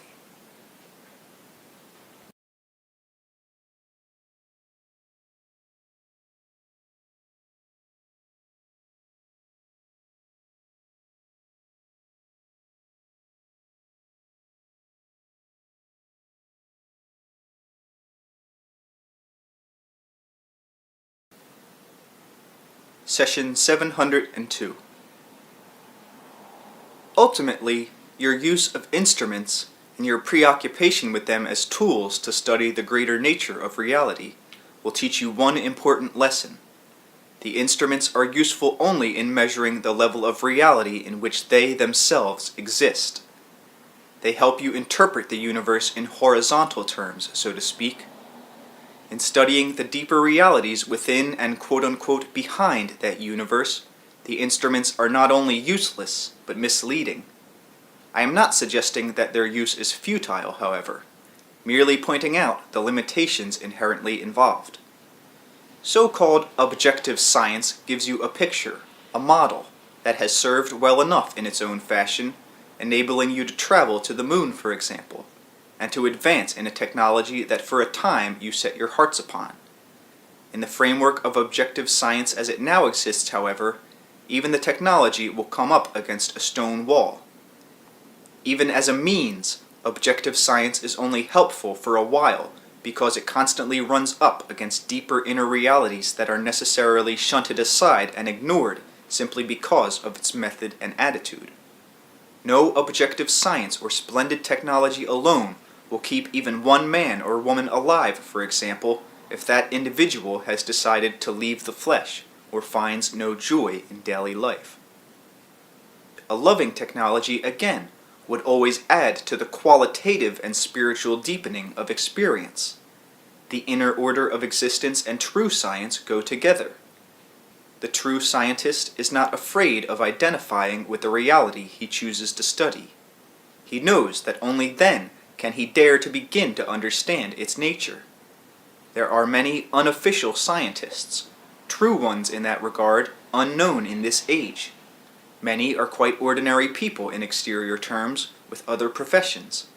Yet it is no accident that greater discoveries are often made by quote-unquote amateurs, those who are relatively free from official dogmas, released from the pressure to get ahead in a given field, those whose creativity flows freely and naturally in those areas of their natural interest.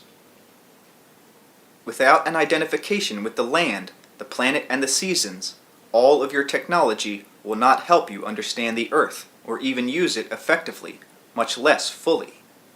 Without an identification with the race as a whole, no technology can save the race. Unless man also identifies with the other kinds of life with which he shares the world, no technology will ever help him understand his experience. I am speaking in very practical terms. Gadgets will ultimately teach you nothing about the dimensions of your own consciousness. When you use them, even to attain alterations of consciousness, you are programming yourselves, stepping apart from yourselves. Such gadgets can be useful only if they show you that such alterations are naturally possible. Otherwise, with your ideas of applied science and technology, the gadgets will be the pivoting point, and the ideas of manipulation will be stressed.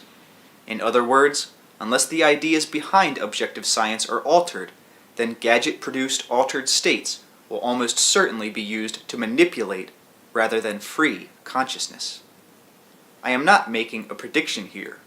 I am simply pointing out one probability that exists. There have indeed been civilizations upon your planet that understood as well as you, and without your kind of technology, the workings of the planets, the positioning of stars. People who even foresaw quote-unquote later global changes. They used a mental physics. There were men before you who journeyed to the moon and who brought back data quite as quote-unquote scientific and pertinent. There are those who understood the quote-unquote origin of your solar system far better than you. Some of these civilizations did not need spaceships. Instead, highly trained men combining the abilities of dream art scientists and mental physicists cooperated in journeys not only through time, but through space. There are ancient maps drawn from a 200-mile or more vantage point, these meticulously completed on return from such journeys. There were sketches of atoms and molecules, also drawn after trained men and women learned the art of identifying with such phenomena. There are significances hidden in the archives of many archaeological stores that are not recognized by you because you have not made the proper connections, and in some cases you have not advanced sufficiently to understand the information. The particular thrust and direction of your own science has been directly opposed to the development of such inner sciences, however, so that to some extent each step in one direction has thus far taken you further from the other. Yet all sciences are based on the desire for knowledge, and there are intersections that occur even in the most diverse of paths, and you are at such an intersection. Your own science has led you to its logical conclusion. It is not enough, and some suspect that its methods and attitudes have a built-in disadvantage. Physicists are going beyond themselves, so to speak, where even their own instruments cannot follow, and where all rules do not apply. Even the prophet Einstein did not lead them far enough. You cannot stand apart from a reality and do any more than present diagrams of it. You will not understand its living heart or its nature. The behavior of electrons, for example, will elude your technological knowledge, for in deepest terms, what you will quote-unquote perceive will be a facade, an appearance or illusion. So far, within the rules of the game, you have been able to make your quote-unquote facts about electrons work. To follow their multidimensional activity, however, is another matter, a pun. And you need, if you will forgive me, a speedier means. The blueprints for reality lie even beneath the electron's activity. As long as you think in terms of subatomic particles, you are basically off the track. Or even when you think in terms of waves. The idea of interrelated fields comes closer, of course, yet even here you are simply changing one kind of term for one like it, only slightly different. In all of these cases, you are ignoring the reality of consciousness, and its gestalt formations and manifestations. Until you perceive the innate consciousness behind any quote-unquote visible or quote-unquote invisible manifestations, then you put a definite barrier to your own knowledge. Now, Rubert's vocabulary is not an official scientific one, nor for our purposes should it be, for that vocabulary is limiting. In as simple a language as possible, and to some extent in your terms, the electron's spin determines time quote-unquote sequences from your viewpoint. In those terms, then, a reversed spin is a reversed time motion. There is much you cannot observe. There is much that is extremely difficult to explain, simply because your verbal structure alone presupposes certain assumptions. Electrons, however, spin in many directions at once, an effect impossible for you to perceive. You can only theorize about it. There are quote-unquote electromagnetic momentums thus achieved and maintained, certain stabilities that operate and maintain their own integrity, though these may not be quote-unquote equal at all portions of the spin. There are equalities set up quote-unquote between the inequalities. Time, in your terms then, is spinning newly backward as sure as it is spinning newly into the future. and it is spinning outward and inward into all probabilities simultaneously. There are, nevertheless, unequal thrusts in all directions, though quote-unquote equalities can be ascertained by concentrating only upon certain portions of the spin.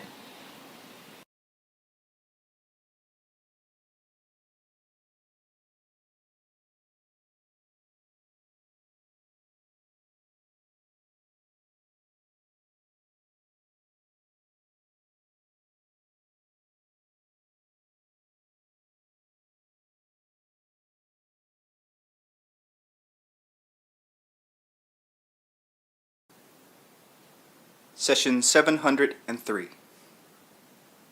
The multidimensional aspects of the electron cannot be perceived within your three-dimensional system using instruments that are already predisposed or pre-focused to measure only certain kinds of effects. While this may sound quite sacrilegious scientifically, it is possible to understand the electron's nature and greater reality by using certain focuses of consciousness. By probing the electron, for example, with a quote-unquote laser beam of consciousness, finely focused and attuned, and more will be said about this later in the book. So far, in any of your investigations, you have been probing exterior conditions, searching for their interior nature. To make this clear, when you dissect an animal, for instance, you are still dealing with only the quote-unquote inside of exterior reality, or with another level of outsideness. In a manner of speaking, when you probe the heavens with your instruments, you are doing the same thing. There is a difference between this and the quote-unquote withinness out of which all matter springs. It is there that the blueprints for reality are found. There are various ways of studying reality. Let us take a very simple example. Suppose a scientist found a first orange and used every instrument available to examine it, but refused to feel it, taste it, smell it, or otherwise to become personally involved with it for fear of losing scientific objectivity. In sense terms, he would learn little about an orange, though he might be able to isolate its elements, predict where others might be found, theorize about its environment. But the greater quote-unquote withinness of the orange is not found any place inside of its skin either. The seeds are the physical carriers of future oranges, but the blueprints for that reality are what formed the seeds. In such dilemmas, you are always brought back to the question of which came first, and begin another merry chase. Because you think in terms of consecutive time, it seems that there must have been a first egg or seed. The blueprints for reality exist, however, in dimensions without such a time sequence. Your closest point to the withinness of which I speak is your own consciousness, though you use it as a tool to examine the exterior universe. But it is basically free of that reality, not confined to the life and death saga, and at other levels deals with the blueprints for its own physical existence. In the entire Gestalt, from cellular to quote-unquote self-consciousness, there is a vast field of knowledge, much of it now quote-unquote unconsciously available, used to maintain the body's integrity in space and time. With the conscious mind as director, there is no reason why much of this knowledge cannot become normally and naturally available. There is, therefore, a quite valid, vital, real, and vastly creative inner reality, and an inward sequence of events from which your present universe and life emerges. Any true scientist will ultimately have to learn to enter that realm of reality. So-called objective approaches will only work at all when you are dealing with so-called objective effects, and your physicists are learning that even in that framework, many quote-unquote facts are facts only within certain frequencies, or under certain conditions. You are left with quote-unquote workable facts that help you manipulate in your own backyard, but such facts become prejudice when you try to venture beyond your own cosmic neighborhood and find that your preconceived native ideas do not apply outside of their context. Because of your attitudes, ideas do not seem as real to you as objects or as practical. Thoughts are not given the same validity as rocks or trees or beer cans or automobiles. In your terms, an automobile gets you somewhere. You do not understand the great mobility of thought, nor grasp its practical nature. You make your world, and in an important manner, your thoughts are indeed the immediate personal blueprints for it. When you manipulate objects, you feel efficient. The manipulation of thoughts is far more practical. Here is a brief example. Your medical technology may help you quote-unquote conquer one disease after another, some in fact caused by the same technology. And you will feel very efficient as you do heart transplants, as you fight one virus after another. But all of this will do nothing except to allow people to die perhaps of other diseases still quote-unquote unconquered. People will die when they are ready to, following inner dictates and dynamics. A person ready to die will, despite any medication. A person who wants to live will seize upon the tiniest hope and respond. The dynamics of health have nothing to do with inoculations. They reside in the consciousness of each being. In your terms, they are regulated by emotions, desires, and thoughts. A true doctor cannot be scientifically objective. He cannot divorce himself from the reality of his patient. Instead, usually, the doctor's words and very methods literally separate the patient from himself or herself. The malady is seen almost as a thing apart from the patient's person, but thrust upon it, over which the patient has little control. The condition is analyzed, the blood is sampled. It becomes quote-unquote a blood sample to the doctor. The patient may silently shout out, "That is not just a blood sample, it is my blood you are taking." But he or she is discouraged from identifying with the blood of his physical being, so that even his own blood seems alien. The blueprints for reality. In greater terms, they reside within you. In private terms, they are part of your being. To some extent, I am suggesting in this book a different approach. So far, the blueprints for reality have been largely unknown. Your methods make them invisible. So here I am suggesting ways in which the unknown reality can become a known one. I have mentioned the dream art scientist and the true mental physicist. I would like to add here the quote-unquote complete physician. The complete physician would be a person who learned to understand the dynamics of being, the soul-body relationship, one who was healthy in his or her own body. Unhappy people cannot teach you to be happy. Sick ones cannot teach you to be well.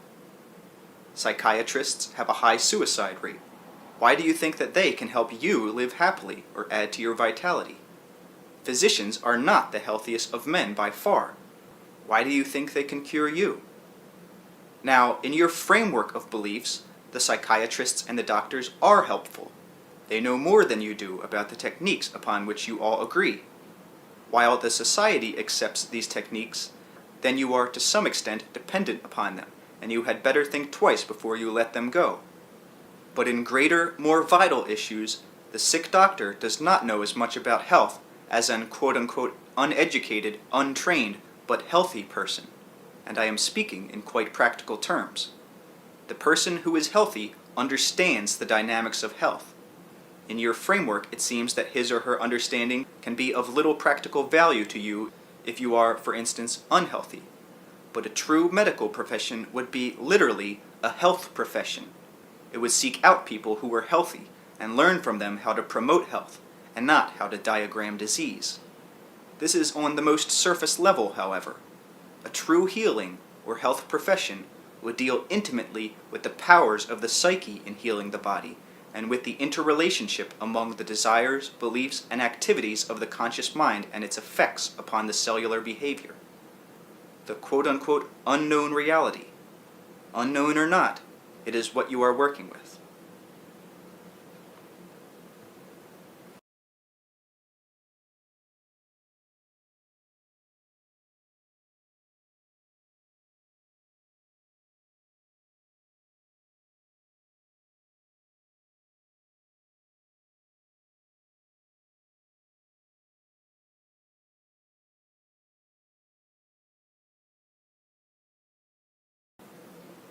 Session 704. The unknown reality, probable man, dreams, the spin of electrons, the blueprints for reality. All of these are intimately related. Your daily personal lives are touched, are changed, are created from the interrelationships that exist among these phenomena. So, of course, your mass world is also affected. You do have free will, and in a certain fashion it can be said to be dependent upon the nature of probabilities and the multidimensional behavior of electrons. Unpredictability does not mean chaos. All order rises out of the creative elements of unpredictability. In fact, the behavior of any object in your universe is quote-unquote predictable only because you concentrate upon such a small portion of its reality. Unpredictability assures uniqueness and is the opposite of predetermined motion. The great saga of recognized physical activity arises from a vast, unrecognized, unpredictable dimension in which probabilities are allowed full freedom. The full practical implication here should be understood. No course is irrevocably set or beyond change. Within the limited framework of your usual operations, however, so-called predictions may be made. They will be workable to some degree. In deeper terms, however, no action is set beyond alteration. The unknown reality is the source for the known one. If you want to quote-unquote discover how things work, then your journey must eventually lead you into the dimensions that lie within the world you know. You must therefore explore the psyche, the living consciousness. It will lead you to the withinness. This is not an impractical, but very practical endeavor in all areas. Scientifically, such studies would vastly enlarge your concepts so that a loving technology could follow the most beautiful contours of the mind, rising on the natural mountains of human abilities and then more easily into fulfillment. Medicine would gently and expertly encourage healing processes as it more fully understood the psyche's great emotional being and needs. Learning would take advantage of the latent inner knowledge of the subjective self and help it interpret itself in terms of physical life. The dream state would be seen as an inexhaustible fountain of information. Efforts could then be made to understand and interpret private symbolism, and individuals within a society would be taught to take advantage of their own inner data to enrich their personal lives and help the community.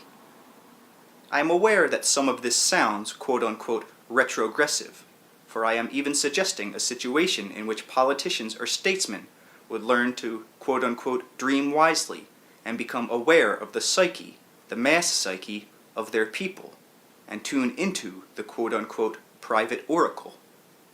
Now, all of this certainly sounds unscientific to many people, yet most of my readers have already picked up a different version of the nature of science, or they would not be reading this book to begin with.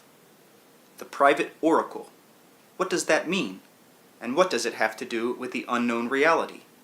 More, what does it have to do with the practical world?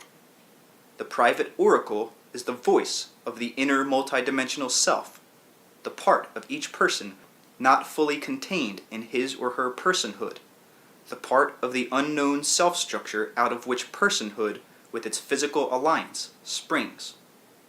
Basically, that portion of the psyche is outside of space and time, while enabling you to operate in it. It deals intimately with probabilities, the source of all predictable action. Because of its position, it has great powers of communication, both as a receiver and as a sender.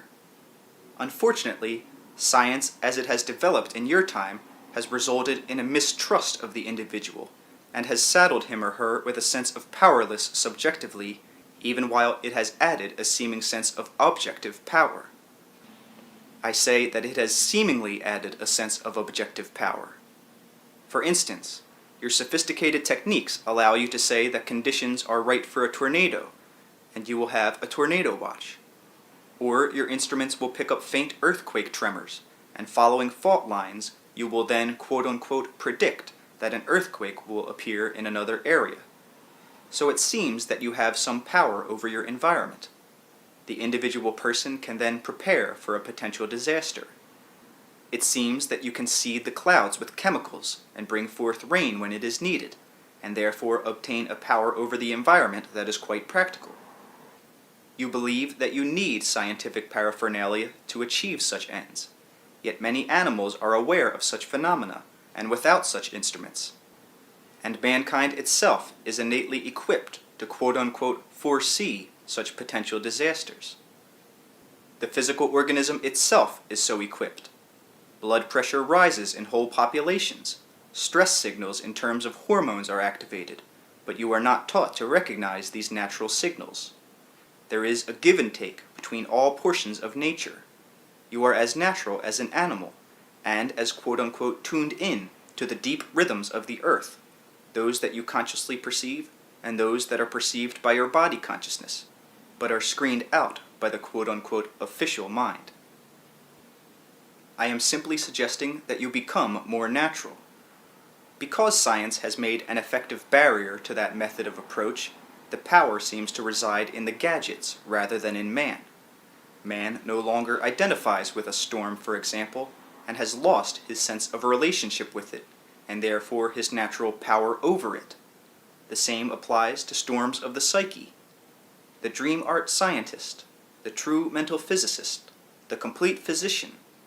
Such designations represent the kinds of training that could allow you to understand the unknown, and therefore the known reality, and so become aware of the blueprints that exist behind the physical universe. The proof is in the pudding, of course. Largely, it seems that your techniques work a good deal of the time. Let us look at medicine, for instance. Your physicians can point to lives saved by sophisticated technology. You can point to diseases stamped out because of inoculations or other preventative measures, such as the intake of certain vitamins or sanitary procedures. It seems the worst kind of idiocy to suggest that the individual has any kind of effective protection against illness or disease. Almost anyone can name a family member or friend who died 30 or 40 years ago of a disease that is now completely conquered. It seems that such lives would have been saved with modern procedures. In your society, a medical checkup is a must every so often. Again, many can thankfully praise a given doctor for discovering a disease condition quote-unquote in time, so that effective countering measures were taken and the disease was eliminated. You cannot know for sure, of course, what would have happened otherwise. You cannot know for sure what happened to those people who wanted to die. If they did not die of the disease, they may have quote-unquote fallen prey to an accident, or died in a war, or in a natural disaster. They may have been quote-unquote cured whether or not they had treatment, and gone on to lead productive lives. You do not know. A man or woman who is ready to die, if saved from one disease, will promptly get another, or find a way of fulfilling that desire. Your problem there rests with the will to live, and with the mechanics of the psyche. The complete physician would try to understand the inner mechanics of vitality, and, as best he could, learn to encourage these. He would try to ascertain the patterns of the psyche and follow them. He would encourage the patient to tune into the private oracle in order to ascertain his or her own purposes in physical life, and to reinforce spiritual strength. The complete physician would be an individual who was in superb health, and therefore understood himself the particular dynamics that operate between spiritual vitality and physical well-being. That would be his specialty. We are indeed speaking of a somewhat ideal situation here from your viewpoint. Yet you will not learn the mechanics of health by putting yourself in a hospital. You may be cured of a particular disease, but unless you learn more about the dynamics of your being, you will simply quote-unquote fall prey to another. The same applies to all levels of activity. You may discover how to be happy by association with a happy person, but you definitely will not discover that answer by associating with those who are miserable. They will only teach you what unhappiness is like, if you do not already know. Each individual is a universe in a small package. As the physical planets move in order while being individual, so there can be a social order that is based upon the integrity of the individual, but that order would recognize the inner validity that is within the self, and the inner order unseen that forms the integrity of the physical body likewise would form the integrity of the social body. The self, the individual, being its fulfilled self, would automatically function for the good of itself and for the good of society. The individual's good, therefore, is the society's good, and represents spiritual and physical fulfillment.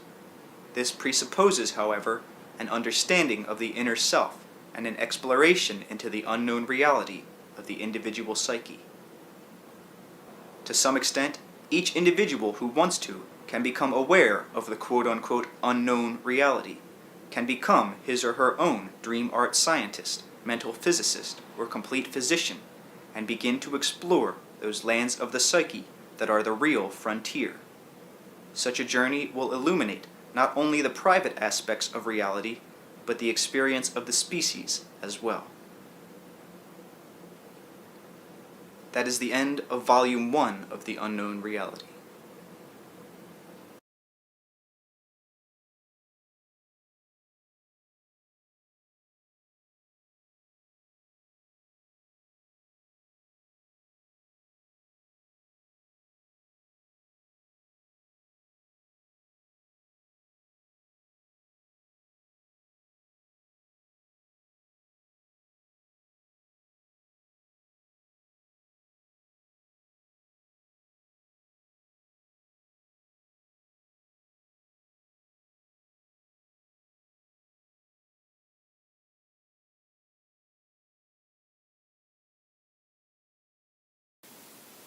The Unknown Reality, Volume 2, Section 4, Explorations, a study of the psyche as it is related to private life and the experience of the species. Probable realities as a course of personal experience. Personal experience as it is related to quote-unquote past and quote-unquote future civilizations of man. Session 705. Let us begin this section with a brief discussion concerning quote-unquote evolution. For now, think of it as you usually do in a time context. It has been fashionable in the past to believe that each species was oriented selfishly toward its own survival. Each was seen in competition with all other species. In that framework, cooperation was simply a byproduct of a primary drive toward survival. One species might use another, for instance. Species were thought to change and quote-unquote mutants form because of a previous alteration in the environment to which any given species had to adjust or disappear. The motivating power was always projected outside. All of this presented a quite erroneous picture.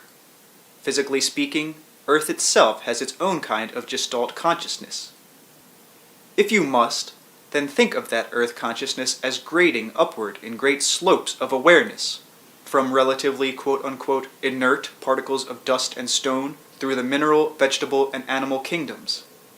Even then, remember that those kingdoms are not so separate after all. Each one is highly related to each of the others. Nothing happens in one such kingdom that does not affect the others. A great gracious cooperation exists between those seemingly separate systems, however. If you will remember that even atoms and molecules have consciousness, then it will be easier for you to understand that there is indeed a certain kind of awareness that unites these kingdoms. In your terms, consciousness of self did not develop because of any exterior circumstances in which your species won out, so to speak. In fact, that consciousness of self in any person is dependent upon the constant miraculous cooperations that exist between the mineral, vegetable, and animal worlds. The inner intent always forms any exterior alteration.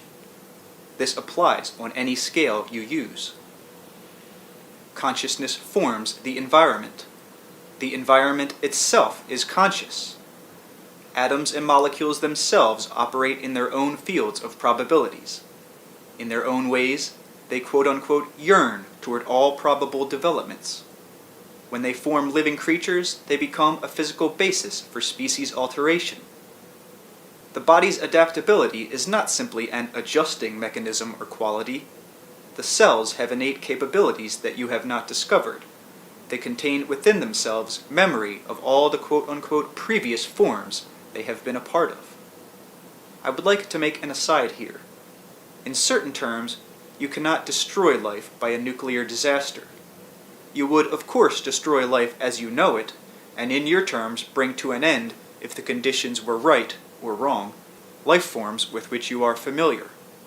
In greater terms, however, mutant life would emerge, mutant only by your standards, but life quite natural to itself. To return to our main subject of the moment, the fact is that the so-called process of evolution is highly dependent upon the cooperative tendencies inherent in all properties of life and in all species.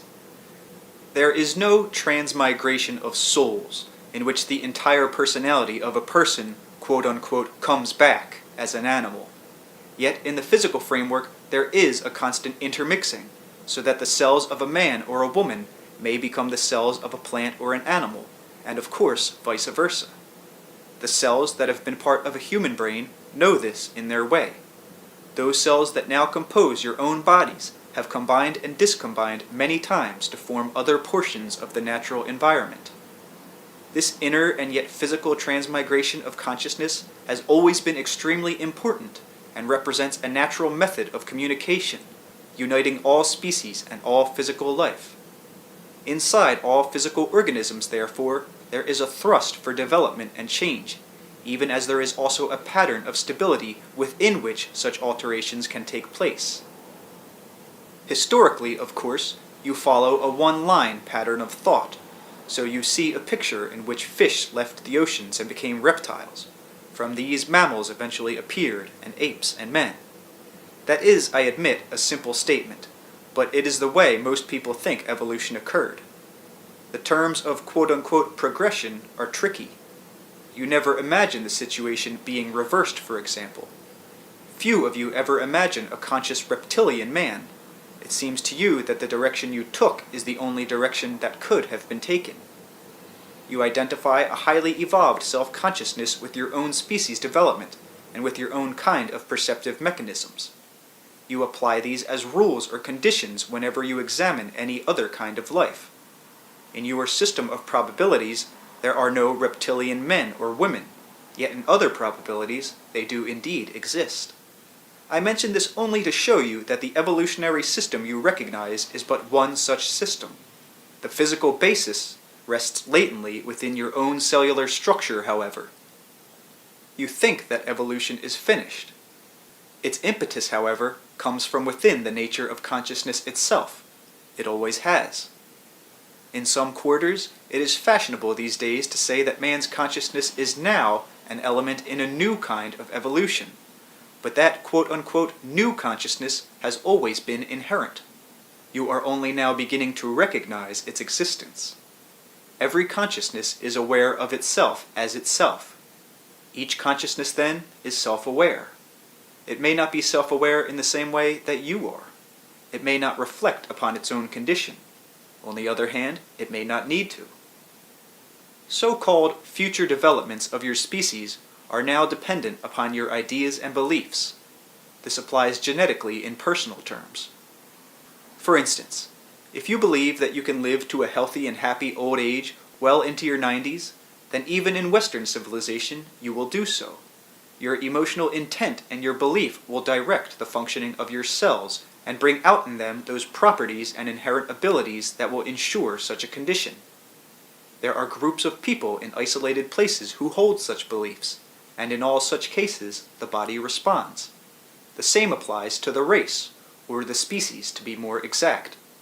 There is an inexhaustible creativity within the cells themselves that you are not using as a species because your beliefs lag so far behind your innate biological spirituality and wisdom.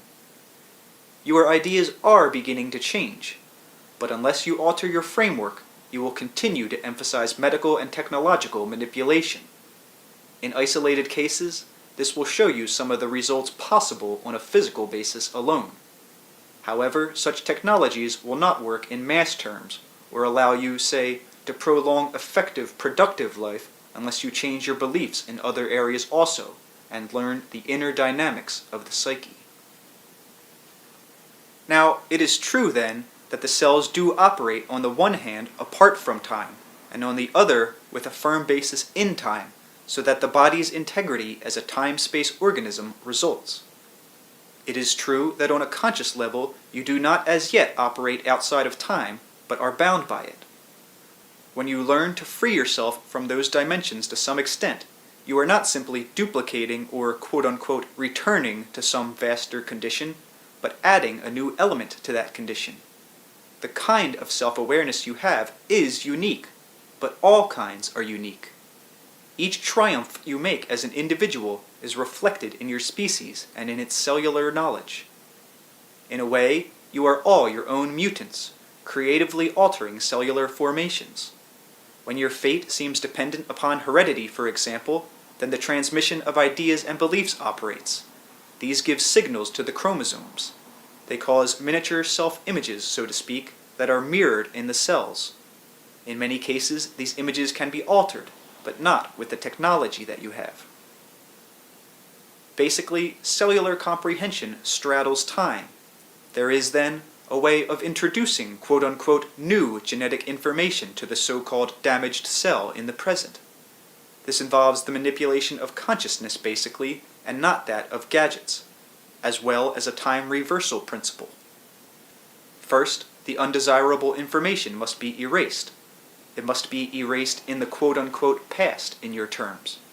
Some, but very few, psychic healers do this automatically without realizing what they are doing. The body on its own performs this service often when it automatically writes certain conditions, even though they were genetically imprinted.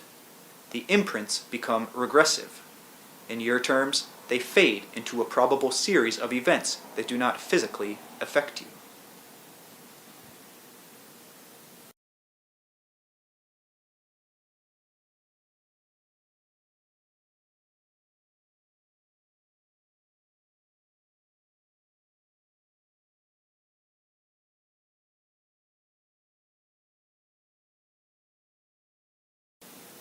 Session 707.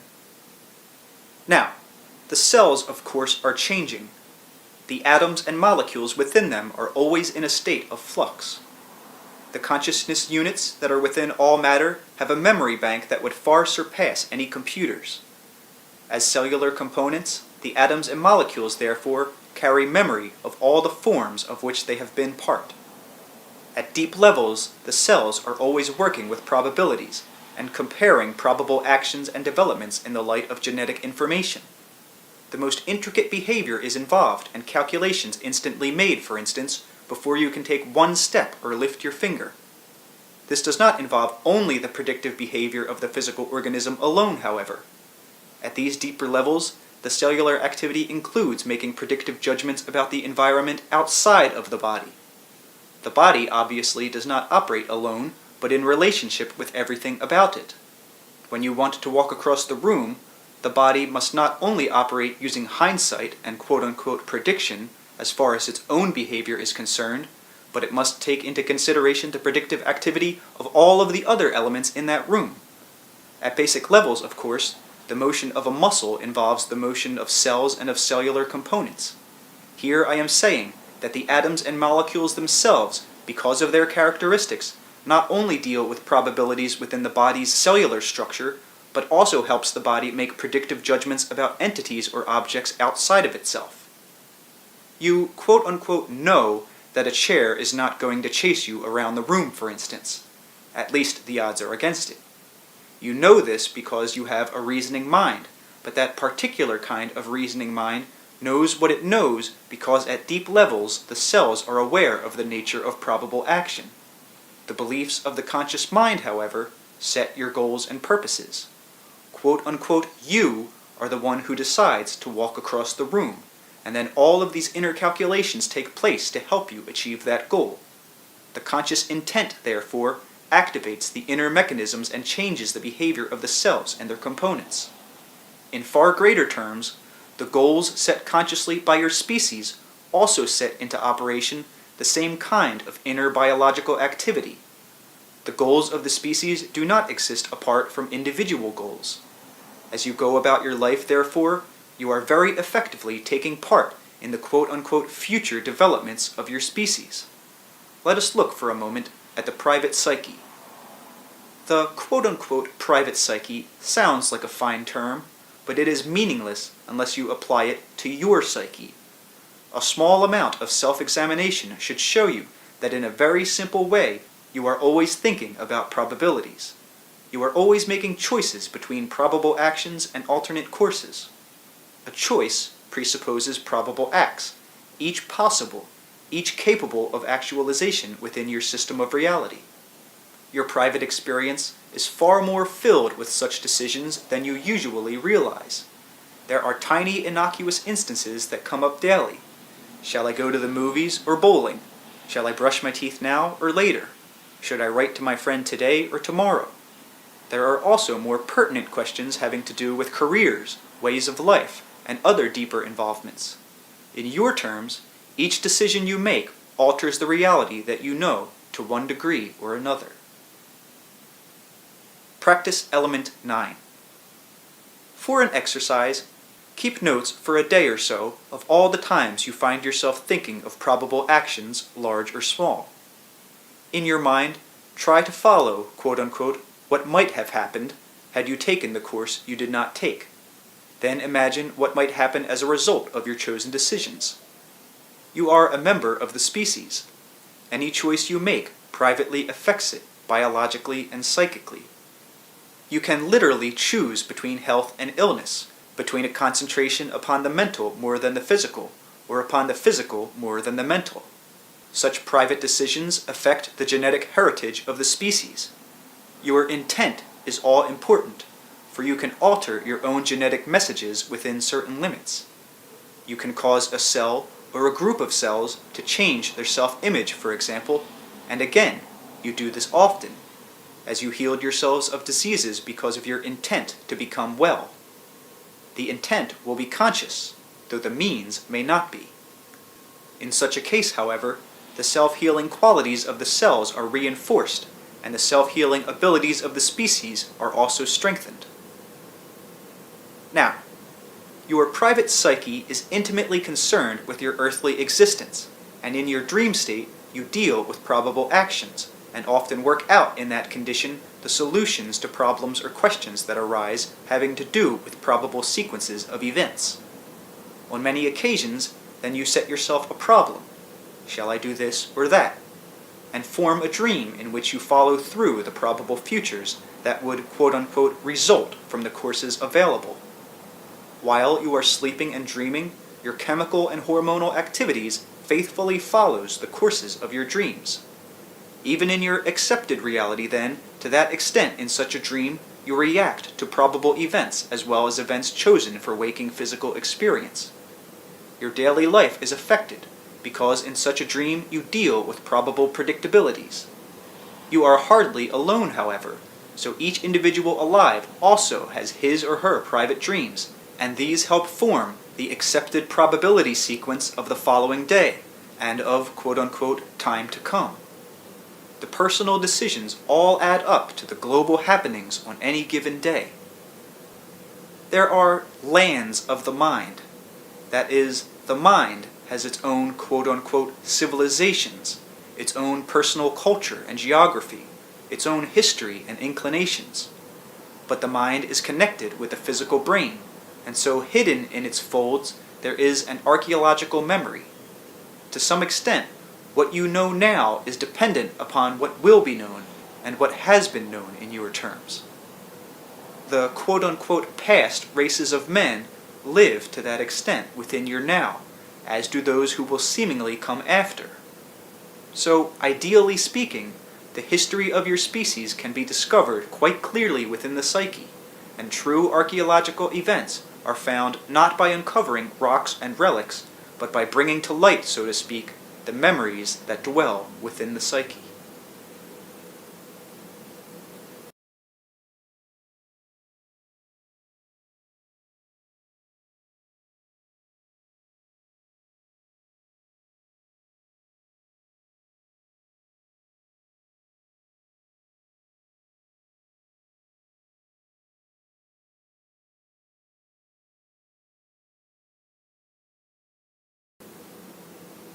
Session 708. Now, consciousness operates with what you may call code systems. These are beyond count.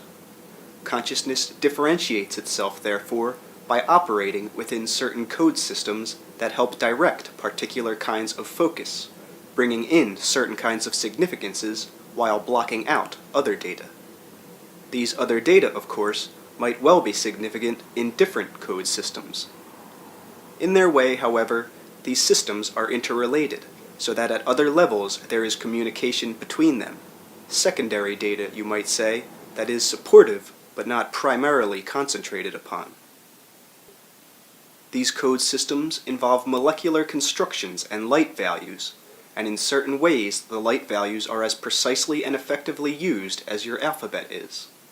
For example, certain kinds of life obviously respond to spectrums with which you are not familiar.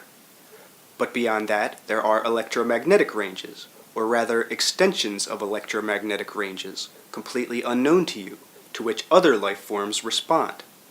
Again, all of these code systems are interrelated. In the same way, the private psyche contains within it hints and glimpses of other alternate realities. These operate as secondary codes, so to speak, beneath the existence that you officially recognize. Such secondary systems can tell you much about the potentials of human reality. Those that are latent, but can at any time be quote-unquote raised to primary importance. Such secondary systems also point toward the probable developments possible for individuals or species. All of the probabilities practically possible in human development are therefore present to some extent or another in each individual. Any biological or spiritual advancement that you might imagine will of course not come from an outside agency, but from within the heritage of consciousness made flesh. Generally, those alive in this century chose a particular kind of orientation. The species chose to specialize in certain kinds of physical manipulation, to devote its energies in certain directions. Those directions have brought forth a reality unique in its own fashion. Man has not driven himself down a blind alley, in other words. He has been studying the nature of his consciousness, using it as if it were apart from the rest of reality, and therefore seeing nature and the world in a particular light. That light has finally made him feel isolated, alone, and to some extent, relatively powerless. He is learning how to use the light of his own consciousness, and discovering how far one particular method of using it can be counted upon. He is studying what he can do and not do with that particular focus. He is now discovering that he needs other lights also, in other words, that he has been relying upon only a small portion of an entire inner searchlight that can be used in many directions. Let us look at some of those other directions that are native to man's consciousness, still waiting to be used effectively. I am speaking in your historical terms because before the historical system that you recognize, man had indeed experimented with these other directions, and with some success. This does not mean that man in the present has fallen from some higher spiritual achievement to his current state. There are cycles in which consciousness forms earthly experience and maps out historical sequences. So there have been other species of mankind beside your own, each handling physical data in its own way. Some have taken other directions, therefore, than the one that you have chosen. Even those paths are latent or secondary, however, within your own private and mass experience. They reside within you, presenting you with alternate realities that you may or may not choose privately or in mass as you prefer. Each system, of course, brings forth its own culture, quote-unquote technology, art, and science.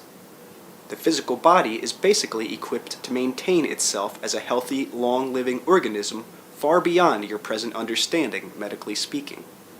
The cellular comprehension provides all kinds of inner therapeutics that operate quite naturally. There is a physical give and take between the body and environment beyond that which you recognize, an inner dynamics here that escapes you, that unites the health of plants, animals, and men. In the most simple and mundane of examples, if you are living in a fairly well-balanced, healthy environment, your houseplants and your animals will also be well. You form your environment, and you are a part of it. You react to it, often forgetting that relationship. Ideally, the body has the capacity to keep itself in excellent health, but beyond that, to maintain itself at the highest levels of physical achievement. The exploits of your greatest athletes gives you a hint of the body's true capacity. In your system of beliefs, however, those athletes must train and focus all of their attention in that direction, often at the expense of other portions of their own experience. But their performances show you what the body is capable of. The body is equipped, ideally again now, to rid itself of any diseases, and to maintain its stability into what you would call advanced old age, with only a gradual overall change. At its best, however, the change would bring about spiritual alterations.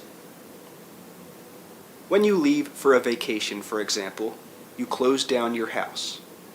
In these ideal terms, death would involve a closing down of your physical house. It would not be crumbling about you. Now, certain individuals glimpse this great natural healing ability of the body and use it. Doctors sometimes encounter it when a patient with a so-called incurable disease suddenly recovers. Quote-unquote miraculous healings are simply instances of nature unhampered. Complete physicians, as mentioned earlier, would be persons who understood the true nature of the body and its own potentials. Persons who would therefore transmit such ideas to others and encourage them to trust the validity of the body. Some of the body's abilities will seem impossible to you, for you have no evidence to support them. Many organs can completely replace themselves. Diseased portions can be replaced by new tissue. Many people, without knowing it, have developed cancer and rid themselves of it. Appendixes removed by operations have grown back. These powers of the body are biologically quite achievable in practical terms, but only by a complete change of focus and belief. Your insistence upon separating yourselves from nature automatically prevented you from trusting the biological aspects of the body, and your religious concepts further alienated you from the body's spirituality. In your reality, your consciousness is usually identified with the body, on the other hand. That is, you think of your consciousness as being always within the flesh, yet many individuals have found themselves outside of the body, fully conscious and aware. Under certain conditions, therefore, the body can maintain itself while the quote-unquote main consciousness is away from it. The body consciousness is quite able, then, to provide the overall equilibrium. At certain levels of the sleep state, this does in fact happen. In sleepwalking, the body is active, but the main consciousness is not quote-unquote awake. It is not manipulating the body. The main consciousness is elsewhere. Under such conditions, the body can perform tasks and often maneuver with an amazing sense of balance. This finesse, again, hints at physical abilities not ordinarily used. The main consciousness, because of its beliefs, often hampers such manipulability in normal waking life.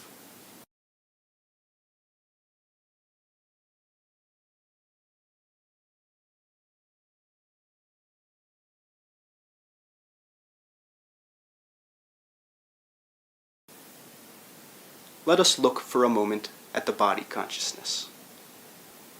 It is equipped, as an animal is, to perform beautifully in its environment. You would call it mindless, since it would seem not to reason.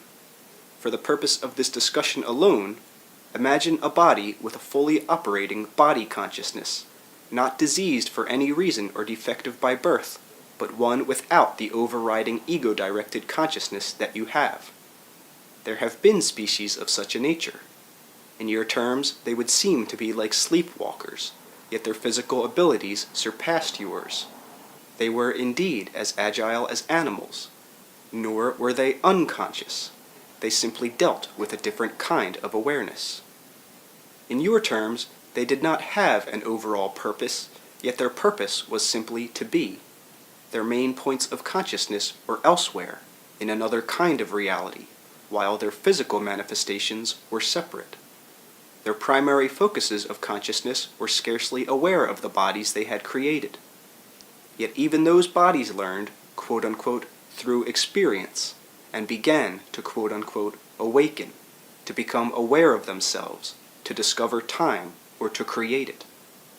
The sleepwalkers, as we will call them, were not asleep to themselves, and would seem so only from your viewpoint. There were several such races of human beings. Their overall primary experience was outside of the body. The physical corporal existence was a secondary effect. To them, the real was the dream life, which contained the highest stimuli, the most focused experience, the most maintained purpose, the most meaningful activity, and the most organized social and cultural behavior. Now, this is the other side of your own experience, so to speak. Such races left the physical earth much as they found it. The main activity, then, involved consciousness apart from the body. In your terms, physical culture was rudimentary. Now, the physical organism as such is capable of that kind of reality system. It is not better or worse than your own. It is simply alternate behavior, biologically and spiritually possible. No complicated physical transportation systems were set up. In the physical state, in what you would call the waking state, these individuals slept. To you, comparatively speaking, their waking activities would seem dreamlike, and yet they behaved with great natural physical grace, allowing the body to function to capacity. They did not saddle it with negative beliefs of disease or limitation. Such bodies did not age to the extent now that yours do, and enjoyed the greatest ease and sense of belonging with the environment. Consciousness connected with the flesh, then, has great leeway spiritually and biologically, and can focus itself in many ways with and through the flesh, beside your own particular orientation. There have been highly sophisticated developed civilizations that would not be apparent to you because the main orientation was mental or psychic, while the physical race itself would seem to be highly undeveloped. In some of their own private dreams, many of my readers will have discovered a reality quite as vivid as the normal one, and sometimes more so. These experiences can give you some vague hint of the kind of existence I am speaking of. There are also physical apparatuses connected with the hibernation abilities of some animals that can give further clues as to the possible relationships of consciousness to the body.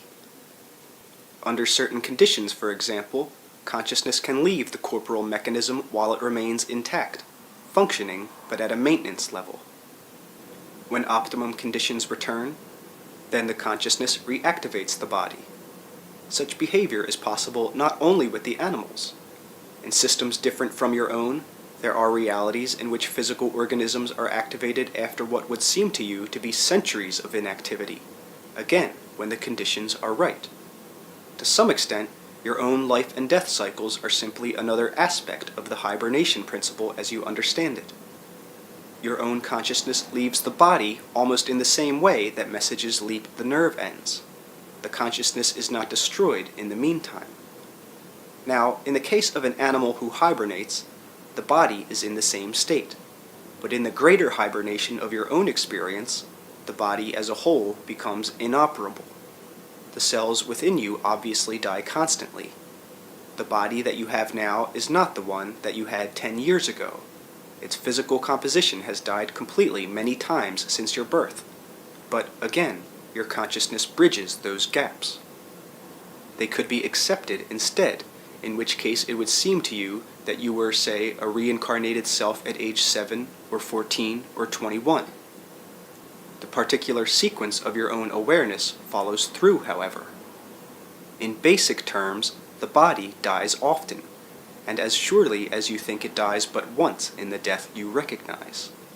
On numerous occasions it physically breaks apart, but your consciousness rides beyond those quote-unquote deaths. You do not perceive them. The stuff of your body literally falls into the earth many times, as you think it does only at the quote-unquote end of your life. Again, your own consciousness triumphantly rides above those deaths that you do not recognize as such.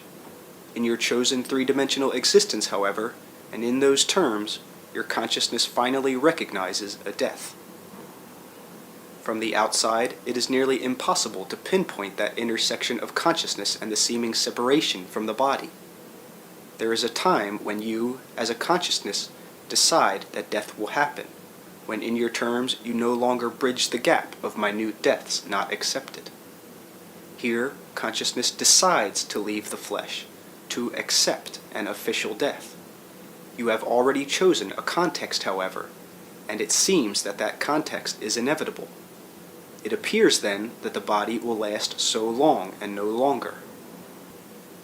The fact remains that you have chosen the kind of consciousness that identifies with the flesh for a certain period of time. Other species of consciousness, of a different order entirely, and with a different rhythm of experience, would think of a life in your terms as a day, and have no trouble bridging the gap between apparent life, death, and new life. Some individuals find themselves with memories of other lives, which are other days to the soul. Such persons then become aware of a greater consciousness reaching over those gaps, and realize that earthly experience can contain, among other things, a knowledge of existence in more than one body.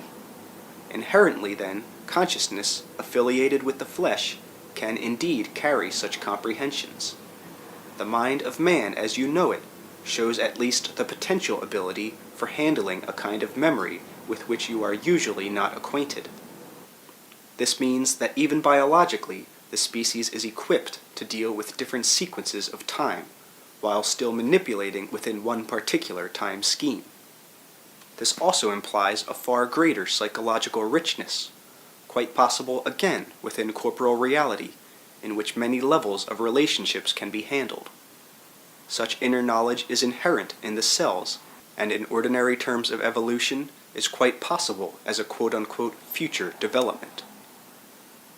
Knowledge is usually passed down through the ages in your reality through books and historic writings, yet each individual contains within himself or herself a vast repository, direct knowledge of the past in your terms through unconscious comprehension.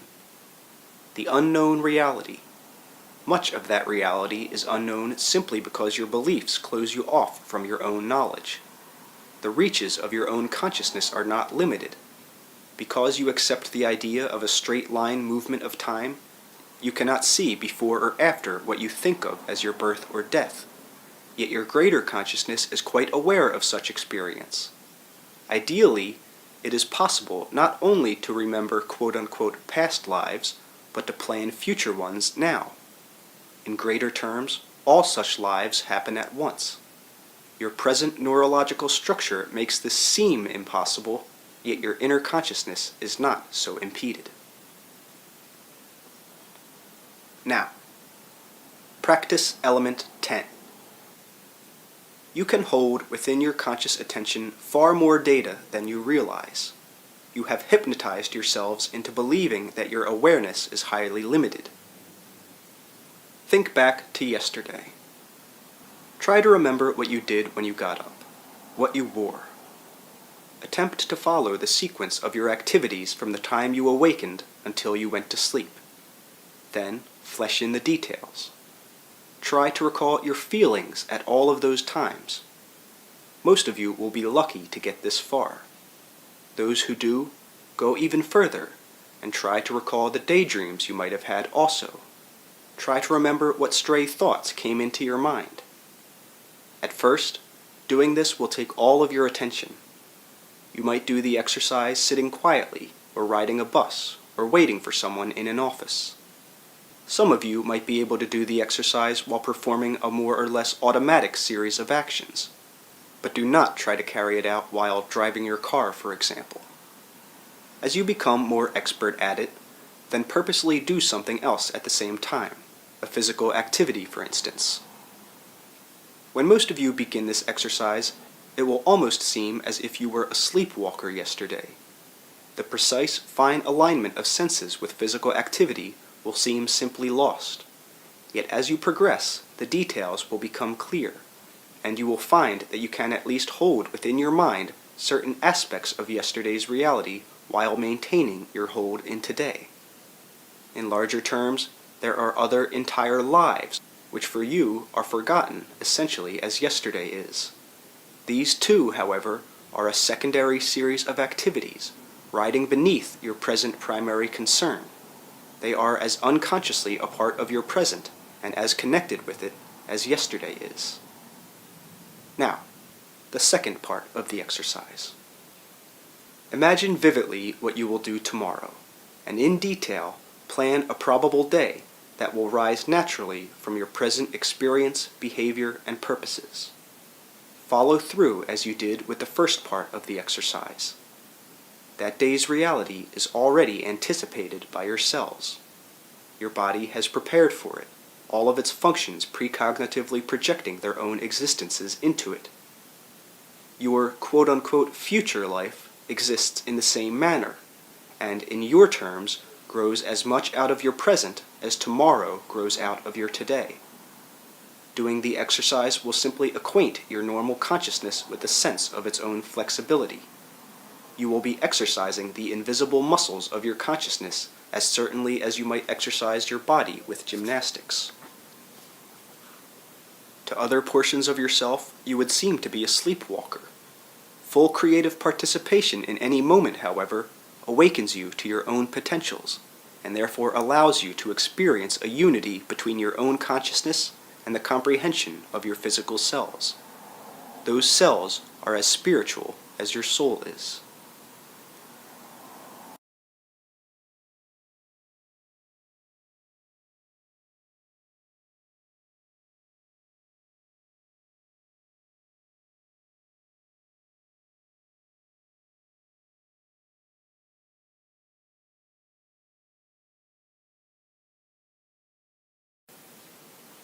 Session 709. Now, everything that is apparent three-dimensionally has an inside source out of which its appearance springs. Some of this, again, is difficult to explain, not because Rupert does not have the vocabulary, but because serial word language automatically prepackages ideas into certain patterns, and to escape prepackaging can be a task. We will try our best, however. The cell, as you understand it, is but the cell's three-dimensional face. The idea of tachyons, as currently understood, is basically legitimate, though highly distorted. Before a cell as such makes its physical appearance, there are quote-unquote disturbances in the spot in which the cell will later show itself. Those disturbances are the result of a slowing down of prior effects of faster-than-light activity, and represent the emergence into your space-time system of energy that can then be effectively used and formed into the cellular pattern. The very slowing down process itself helps quote-unquote freeze the activity into a form. At the death of a cell, a reverse process occurs. The death is the escape of that energy from the cell form, its release, the release itself triggering certain stages of acceleration. There is what might be called a residue, or debris energy, quote-unquote coating the cell, that stays within this system. None of this can be ascertained from within the system. That is, the initial faster-than-light activity or the deceleration afterward. Such faster-than-light behavior, then, helps form the basis for the physical universe. This characteristic is an attribute of the consciousness units, which have already slowed down to some extent when they form electromagnetic energy units. While operating through the body structures, consciousnesses such as your own focus largely upon the three-dimensional orientation. In out-of-body states, however, consciousness can travel faster than light, often, in fact, instantaneously. This frequently happens in the dream state, although such a performance can be achieved in varying altered states of consciousness. At such times, consciousness simply puts itself in a different relationship with time and space. The physical body cannot follow, however. It is by altering its own relationship with the physical universe that consciousness can best understand its own properties, and glimpse from another vantage point that physical universe, where it will be seen in a different light. Operating outside the body, consciousness can better perceive the properties of matter. It cannot experience matter, however, in the same fashion as it can when it is physically oriented. From your ordinary point of view, the traveling consciousness is off focus, not locked into physical coordinates in the designated fashion. The so-called inner world can be at least theoretically explored, however, in just such a way. Consciousness, quote-unquote, unlocks itself for a while from its usual coordinates. When this happens, the out-of-body traveler is not simply out of his or her corporal form. The person steps out of usual context. Even if an individual leaves the body and wanders about the room no more than a few feet away from where the body is located, there are alterations. The relationship of consciousness to the room is different. The relationship of the individual to time and space has altered. Time out of the body is quote-unquote free time by your standards. You do not age, for example, although this effect varies according to certain principles. I will mention these later. Such a traveling consciousness may journey within physical reality. While not relating to that system in the usual manner, it may still be allied with it. From that viewpoint, matter itself will seem to appear differently than it does ordinarily. On the other hand, an out-of-body consciousness may also enter other physically attuned realities, those operating, quote-unquote, at different frequencies than your own. The basically independent nature of consciousness allows for such disentanglement. The body consciousness maintains its own equilibrium and acts somewhat like a maintenance station. Any discussion of the unknown reality must necessarily involve certain usually dismissed hypotheses about the characteristics of consciousness itself. The world as you know it is the result of a complicated set of quote-unquote codes, each locked in one to the other, each one in those terms dependent upon the others. Your precise perceived universe in all of its parts, then, results from coded patterns, each one fitting perfectly into the next. Alter one of these, and to some extent you step out of that context. Any event of any kind that does not directly, immaculately intersect with your space-time continuum does not happen in your terms, but falls away. It becomes probable in your system, but seeks its own quote-unquote level, and becomes actualized as it falls into place in another reality, whose quote-unquote coded sequence fits its own.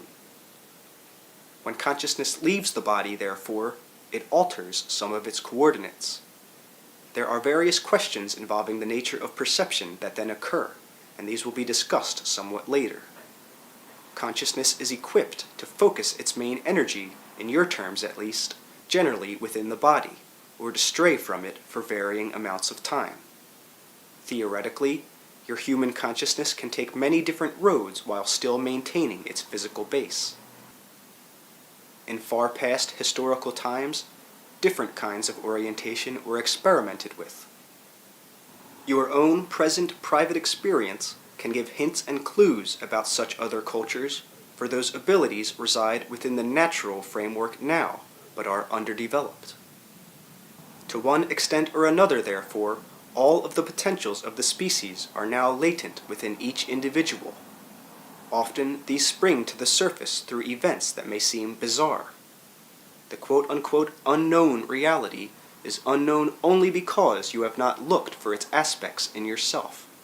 You have been taught to pay almost exclusive attention to your exterior behavior. Privately, then, much of your inner life escapes you. You often structure your life according to that exterior pattern of events. These, while important, are the result of your own inner world of activity. That inner world is your only real connection with the exterior events, and the objective details make sense only because of the subjectivity that gave them birth. In the same way, when you look at the current state of the world or at history, you often structure your perceptions so that only the topmost surface of events are seen. Using the same kind of reasoning, you are apt to judge the historic past of your species in very limited terms, to overlook great do's in your history because they seem to make no sense. While you believe, for example, that technology as you understand it alone means progress, and that progress necessarily requires overriding physical manipulation of the environment that you must forever continue, you will judge past civilizations in that light. This will blind you to certain accomplishments and other orientations to such an extent that you will not be able to see evidence of achievement when it appears before your eyes. You have not worked with the power of thought or feeling, but only with its physical effects. Therefore, to you, only physically materialized events are obvious. You do not accept your dreams as real, for example, but as a rule you consider them fantasies, imaginative happenings. Until very recently, you generally believed that all information came to the body through the outer senses, and ignored all evidence to the contrary. It was impossible to imagine civilizations built upon data that were mentally received, consciously accepted, and creatively used. Under such circumstances, scientists could hardly look for precognition in cells. They did not believe it existed to begin with. The human body itself has limitless potentials and great variations that allow for different kinds of orientation. Probable man represents alternate man from your viewpoint, alternate versions of the species. The same applies individually. In out-of-body states, many people have encountered probable selves and probable realities. They have also journeyed into the past and the future as you think of them.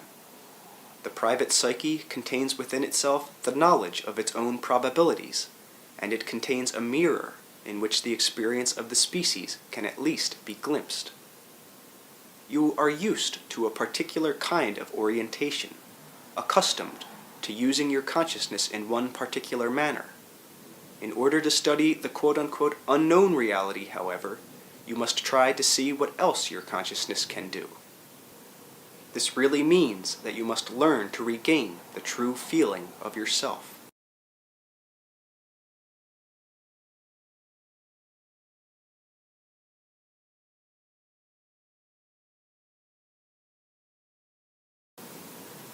There are two main ways of trying to find out about the nature of reality: an exterior method and an interior one. The methods can be used together, of course, and from your vantage point must be for the greatest efficiency.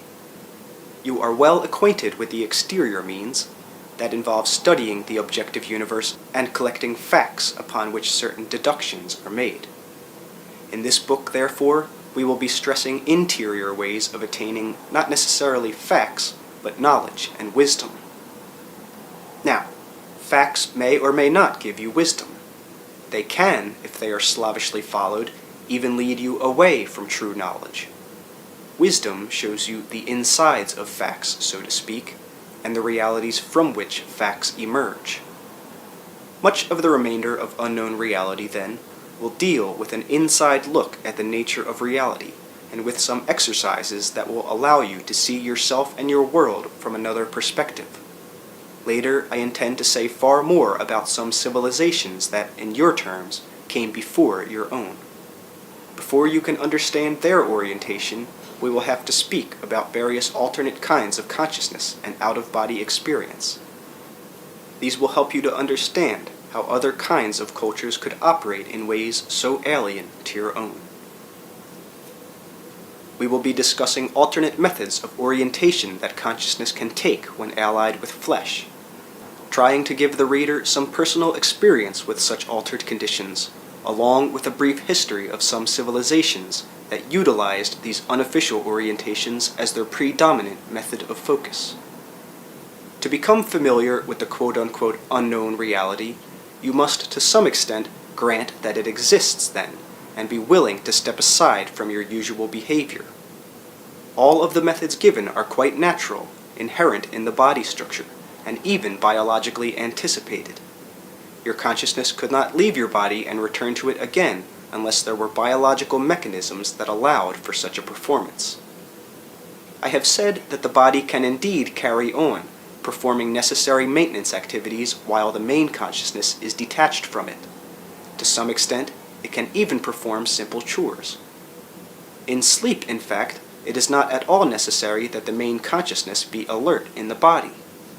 Only in certain kinds of civilizations, for that matter, is such a close body and main consciousness relationship necessary.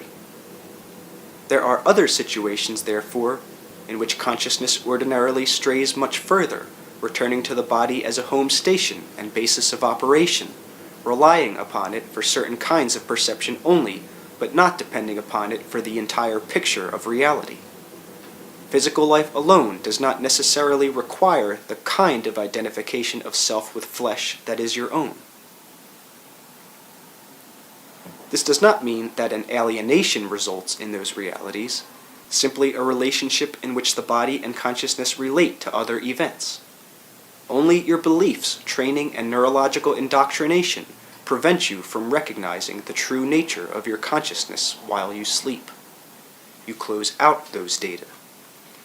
In that period, however, at an inner order of events, you are highly active and do much of the interior mental work that will later appear as physical experience. While your consciousness is so engaged, your body consciousness performs many functions that are impossible for it during your waking hours. The greatest biological creativity takes place while you sleep, for example, and certain cellular functions are accelerated. Some such disengagement of your main consciousness and the body is therefore obviously necessary, or it would not occur. Sleeping is not a byproduct of waking life. In greater terms, you are just as awake when you are asleep, but the focus of your awareness is turned in other directions. As you know, you can live for years while in a coma, but you cannot live for years without ever sleeping. Even in a coma, there is mental activity, though it may be impossible to ascertain it from the outside. A certain kind of free conscious behavior is possible when you are not physically oriented as you are in the waking state, and that activity is necessary even for physical survival. This also has to do with pulsations of energy, in which consciousness as you know it now exercises itself, using native abilities that cannot be expressed through physical orientation alone. Your own main consciousness has the ability to travel faster than light, but those perceptions are too fast, and the neurologically structured patterns that you accept cannot capture them. For that matter, cellular comprehension and reaction are too fast for you to follow. The poised framework of physical existence requires a particular platform of experience that you accept as valid and real. At that level only is the universe that you know experienced. That platform or focus is the result of the finest cooperation. Your own free consciousness and your body consciousness form an alliance that makes this possible. Such a performance actually means that physical reality clicks off and on. In your terms, it exists only in your waking hours. The inner work that makes it possible is largely done in the sleep state. The meeting of the body consciousness and your main consciousness requires an intense focus in which the greatest manipulations are necessary. Perceptions must be precise in physical terms. To some extent, however, that exquisite concentration means that certain limitations occur. Cellular comprehension is not tuned into by the normally conscious self, which is equally unaware of its own freewheeling nature at quote-unquote higher levels. So a disengagement process must happen that allows each to regenerate. The consciousness then leaves the body. The body consciousness stays with it.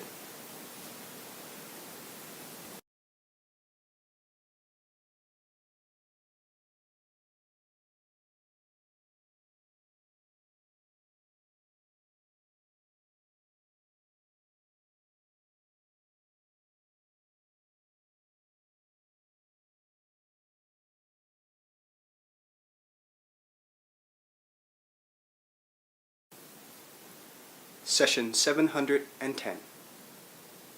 Now, to explore the unknown reality, you must venture within your own psyche, travel inward through invisible roads as you journey outward on physical ones. Your material reality is formed through joint cooperation. Your own ideas, objectified, become a part of the physical environment. In this vast cooperative venture, the thoughts and feelings of each living being take root, so to speak, springing up as objective data.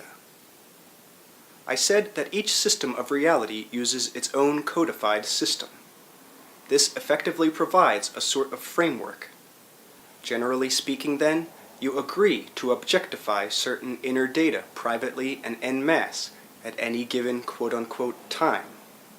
In those terms, the airplane objectified the inner idea of flying in quote-unquote your time, and not in AD 1500, for example. You may have heard people say of an idea, its time has not yet come. This simply means that there is not enough energy connected with the idea to propel it outward into the world of physical experience as an objective, mass-experienced event. In the dream state and in certain other levels of reality, ideas and their symbols are intimately experienced. There is no time lag, then, between a feeling and its quote-unquote exteriorized condition. It is automatically experienced in whatever form is familiar and natural to the one who holds it. The psyche is presented with its own concepts, which are instantly reflected in dream situations and other events that will be explained shortly. If you dream of or yearn for a new house in physical life, for instance, it may take some time before that ideal is realized, even though such a strong intent will most certainly bring about its physical fulfillment. The same desire in the dreaming state, however, may lead to the instant creation of such a house as far as your dream experience is concerned. Again, there is no time lag there between desire and its materialization. There are levels within dreams, highly pertinent but mainly personal, in that they reflect your own private intents and purposes. There are other levels, further away in your terms, that involve mass behavior on a psychic level, where together the inhabitants of the physical world plan out future events. Here, probabilities are recognized and utilized. Symbolism is used. There is such an interweaving of intent that this is difficult to explain. Private desires here are magnified as they are felt by others, or minimized accordingly, so that in the overall, large general plans are made having to do with the species at any given quote-unquote time. Here again, these desires and intents must fit into the codified system as it exists. At these levels, you are still close to home. Beyond, there are layers of actuality in which your psyche is also highly involved, and these may or may not appear to have anything to do with the world that you know. When you travel into such realms, you usually do so from the dream state, still carrying your private symbols with you. Even here, these are automatically translated into experience. This is not your own codified system, however. You may journey through such a reality, perceiving it opaquely, layering it over with your own perceived symbols, and taking those for the quote-unquote real environment. In these terms, the real environment will be that which was generally perceived by the natural inhabitants of the system. To begin with, your own symbols rise from deep levels of the psyche, and in certain terms you are a part of any reality that you experience, but you may have difficulty in the interpretation of events. If you are in a world not yours, with your consciousness drifting, you are in free gear, so to speak, your feelings and thoughts flowing into experience. You have to learn how to distinguish your psychological state from the reality in which you find yourself if you want to maintain your alertness and explore that environment. Many of my readers find themselves in just such situations while they are sleeping. While still dreaming, they seem to come suddenly awake in an environment that appears to make no sense. Demons may be chasing them. The world may seem topsy-turvy. The dead and the living may meet and speak. Now, in almost all instances, demons in dreams represent the dreamer's belief in evil, instantly materialized. They are not the inhabitants of some netherworld, then, or underground. We will be giving some instructions that will enable readers to experiment with the projection of consciousness, at least to some extent. It is very important for you to realize that even in dreams you form your own reality. Your state of mind, freed from its usual physical focus, creatively expresses itself in all of its power and brilliance. The state of mind itself serves as an intent, propelling you into realities of like conditions. In your world, you travel from one country to another, and you do not expect them all to be alike. Instead, you visit various parts of the world precisely because of the differences among them. So all out-of-body journeys do not lead to the same locale. Instinctively, you leave your body for varying amounts of time each night while you sleep, but those journeys are not quote-unquote programmed. You plan your own tours, in other words. As many people with the same interests may decide to visit the same country together on tour, so in the out-of-body condition, you may travel alone or with companions. If you are alert, you may even take snapshots. Only as far as inner tours are concerned, the snapshots consist of clear pictures of the environment taken at the time, developed in the unconscious, and then presented to the waking mind. There are techniques for using cameras, and a camera left at home will do you little good abroad.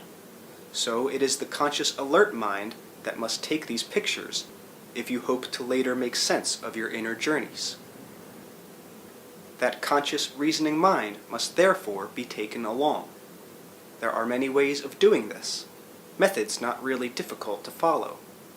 Certain techniques will help you pack your conscious mind for your journey as you would pack your camera. It will be there when you need it to take the pictures that will be your conscious memories of your journey. You must remember that the objective world also is a projection from the psyche. Because you focus in it primarily, you understand its rules well enough to get along. A trip in the physical world merely represents the decision to walk or to choose a particular kind of vehicle. A car will not carry you across the ocean, so you take a ship or a plane. You are not astonished to see the land suddenly gives way to water. You find that natural alteration quite normal. You expect time to stay in its place, however. The land may change to water, for example, but today must not change into yesterday in the same fashion, or into tomorrow in the beginning of today's afternoon. Walking down the avenue, you expect the trees to stay in their places and not transform themselves into buildings. All of these assumptions are taken for granted in your physical journeys. You may find different customs and languages, yet even these will be accepted in the vast overall basic assumptions within those boundaries physical life occurs. You are most certainly traveling through the private and mass psyche when you so much as walk down the street. The physical world seems objective and outside of yourself, however. The idea of such outsideness is one of the assumptions upon which you build that existence. Interior traveling is no more subjective then than a journey from New York to San Francisco.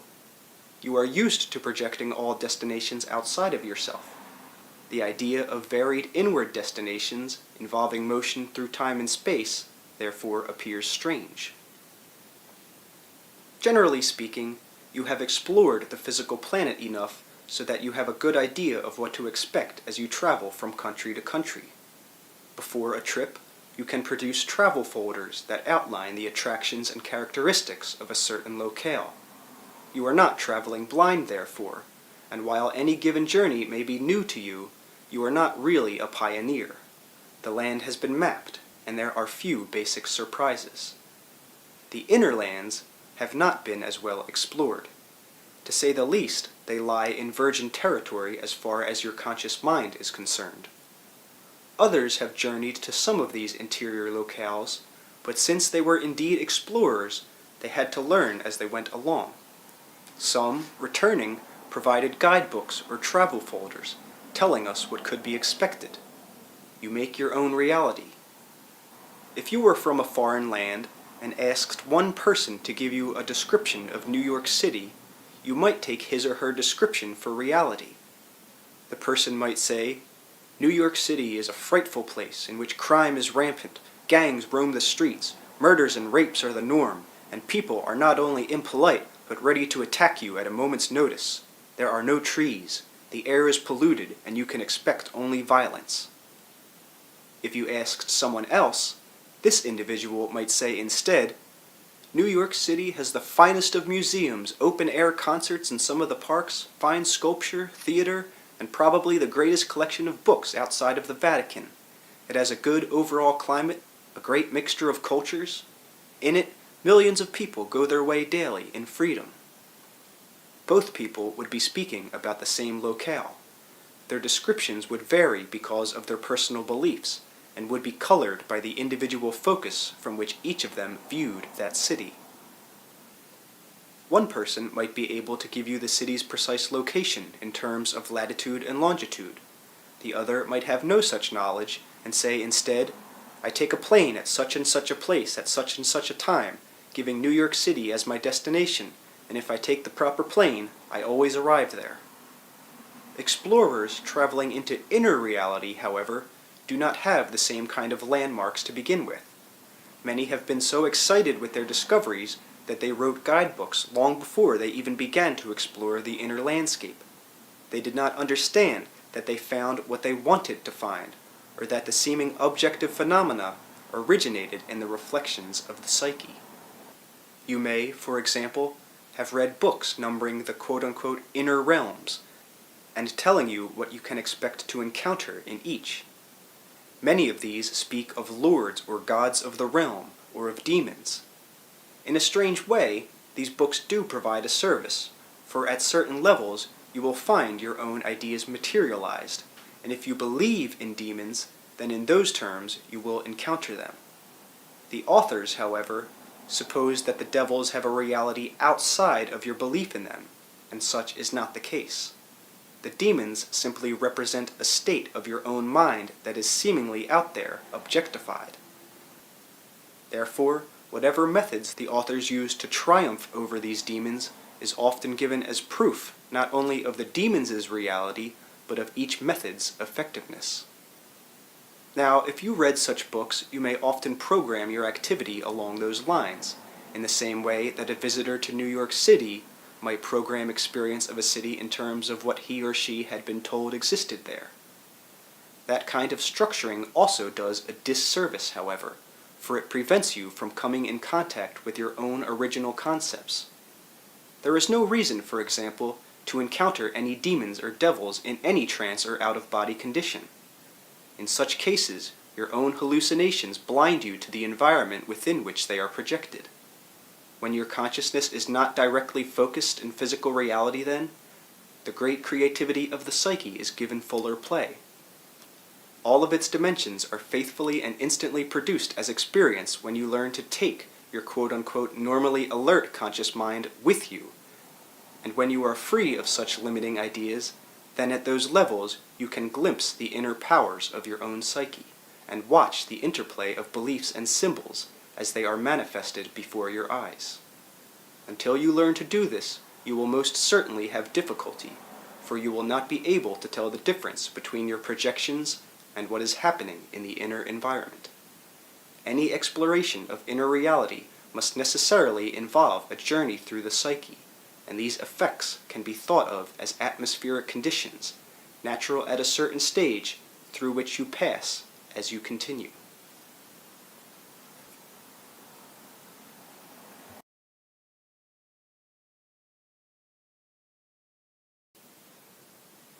Session 711.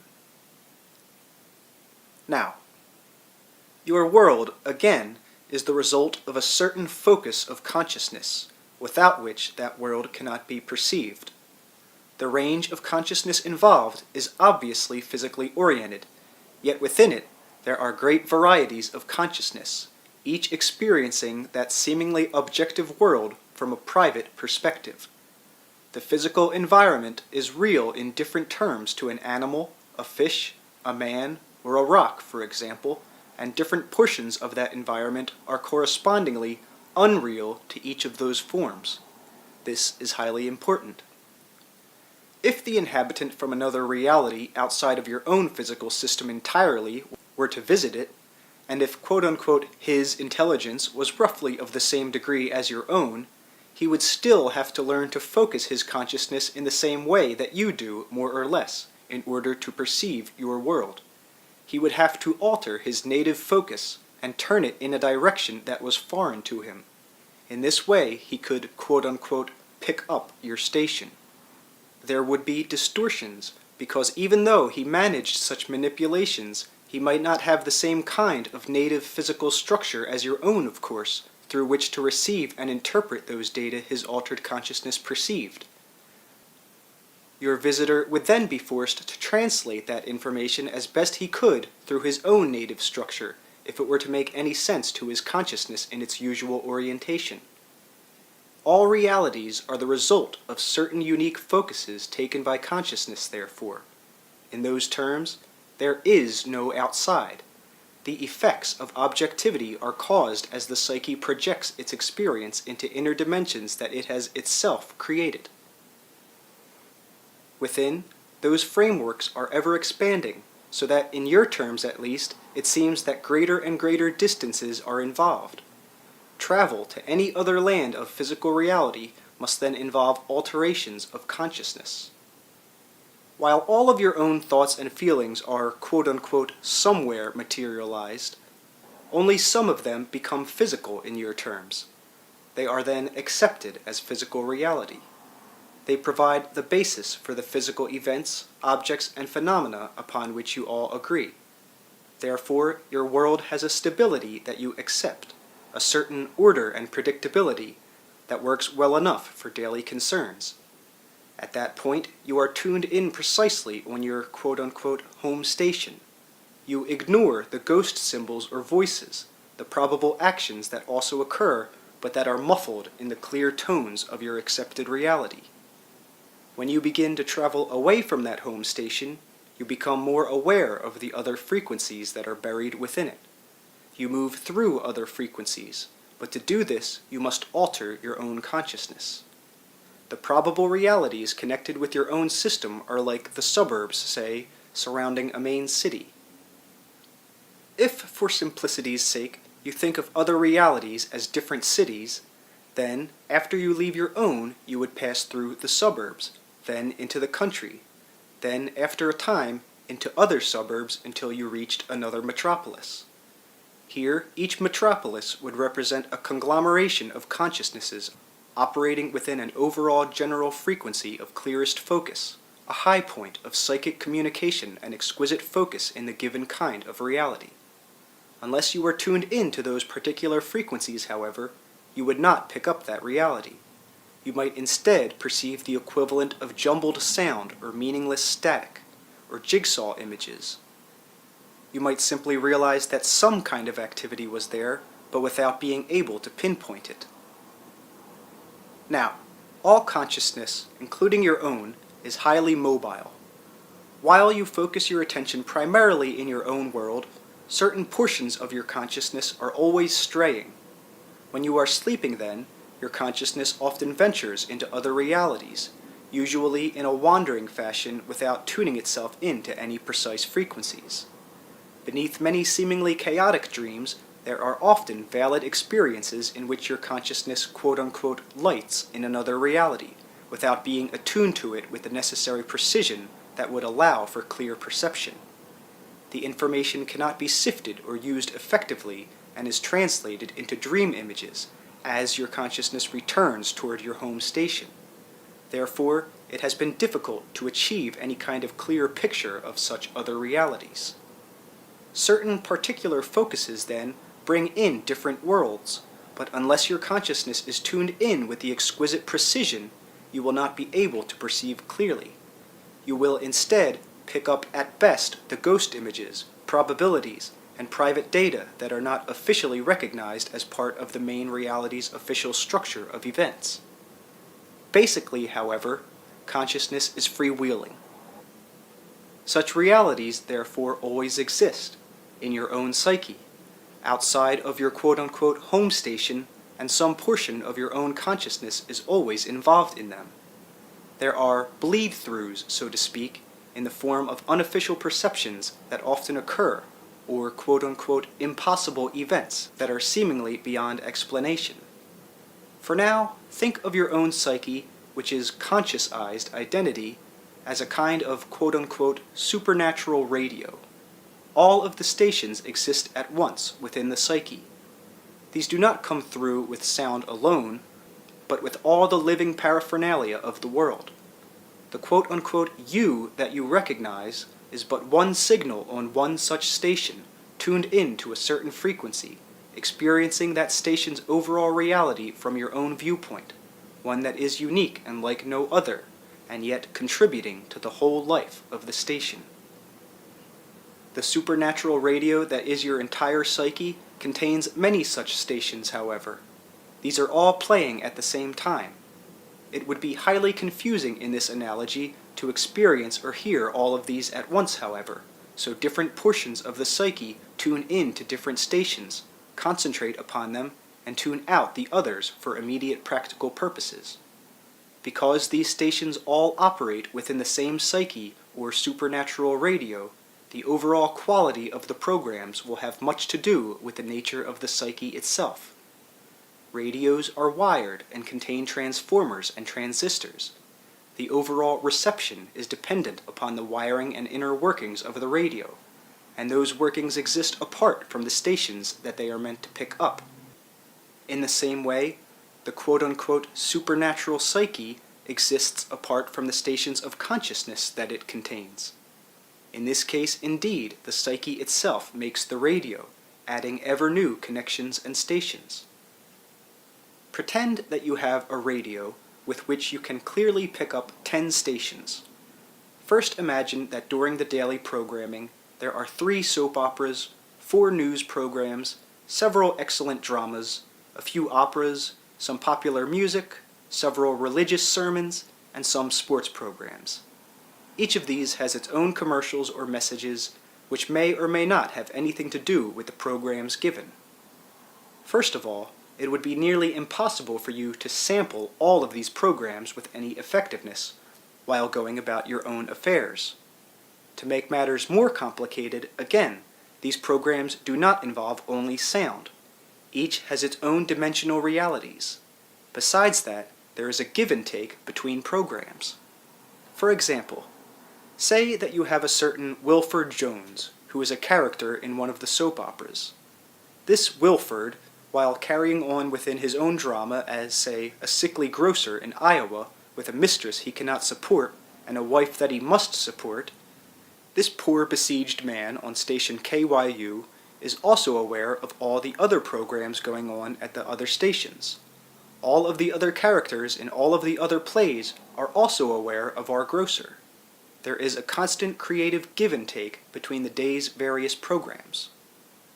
When our Wilford dramatically cries out to his mistress, "I am afraid my wife will learn of our affair," then the symphony playing on another station becomes melodramatic, and the sports program shows that a hero fumbles the football. Yet each character has his own free will. The football player, unconsciously picking up the grocer's problem, for example, may use it as a challenge and say, "No, I will not fumble the ball." The crowds then cheer, and our grocer in his soap opera may smile and say, "But it will work out after all." In other words, there is in the psyche constant interaction between all of the stations, and marvelous, literally unlimited creativity, in which, in your terms, all actions in one station affect all others in the other stations.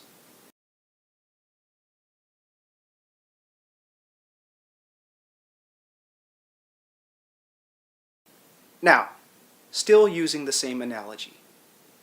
As he falls asleep some night, our grocer Wilford might suddenly hear the full strains of a symphony in his head, or instead catch a quick glimpse of a football player, or on the other hand, one of the musicians in the symphony orchestra may suddenly find himself thinking about how difficult it would be to have a mistress and a wife at the same time. From the point of view of the perceiver, these would be unofficial events, and yet they could serve as important clues to the nature of reality. The separate programs existing at once each have their own schedules, and from your reality you could not play them all at once. It seems to you that you are outside of the psyche, so you think of someone as yourself operating this radio from that external position. From your point of view, you could not pick up the grocer's escapades and the symphony, for instance, if both came through at 8 o'clock in the evening, without switching from one to the other. You would have to choose which program you wanted. It is very easy, of course, to expand our analogy, changing the radio to a television set. In this case, the projections on the screen would be fully dimensional, aware of each viewer in each living room. Not only this, but the screen people would understand the relationship between you and the viewer, and say the other viewers in the same town. Behind the scenes, not only would the performers, as performers in all of the programs, all know each other, but the characters portrayed by them would know each other and be aware of each other's roles in the programs, and even now and then stray into one another's dramas. At levels beyond the comprehension of the viewer, all of the dramas and programs would be related. Again, because of the specific poise of your consciousness, it seems to you that you are outside of all these programs. You tune into them, making choices, for example, if more than one favorite plays at the same hour. In greater terms, you are a part of the same quote-unquote set, and at another level, someone sees you as a character in a living room, turning on a television set. Intrinsically, the psyche, the private psyche, contains all such programs and realities. Certain portions of it, however, choose to take different focuses in order to bring those aspects in more clearly. To some extent, signals from all of the other stations are always in the background of any given program, and by momentarily altering the direction of your own attention, you can learn how to bring other stations into focus. Psychically and psychologically, those other stations upon which you do not concentrate form the structure of the psyche as you understand it, from which your earthly experience springs into focus. Studying yourself and the nature of your own consciousness, then, will automatically lead you to some extent to an understanding of the quote-unquote unknown reality. The unknown reality is composed of those blocked-out portions of your own psyche and the corresponding frameworks of experience they form. For the sake of imagery, you can imagine the normal consciousness as your connection with this home planet, the familiar station that you tune into every day. When you project your consciousness away from it, then you will encounter various kinds of atmospheric conditions. Once you understand what these are and what effects can be expected, such journeys can be undertaken consciously, with the conscious mind that you know acting as the astronaut, for example, and the rest of your consciousness acting as the vehicle. Such journeys lead to quite valid realities, but as an astronaut must know the best landing conditions, so you must learn how to quote-unquote come in at the most auspicious time and under the best conditions. Such journeys take you through the nature of the psyche itself, as well as to those other realities that exist as the result of the psyche's concentration within particular frequencies. Projecting your consciousness out of your body, therefore, provides at the same time an inner probing of consciousness itself, as well as experience of its manifestations. There are then inner lands of the mind, and other worlds quite as legitimate as your own. They are intimately connected, however, with mental states, which are then materialized, and so your own mental processes are highly involved. Now, first of all, I have been speaking of the psyche as if it were a completed thing with definite boundaries. The private psyche is ever creative, actually, expansive, and literally without beginning or end. Your experience of yourself marks the seeming boundaries of yourself. In a manner of speaking, I am one personality and one program or station. Rupert is another. We have learned to be aware of each other, to communicate between stations, to affect each other's programs, and to change each other's worlds. I do not speak alone to Rupert and Joseph, for example, but my words go out to the world that you know. Still within your framework, Rupert tunes in to another station, translates it, and broadcasts the information. To do this, however, he has to alter his own consciousness, withdraw momentarily from the official station to bring in this one. That means tuning in to other portions of the psyche, as well as another kind of reality. The final translation of my material has to come through his organism, however, or it would be meaningless to you. Through him, I am aware of the nature and condition of your world, and offer from my viewpoint comments meant to help you. Through Rupert, then, I am permitted to view the earth, quote-unquote, again in your terms. I exist apart from him, and he exists apart from me, yet we are together a part of the same entity, and that simply carries the idea of the psyche further. The other Saturday evening, while he was in bed, Rupert had a somewhat surprising experience. He was not dreaming. His body was asleep, but his consciousness was drifting. He clearly heard my voice. It seemed to come literally from out of the sky, down into another room outside of the one in which his body slept.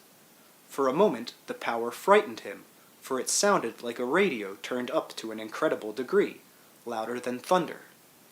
At the time, words were clearly distinguishable, though later he forgot what they said. For an instant, he was tempted to interpret the power as anger, for in your world, when someone is shouting, they are usually angry. He realized, however, that something else was involved. He did not sense my presence, but only heard the thunder of the voice. It shocked him because he is used to hearing my words from within his head, and he had never before been aware of my voice as existing apart from him. In the dream state, he has heard me giving him information. In these instances, however, he was the channel through which my voice came. He has often wondered about the nature of my own independence, and the kind of reality in which I exist. He was also aware at the time that while the voice literally boomed out, no one else would have heard it, yet the voice definitely came from outside of himself, and he certainly seemed to hear it with his physical ears. Rupert acts as a receiver when I speak, and so I must make certain adjustments so that my message can be channeled under conditions that involve, among other things, his nervous system and physical apparatus.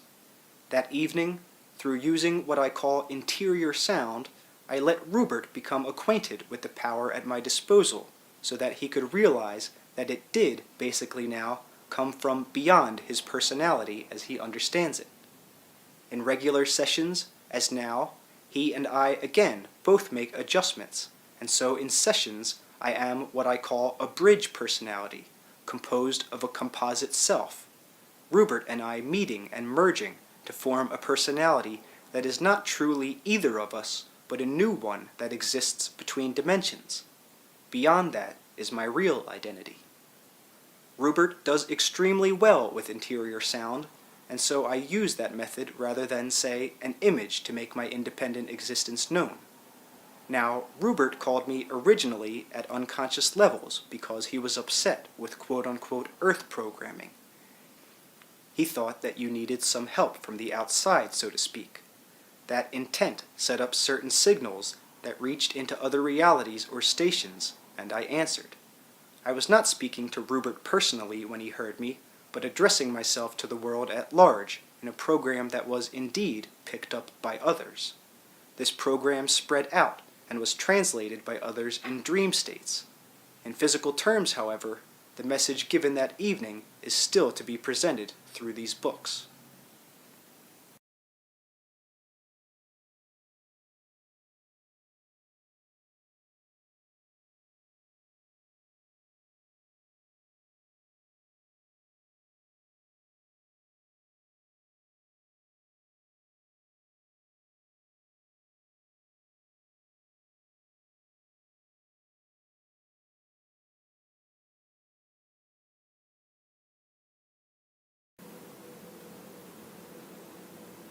Session 712. Now, each system of reality is indeed surrounded by its probable realities, though any one of those quote-unquote probable realities can be used as the hub or core reality, in which case all of the others will then be seen as probable. In other words, relativity certainly applies here. The rock-bed reality is the one in which the perceiver is focused. From that standpoint, all others would seem peripheral. Taking that for granted, however, any given reality system will be surrounded by its probability clusters. These can almost be thought of as satellites. Time and space need not be connected, however. That is, The attractions that exist between a reality and any given probability cluster may have nothing to do with time and space at all. The closest probability satellite to any given reality may, for example, be in an entirely different universe altogether. In that regard, you may find brethren more or less like yourself outside of your own universe, as you think of it, rather than inside it. You imagine your universe as extending outward in space and backwards in time. You think of it as an exteriorized manifestation, expanding perhaps, but in an exterior rather than an interior fashion. Your idea of space travel, for example, is to journey over the quote-unquote skin of your universe. You do not understand that your system is indeed expanding within itself, bringing forth new creativity and energy. Your universe is only one of many. Each one creates probable versions of itself. When you journey on the earth, you move around the outside of it. So far, your ideas of space travel involve that kind of surface navigation. Earth trips, however, are made with the recognition of their surface nature. When you think in terms of traveling to other planets or to other galaxies, though, the same kind of surface travel is involved. As closely as I can explain it in your terms, your concepts of space travel have you going around space rather than directly through it. You are also viewing your solar system through your own time perspective, which is relative. You, quote-unquote, look backward into time, you say, when you stare outward into the universe. You could as well look into the future, of course. Your own coordinates close you off from recognizing that there are indeed other intelligences alive even within your own solar system. You will never meet them in your exterior reality, however, for you are not focused in the time period of their existence. You may physically visit the quote-unquote very same planet on which they reside, but to you the planet will appear barren or not able to support life. In the same way, others can visit your planet with the same results. There is then a whole great inner dimension even to the space that you know, that you do not perceive. There are intelligent beings outside of your own galaxy, quote-unquote adjacent to you. Theoretically, you can visit them with some vast improvements in your technology, but great amounts of time would be involved. Others have visited your own planet in that particular fashion. Yours is still a linear technology. Some intelligent beings have visited your planet, finding not the world you know, but a probable one. There are always feedbacks between probable systems. A dominant species in one may appear as a bizarre trace species in another. More will be said about this and your planet later in the book. The closest equivalent to your own kind of intelligence and being can actually be found not by following the outer skin of space, but by going through it, so to speak. There are, again, inner coordinates having to do with the inner behavior of electrons. If you understood these, then such travel could be relatively instantaneous. The coordinates that link you with others who are more or less of your kind have to do with psychic and psychological intersections that result in a like space-time framework. Here, I would like to give a very simple example, evocative of what I mean. The other day, Rupert received a telephone call from a woman in California who was in difficulty. Rupert promised to send healing energy. Hanging up, he closed his eyes and imagined energy being sent out from a universal source through his own body and directed toward the person in need. When he did so, Rupert mentally saw a long, quote-unquote heavy beam extending straight to the west from a point between his eyes. It reached without impediment. He felt that this extension was composed of energy, and it seemed so strong that a person could walk upon it without difficulty. Subjectively, he felt that this beam of energy reached its destination, and so it did. Energy was almost instantly transmitted across the continent from one specific individual to another. When you are dealing with that kind of energy, and particularly when you believe in it, space does not matter. Emotional connections are set up and form their own set of coordinates. That beam of energy is as strong and real as a beam of steel, though it moves faster than a beam of light. If Rupert had tried to visit the woman by plane, he would have followed the curve of the Earth, but in those terms, the energy went through in the quote-unquote straightest way. The psychic and emotional communication, then, cut through physical coordinates. Rupert was momentarily allied with the woman.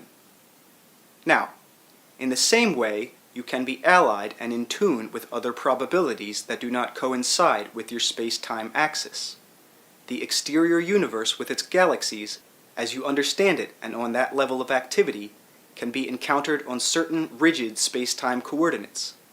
You can visit other planets only in your present. Your present may be the past or the future as far as the inhabitants of a given planet are concerned. Your physical senses will only operate in their and your present. Quote-unquote effective space travel, creative space travel on your part, will not occur until you learn that your space-time system is one focus. Otherwise, you will seem to visit one dead world after another, blind to civilizations that may exist on any of them. Some of these difficulties could be transcended if you learned to understand the miraculous multidimensionality of even your own physical structure and allowed your consciousness some of its greater freedom. To some extent, you have neurologically blinded yourselves. You accept only a certain range of neurological impulses as quote-unquote reality. You have biologically prejudiced yourselves. The physical structure is innately aware of many more valid versions of reality than you allow it to be. Theoretically, a thoroughly educated space traveler in your time, landing upon a strange planet, would be able to adjust his own consciousness so that he could perceive the planet in various quote-unquote sequences of time. If you land upon a planet in a spaceship and find volcanoes, you would perhaps realize that other portions of that planet might show different faces. You have confidence in your ability to move through space, so you might then explore the terrain that you could not see from your original landing point. If you did not understand the change in qualities of space, you might imagine that the whole planet was a giant volcano. You do not understand as yet, however, that in a way you can move through time as you move through space, and until you understand that, you will not know the meaning of a true journey or be able to thoroughly explore any planet or any reality, including your own. You imagine that your own Earth is mapped out and all frontiers known, but the linear aspects of your planet's life represent a most minute portion of its reality. The portions of the psyche reflect and create the portions of the universe, from its most minute to its greatest part. You identify with one small section of your psyche, and so you name as reality only one small aspect of the universe. In class last evening, Rupert quote-unquote picked up messages that seemed to be too slow for his neurological structure. He was convinced that it would take many hours of your time in order to translate perhaps a simple clear paragraph of what he was receiving. He experienced some strain, feeling that each vowel and syllable was so drawn out in your terms of time that he must either slow down his own neurological workings to try to make some suitable adjustments. He chose the latter.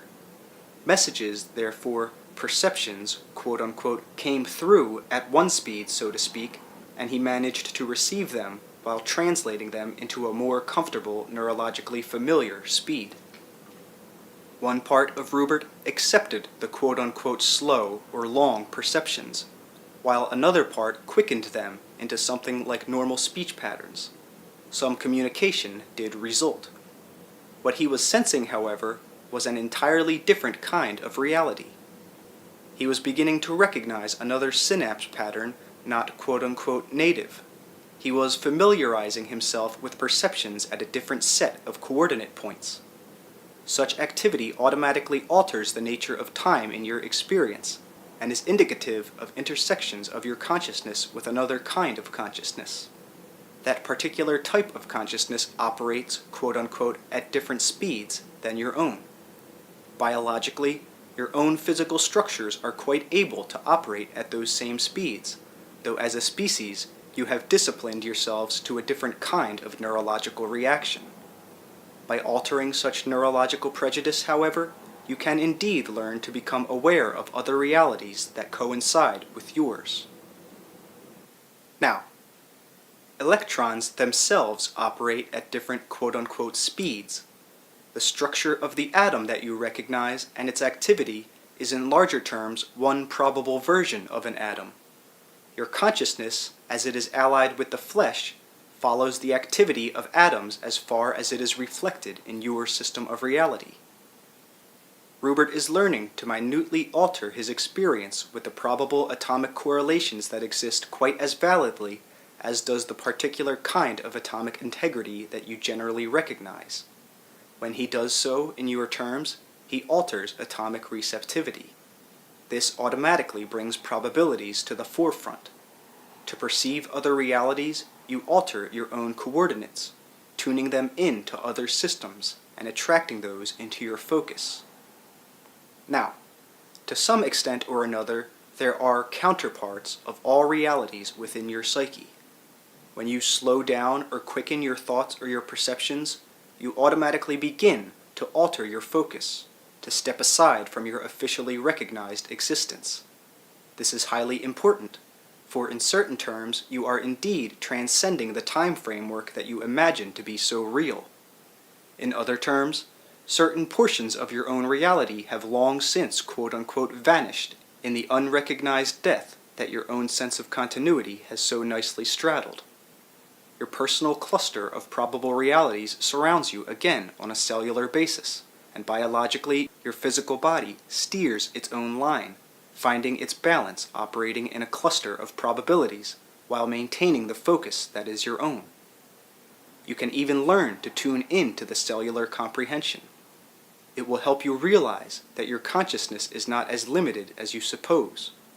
All realities emerge from the psyche and from the consciousness units that compose it.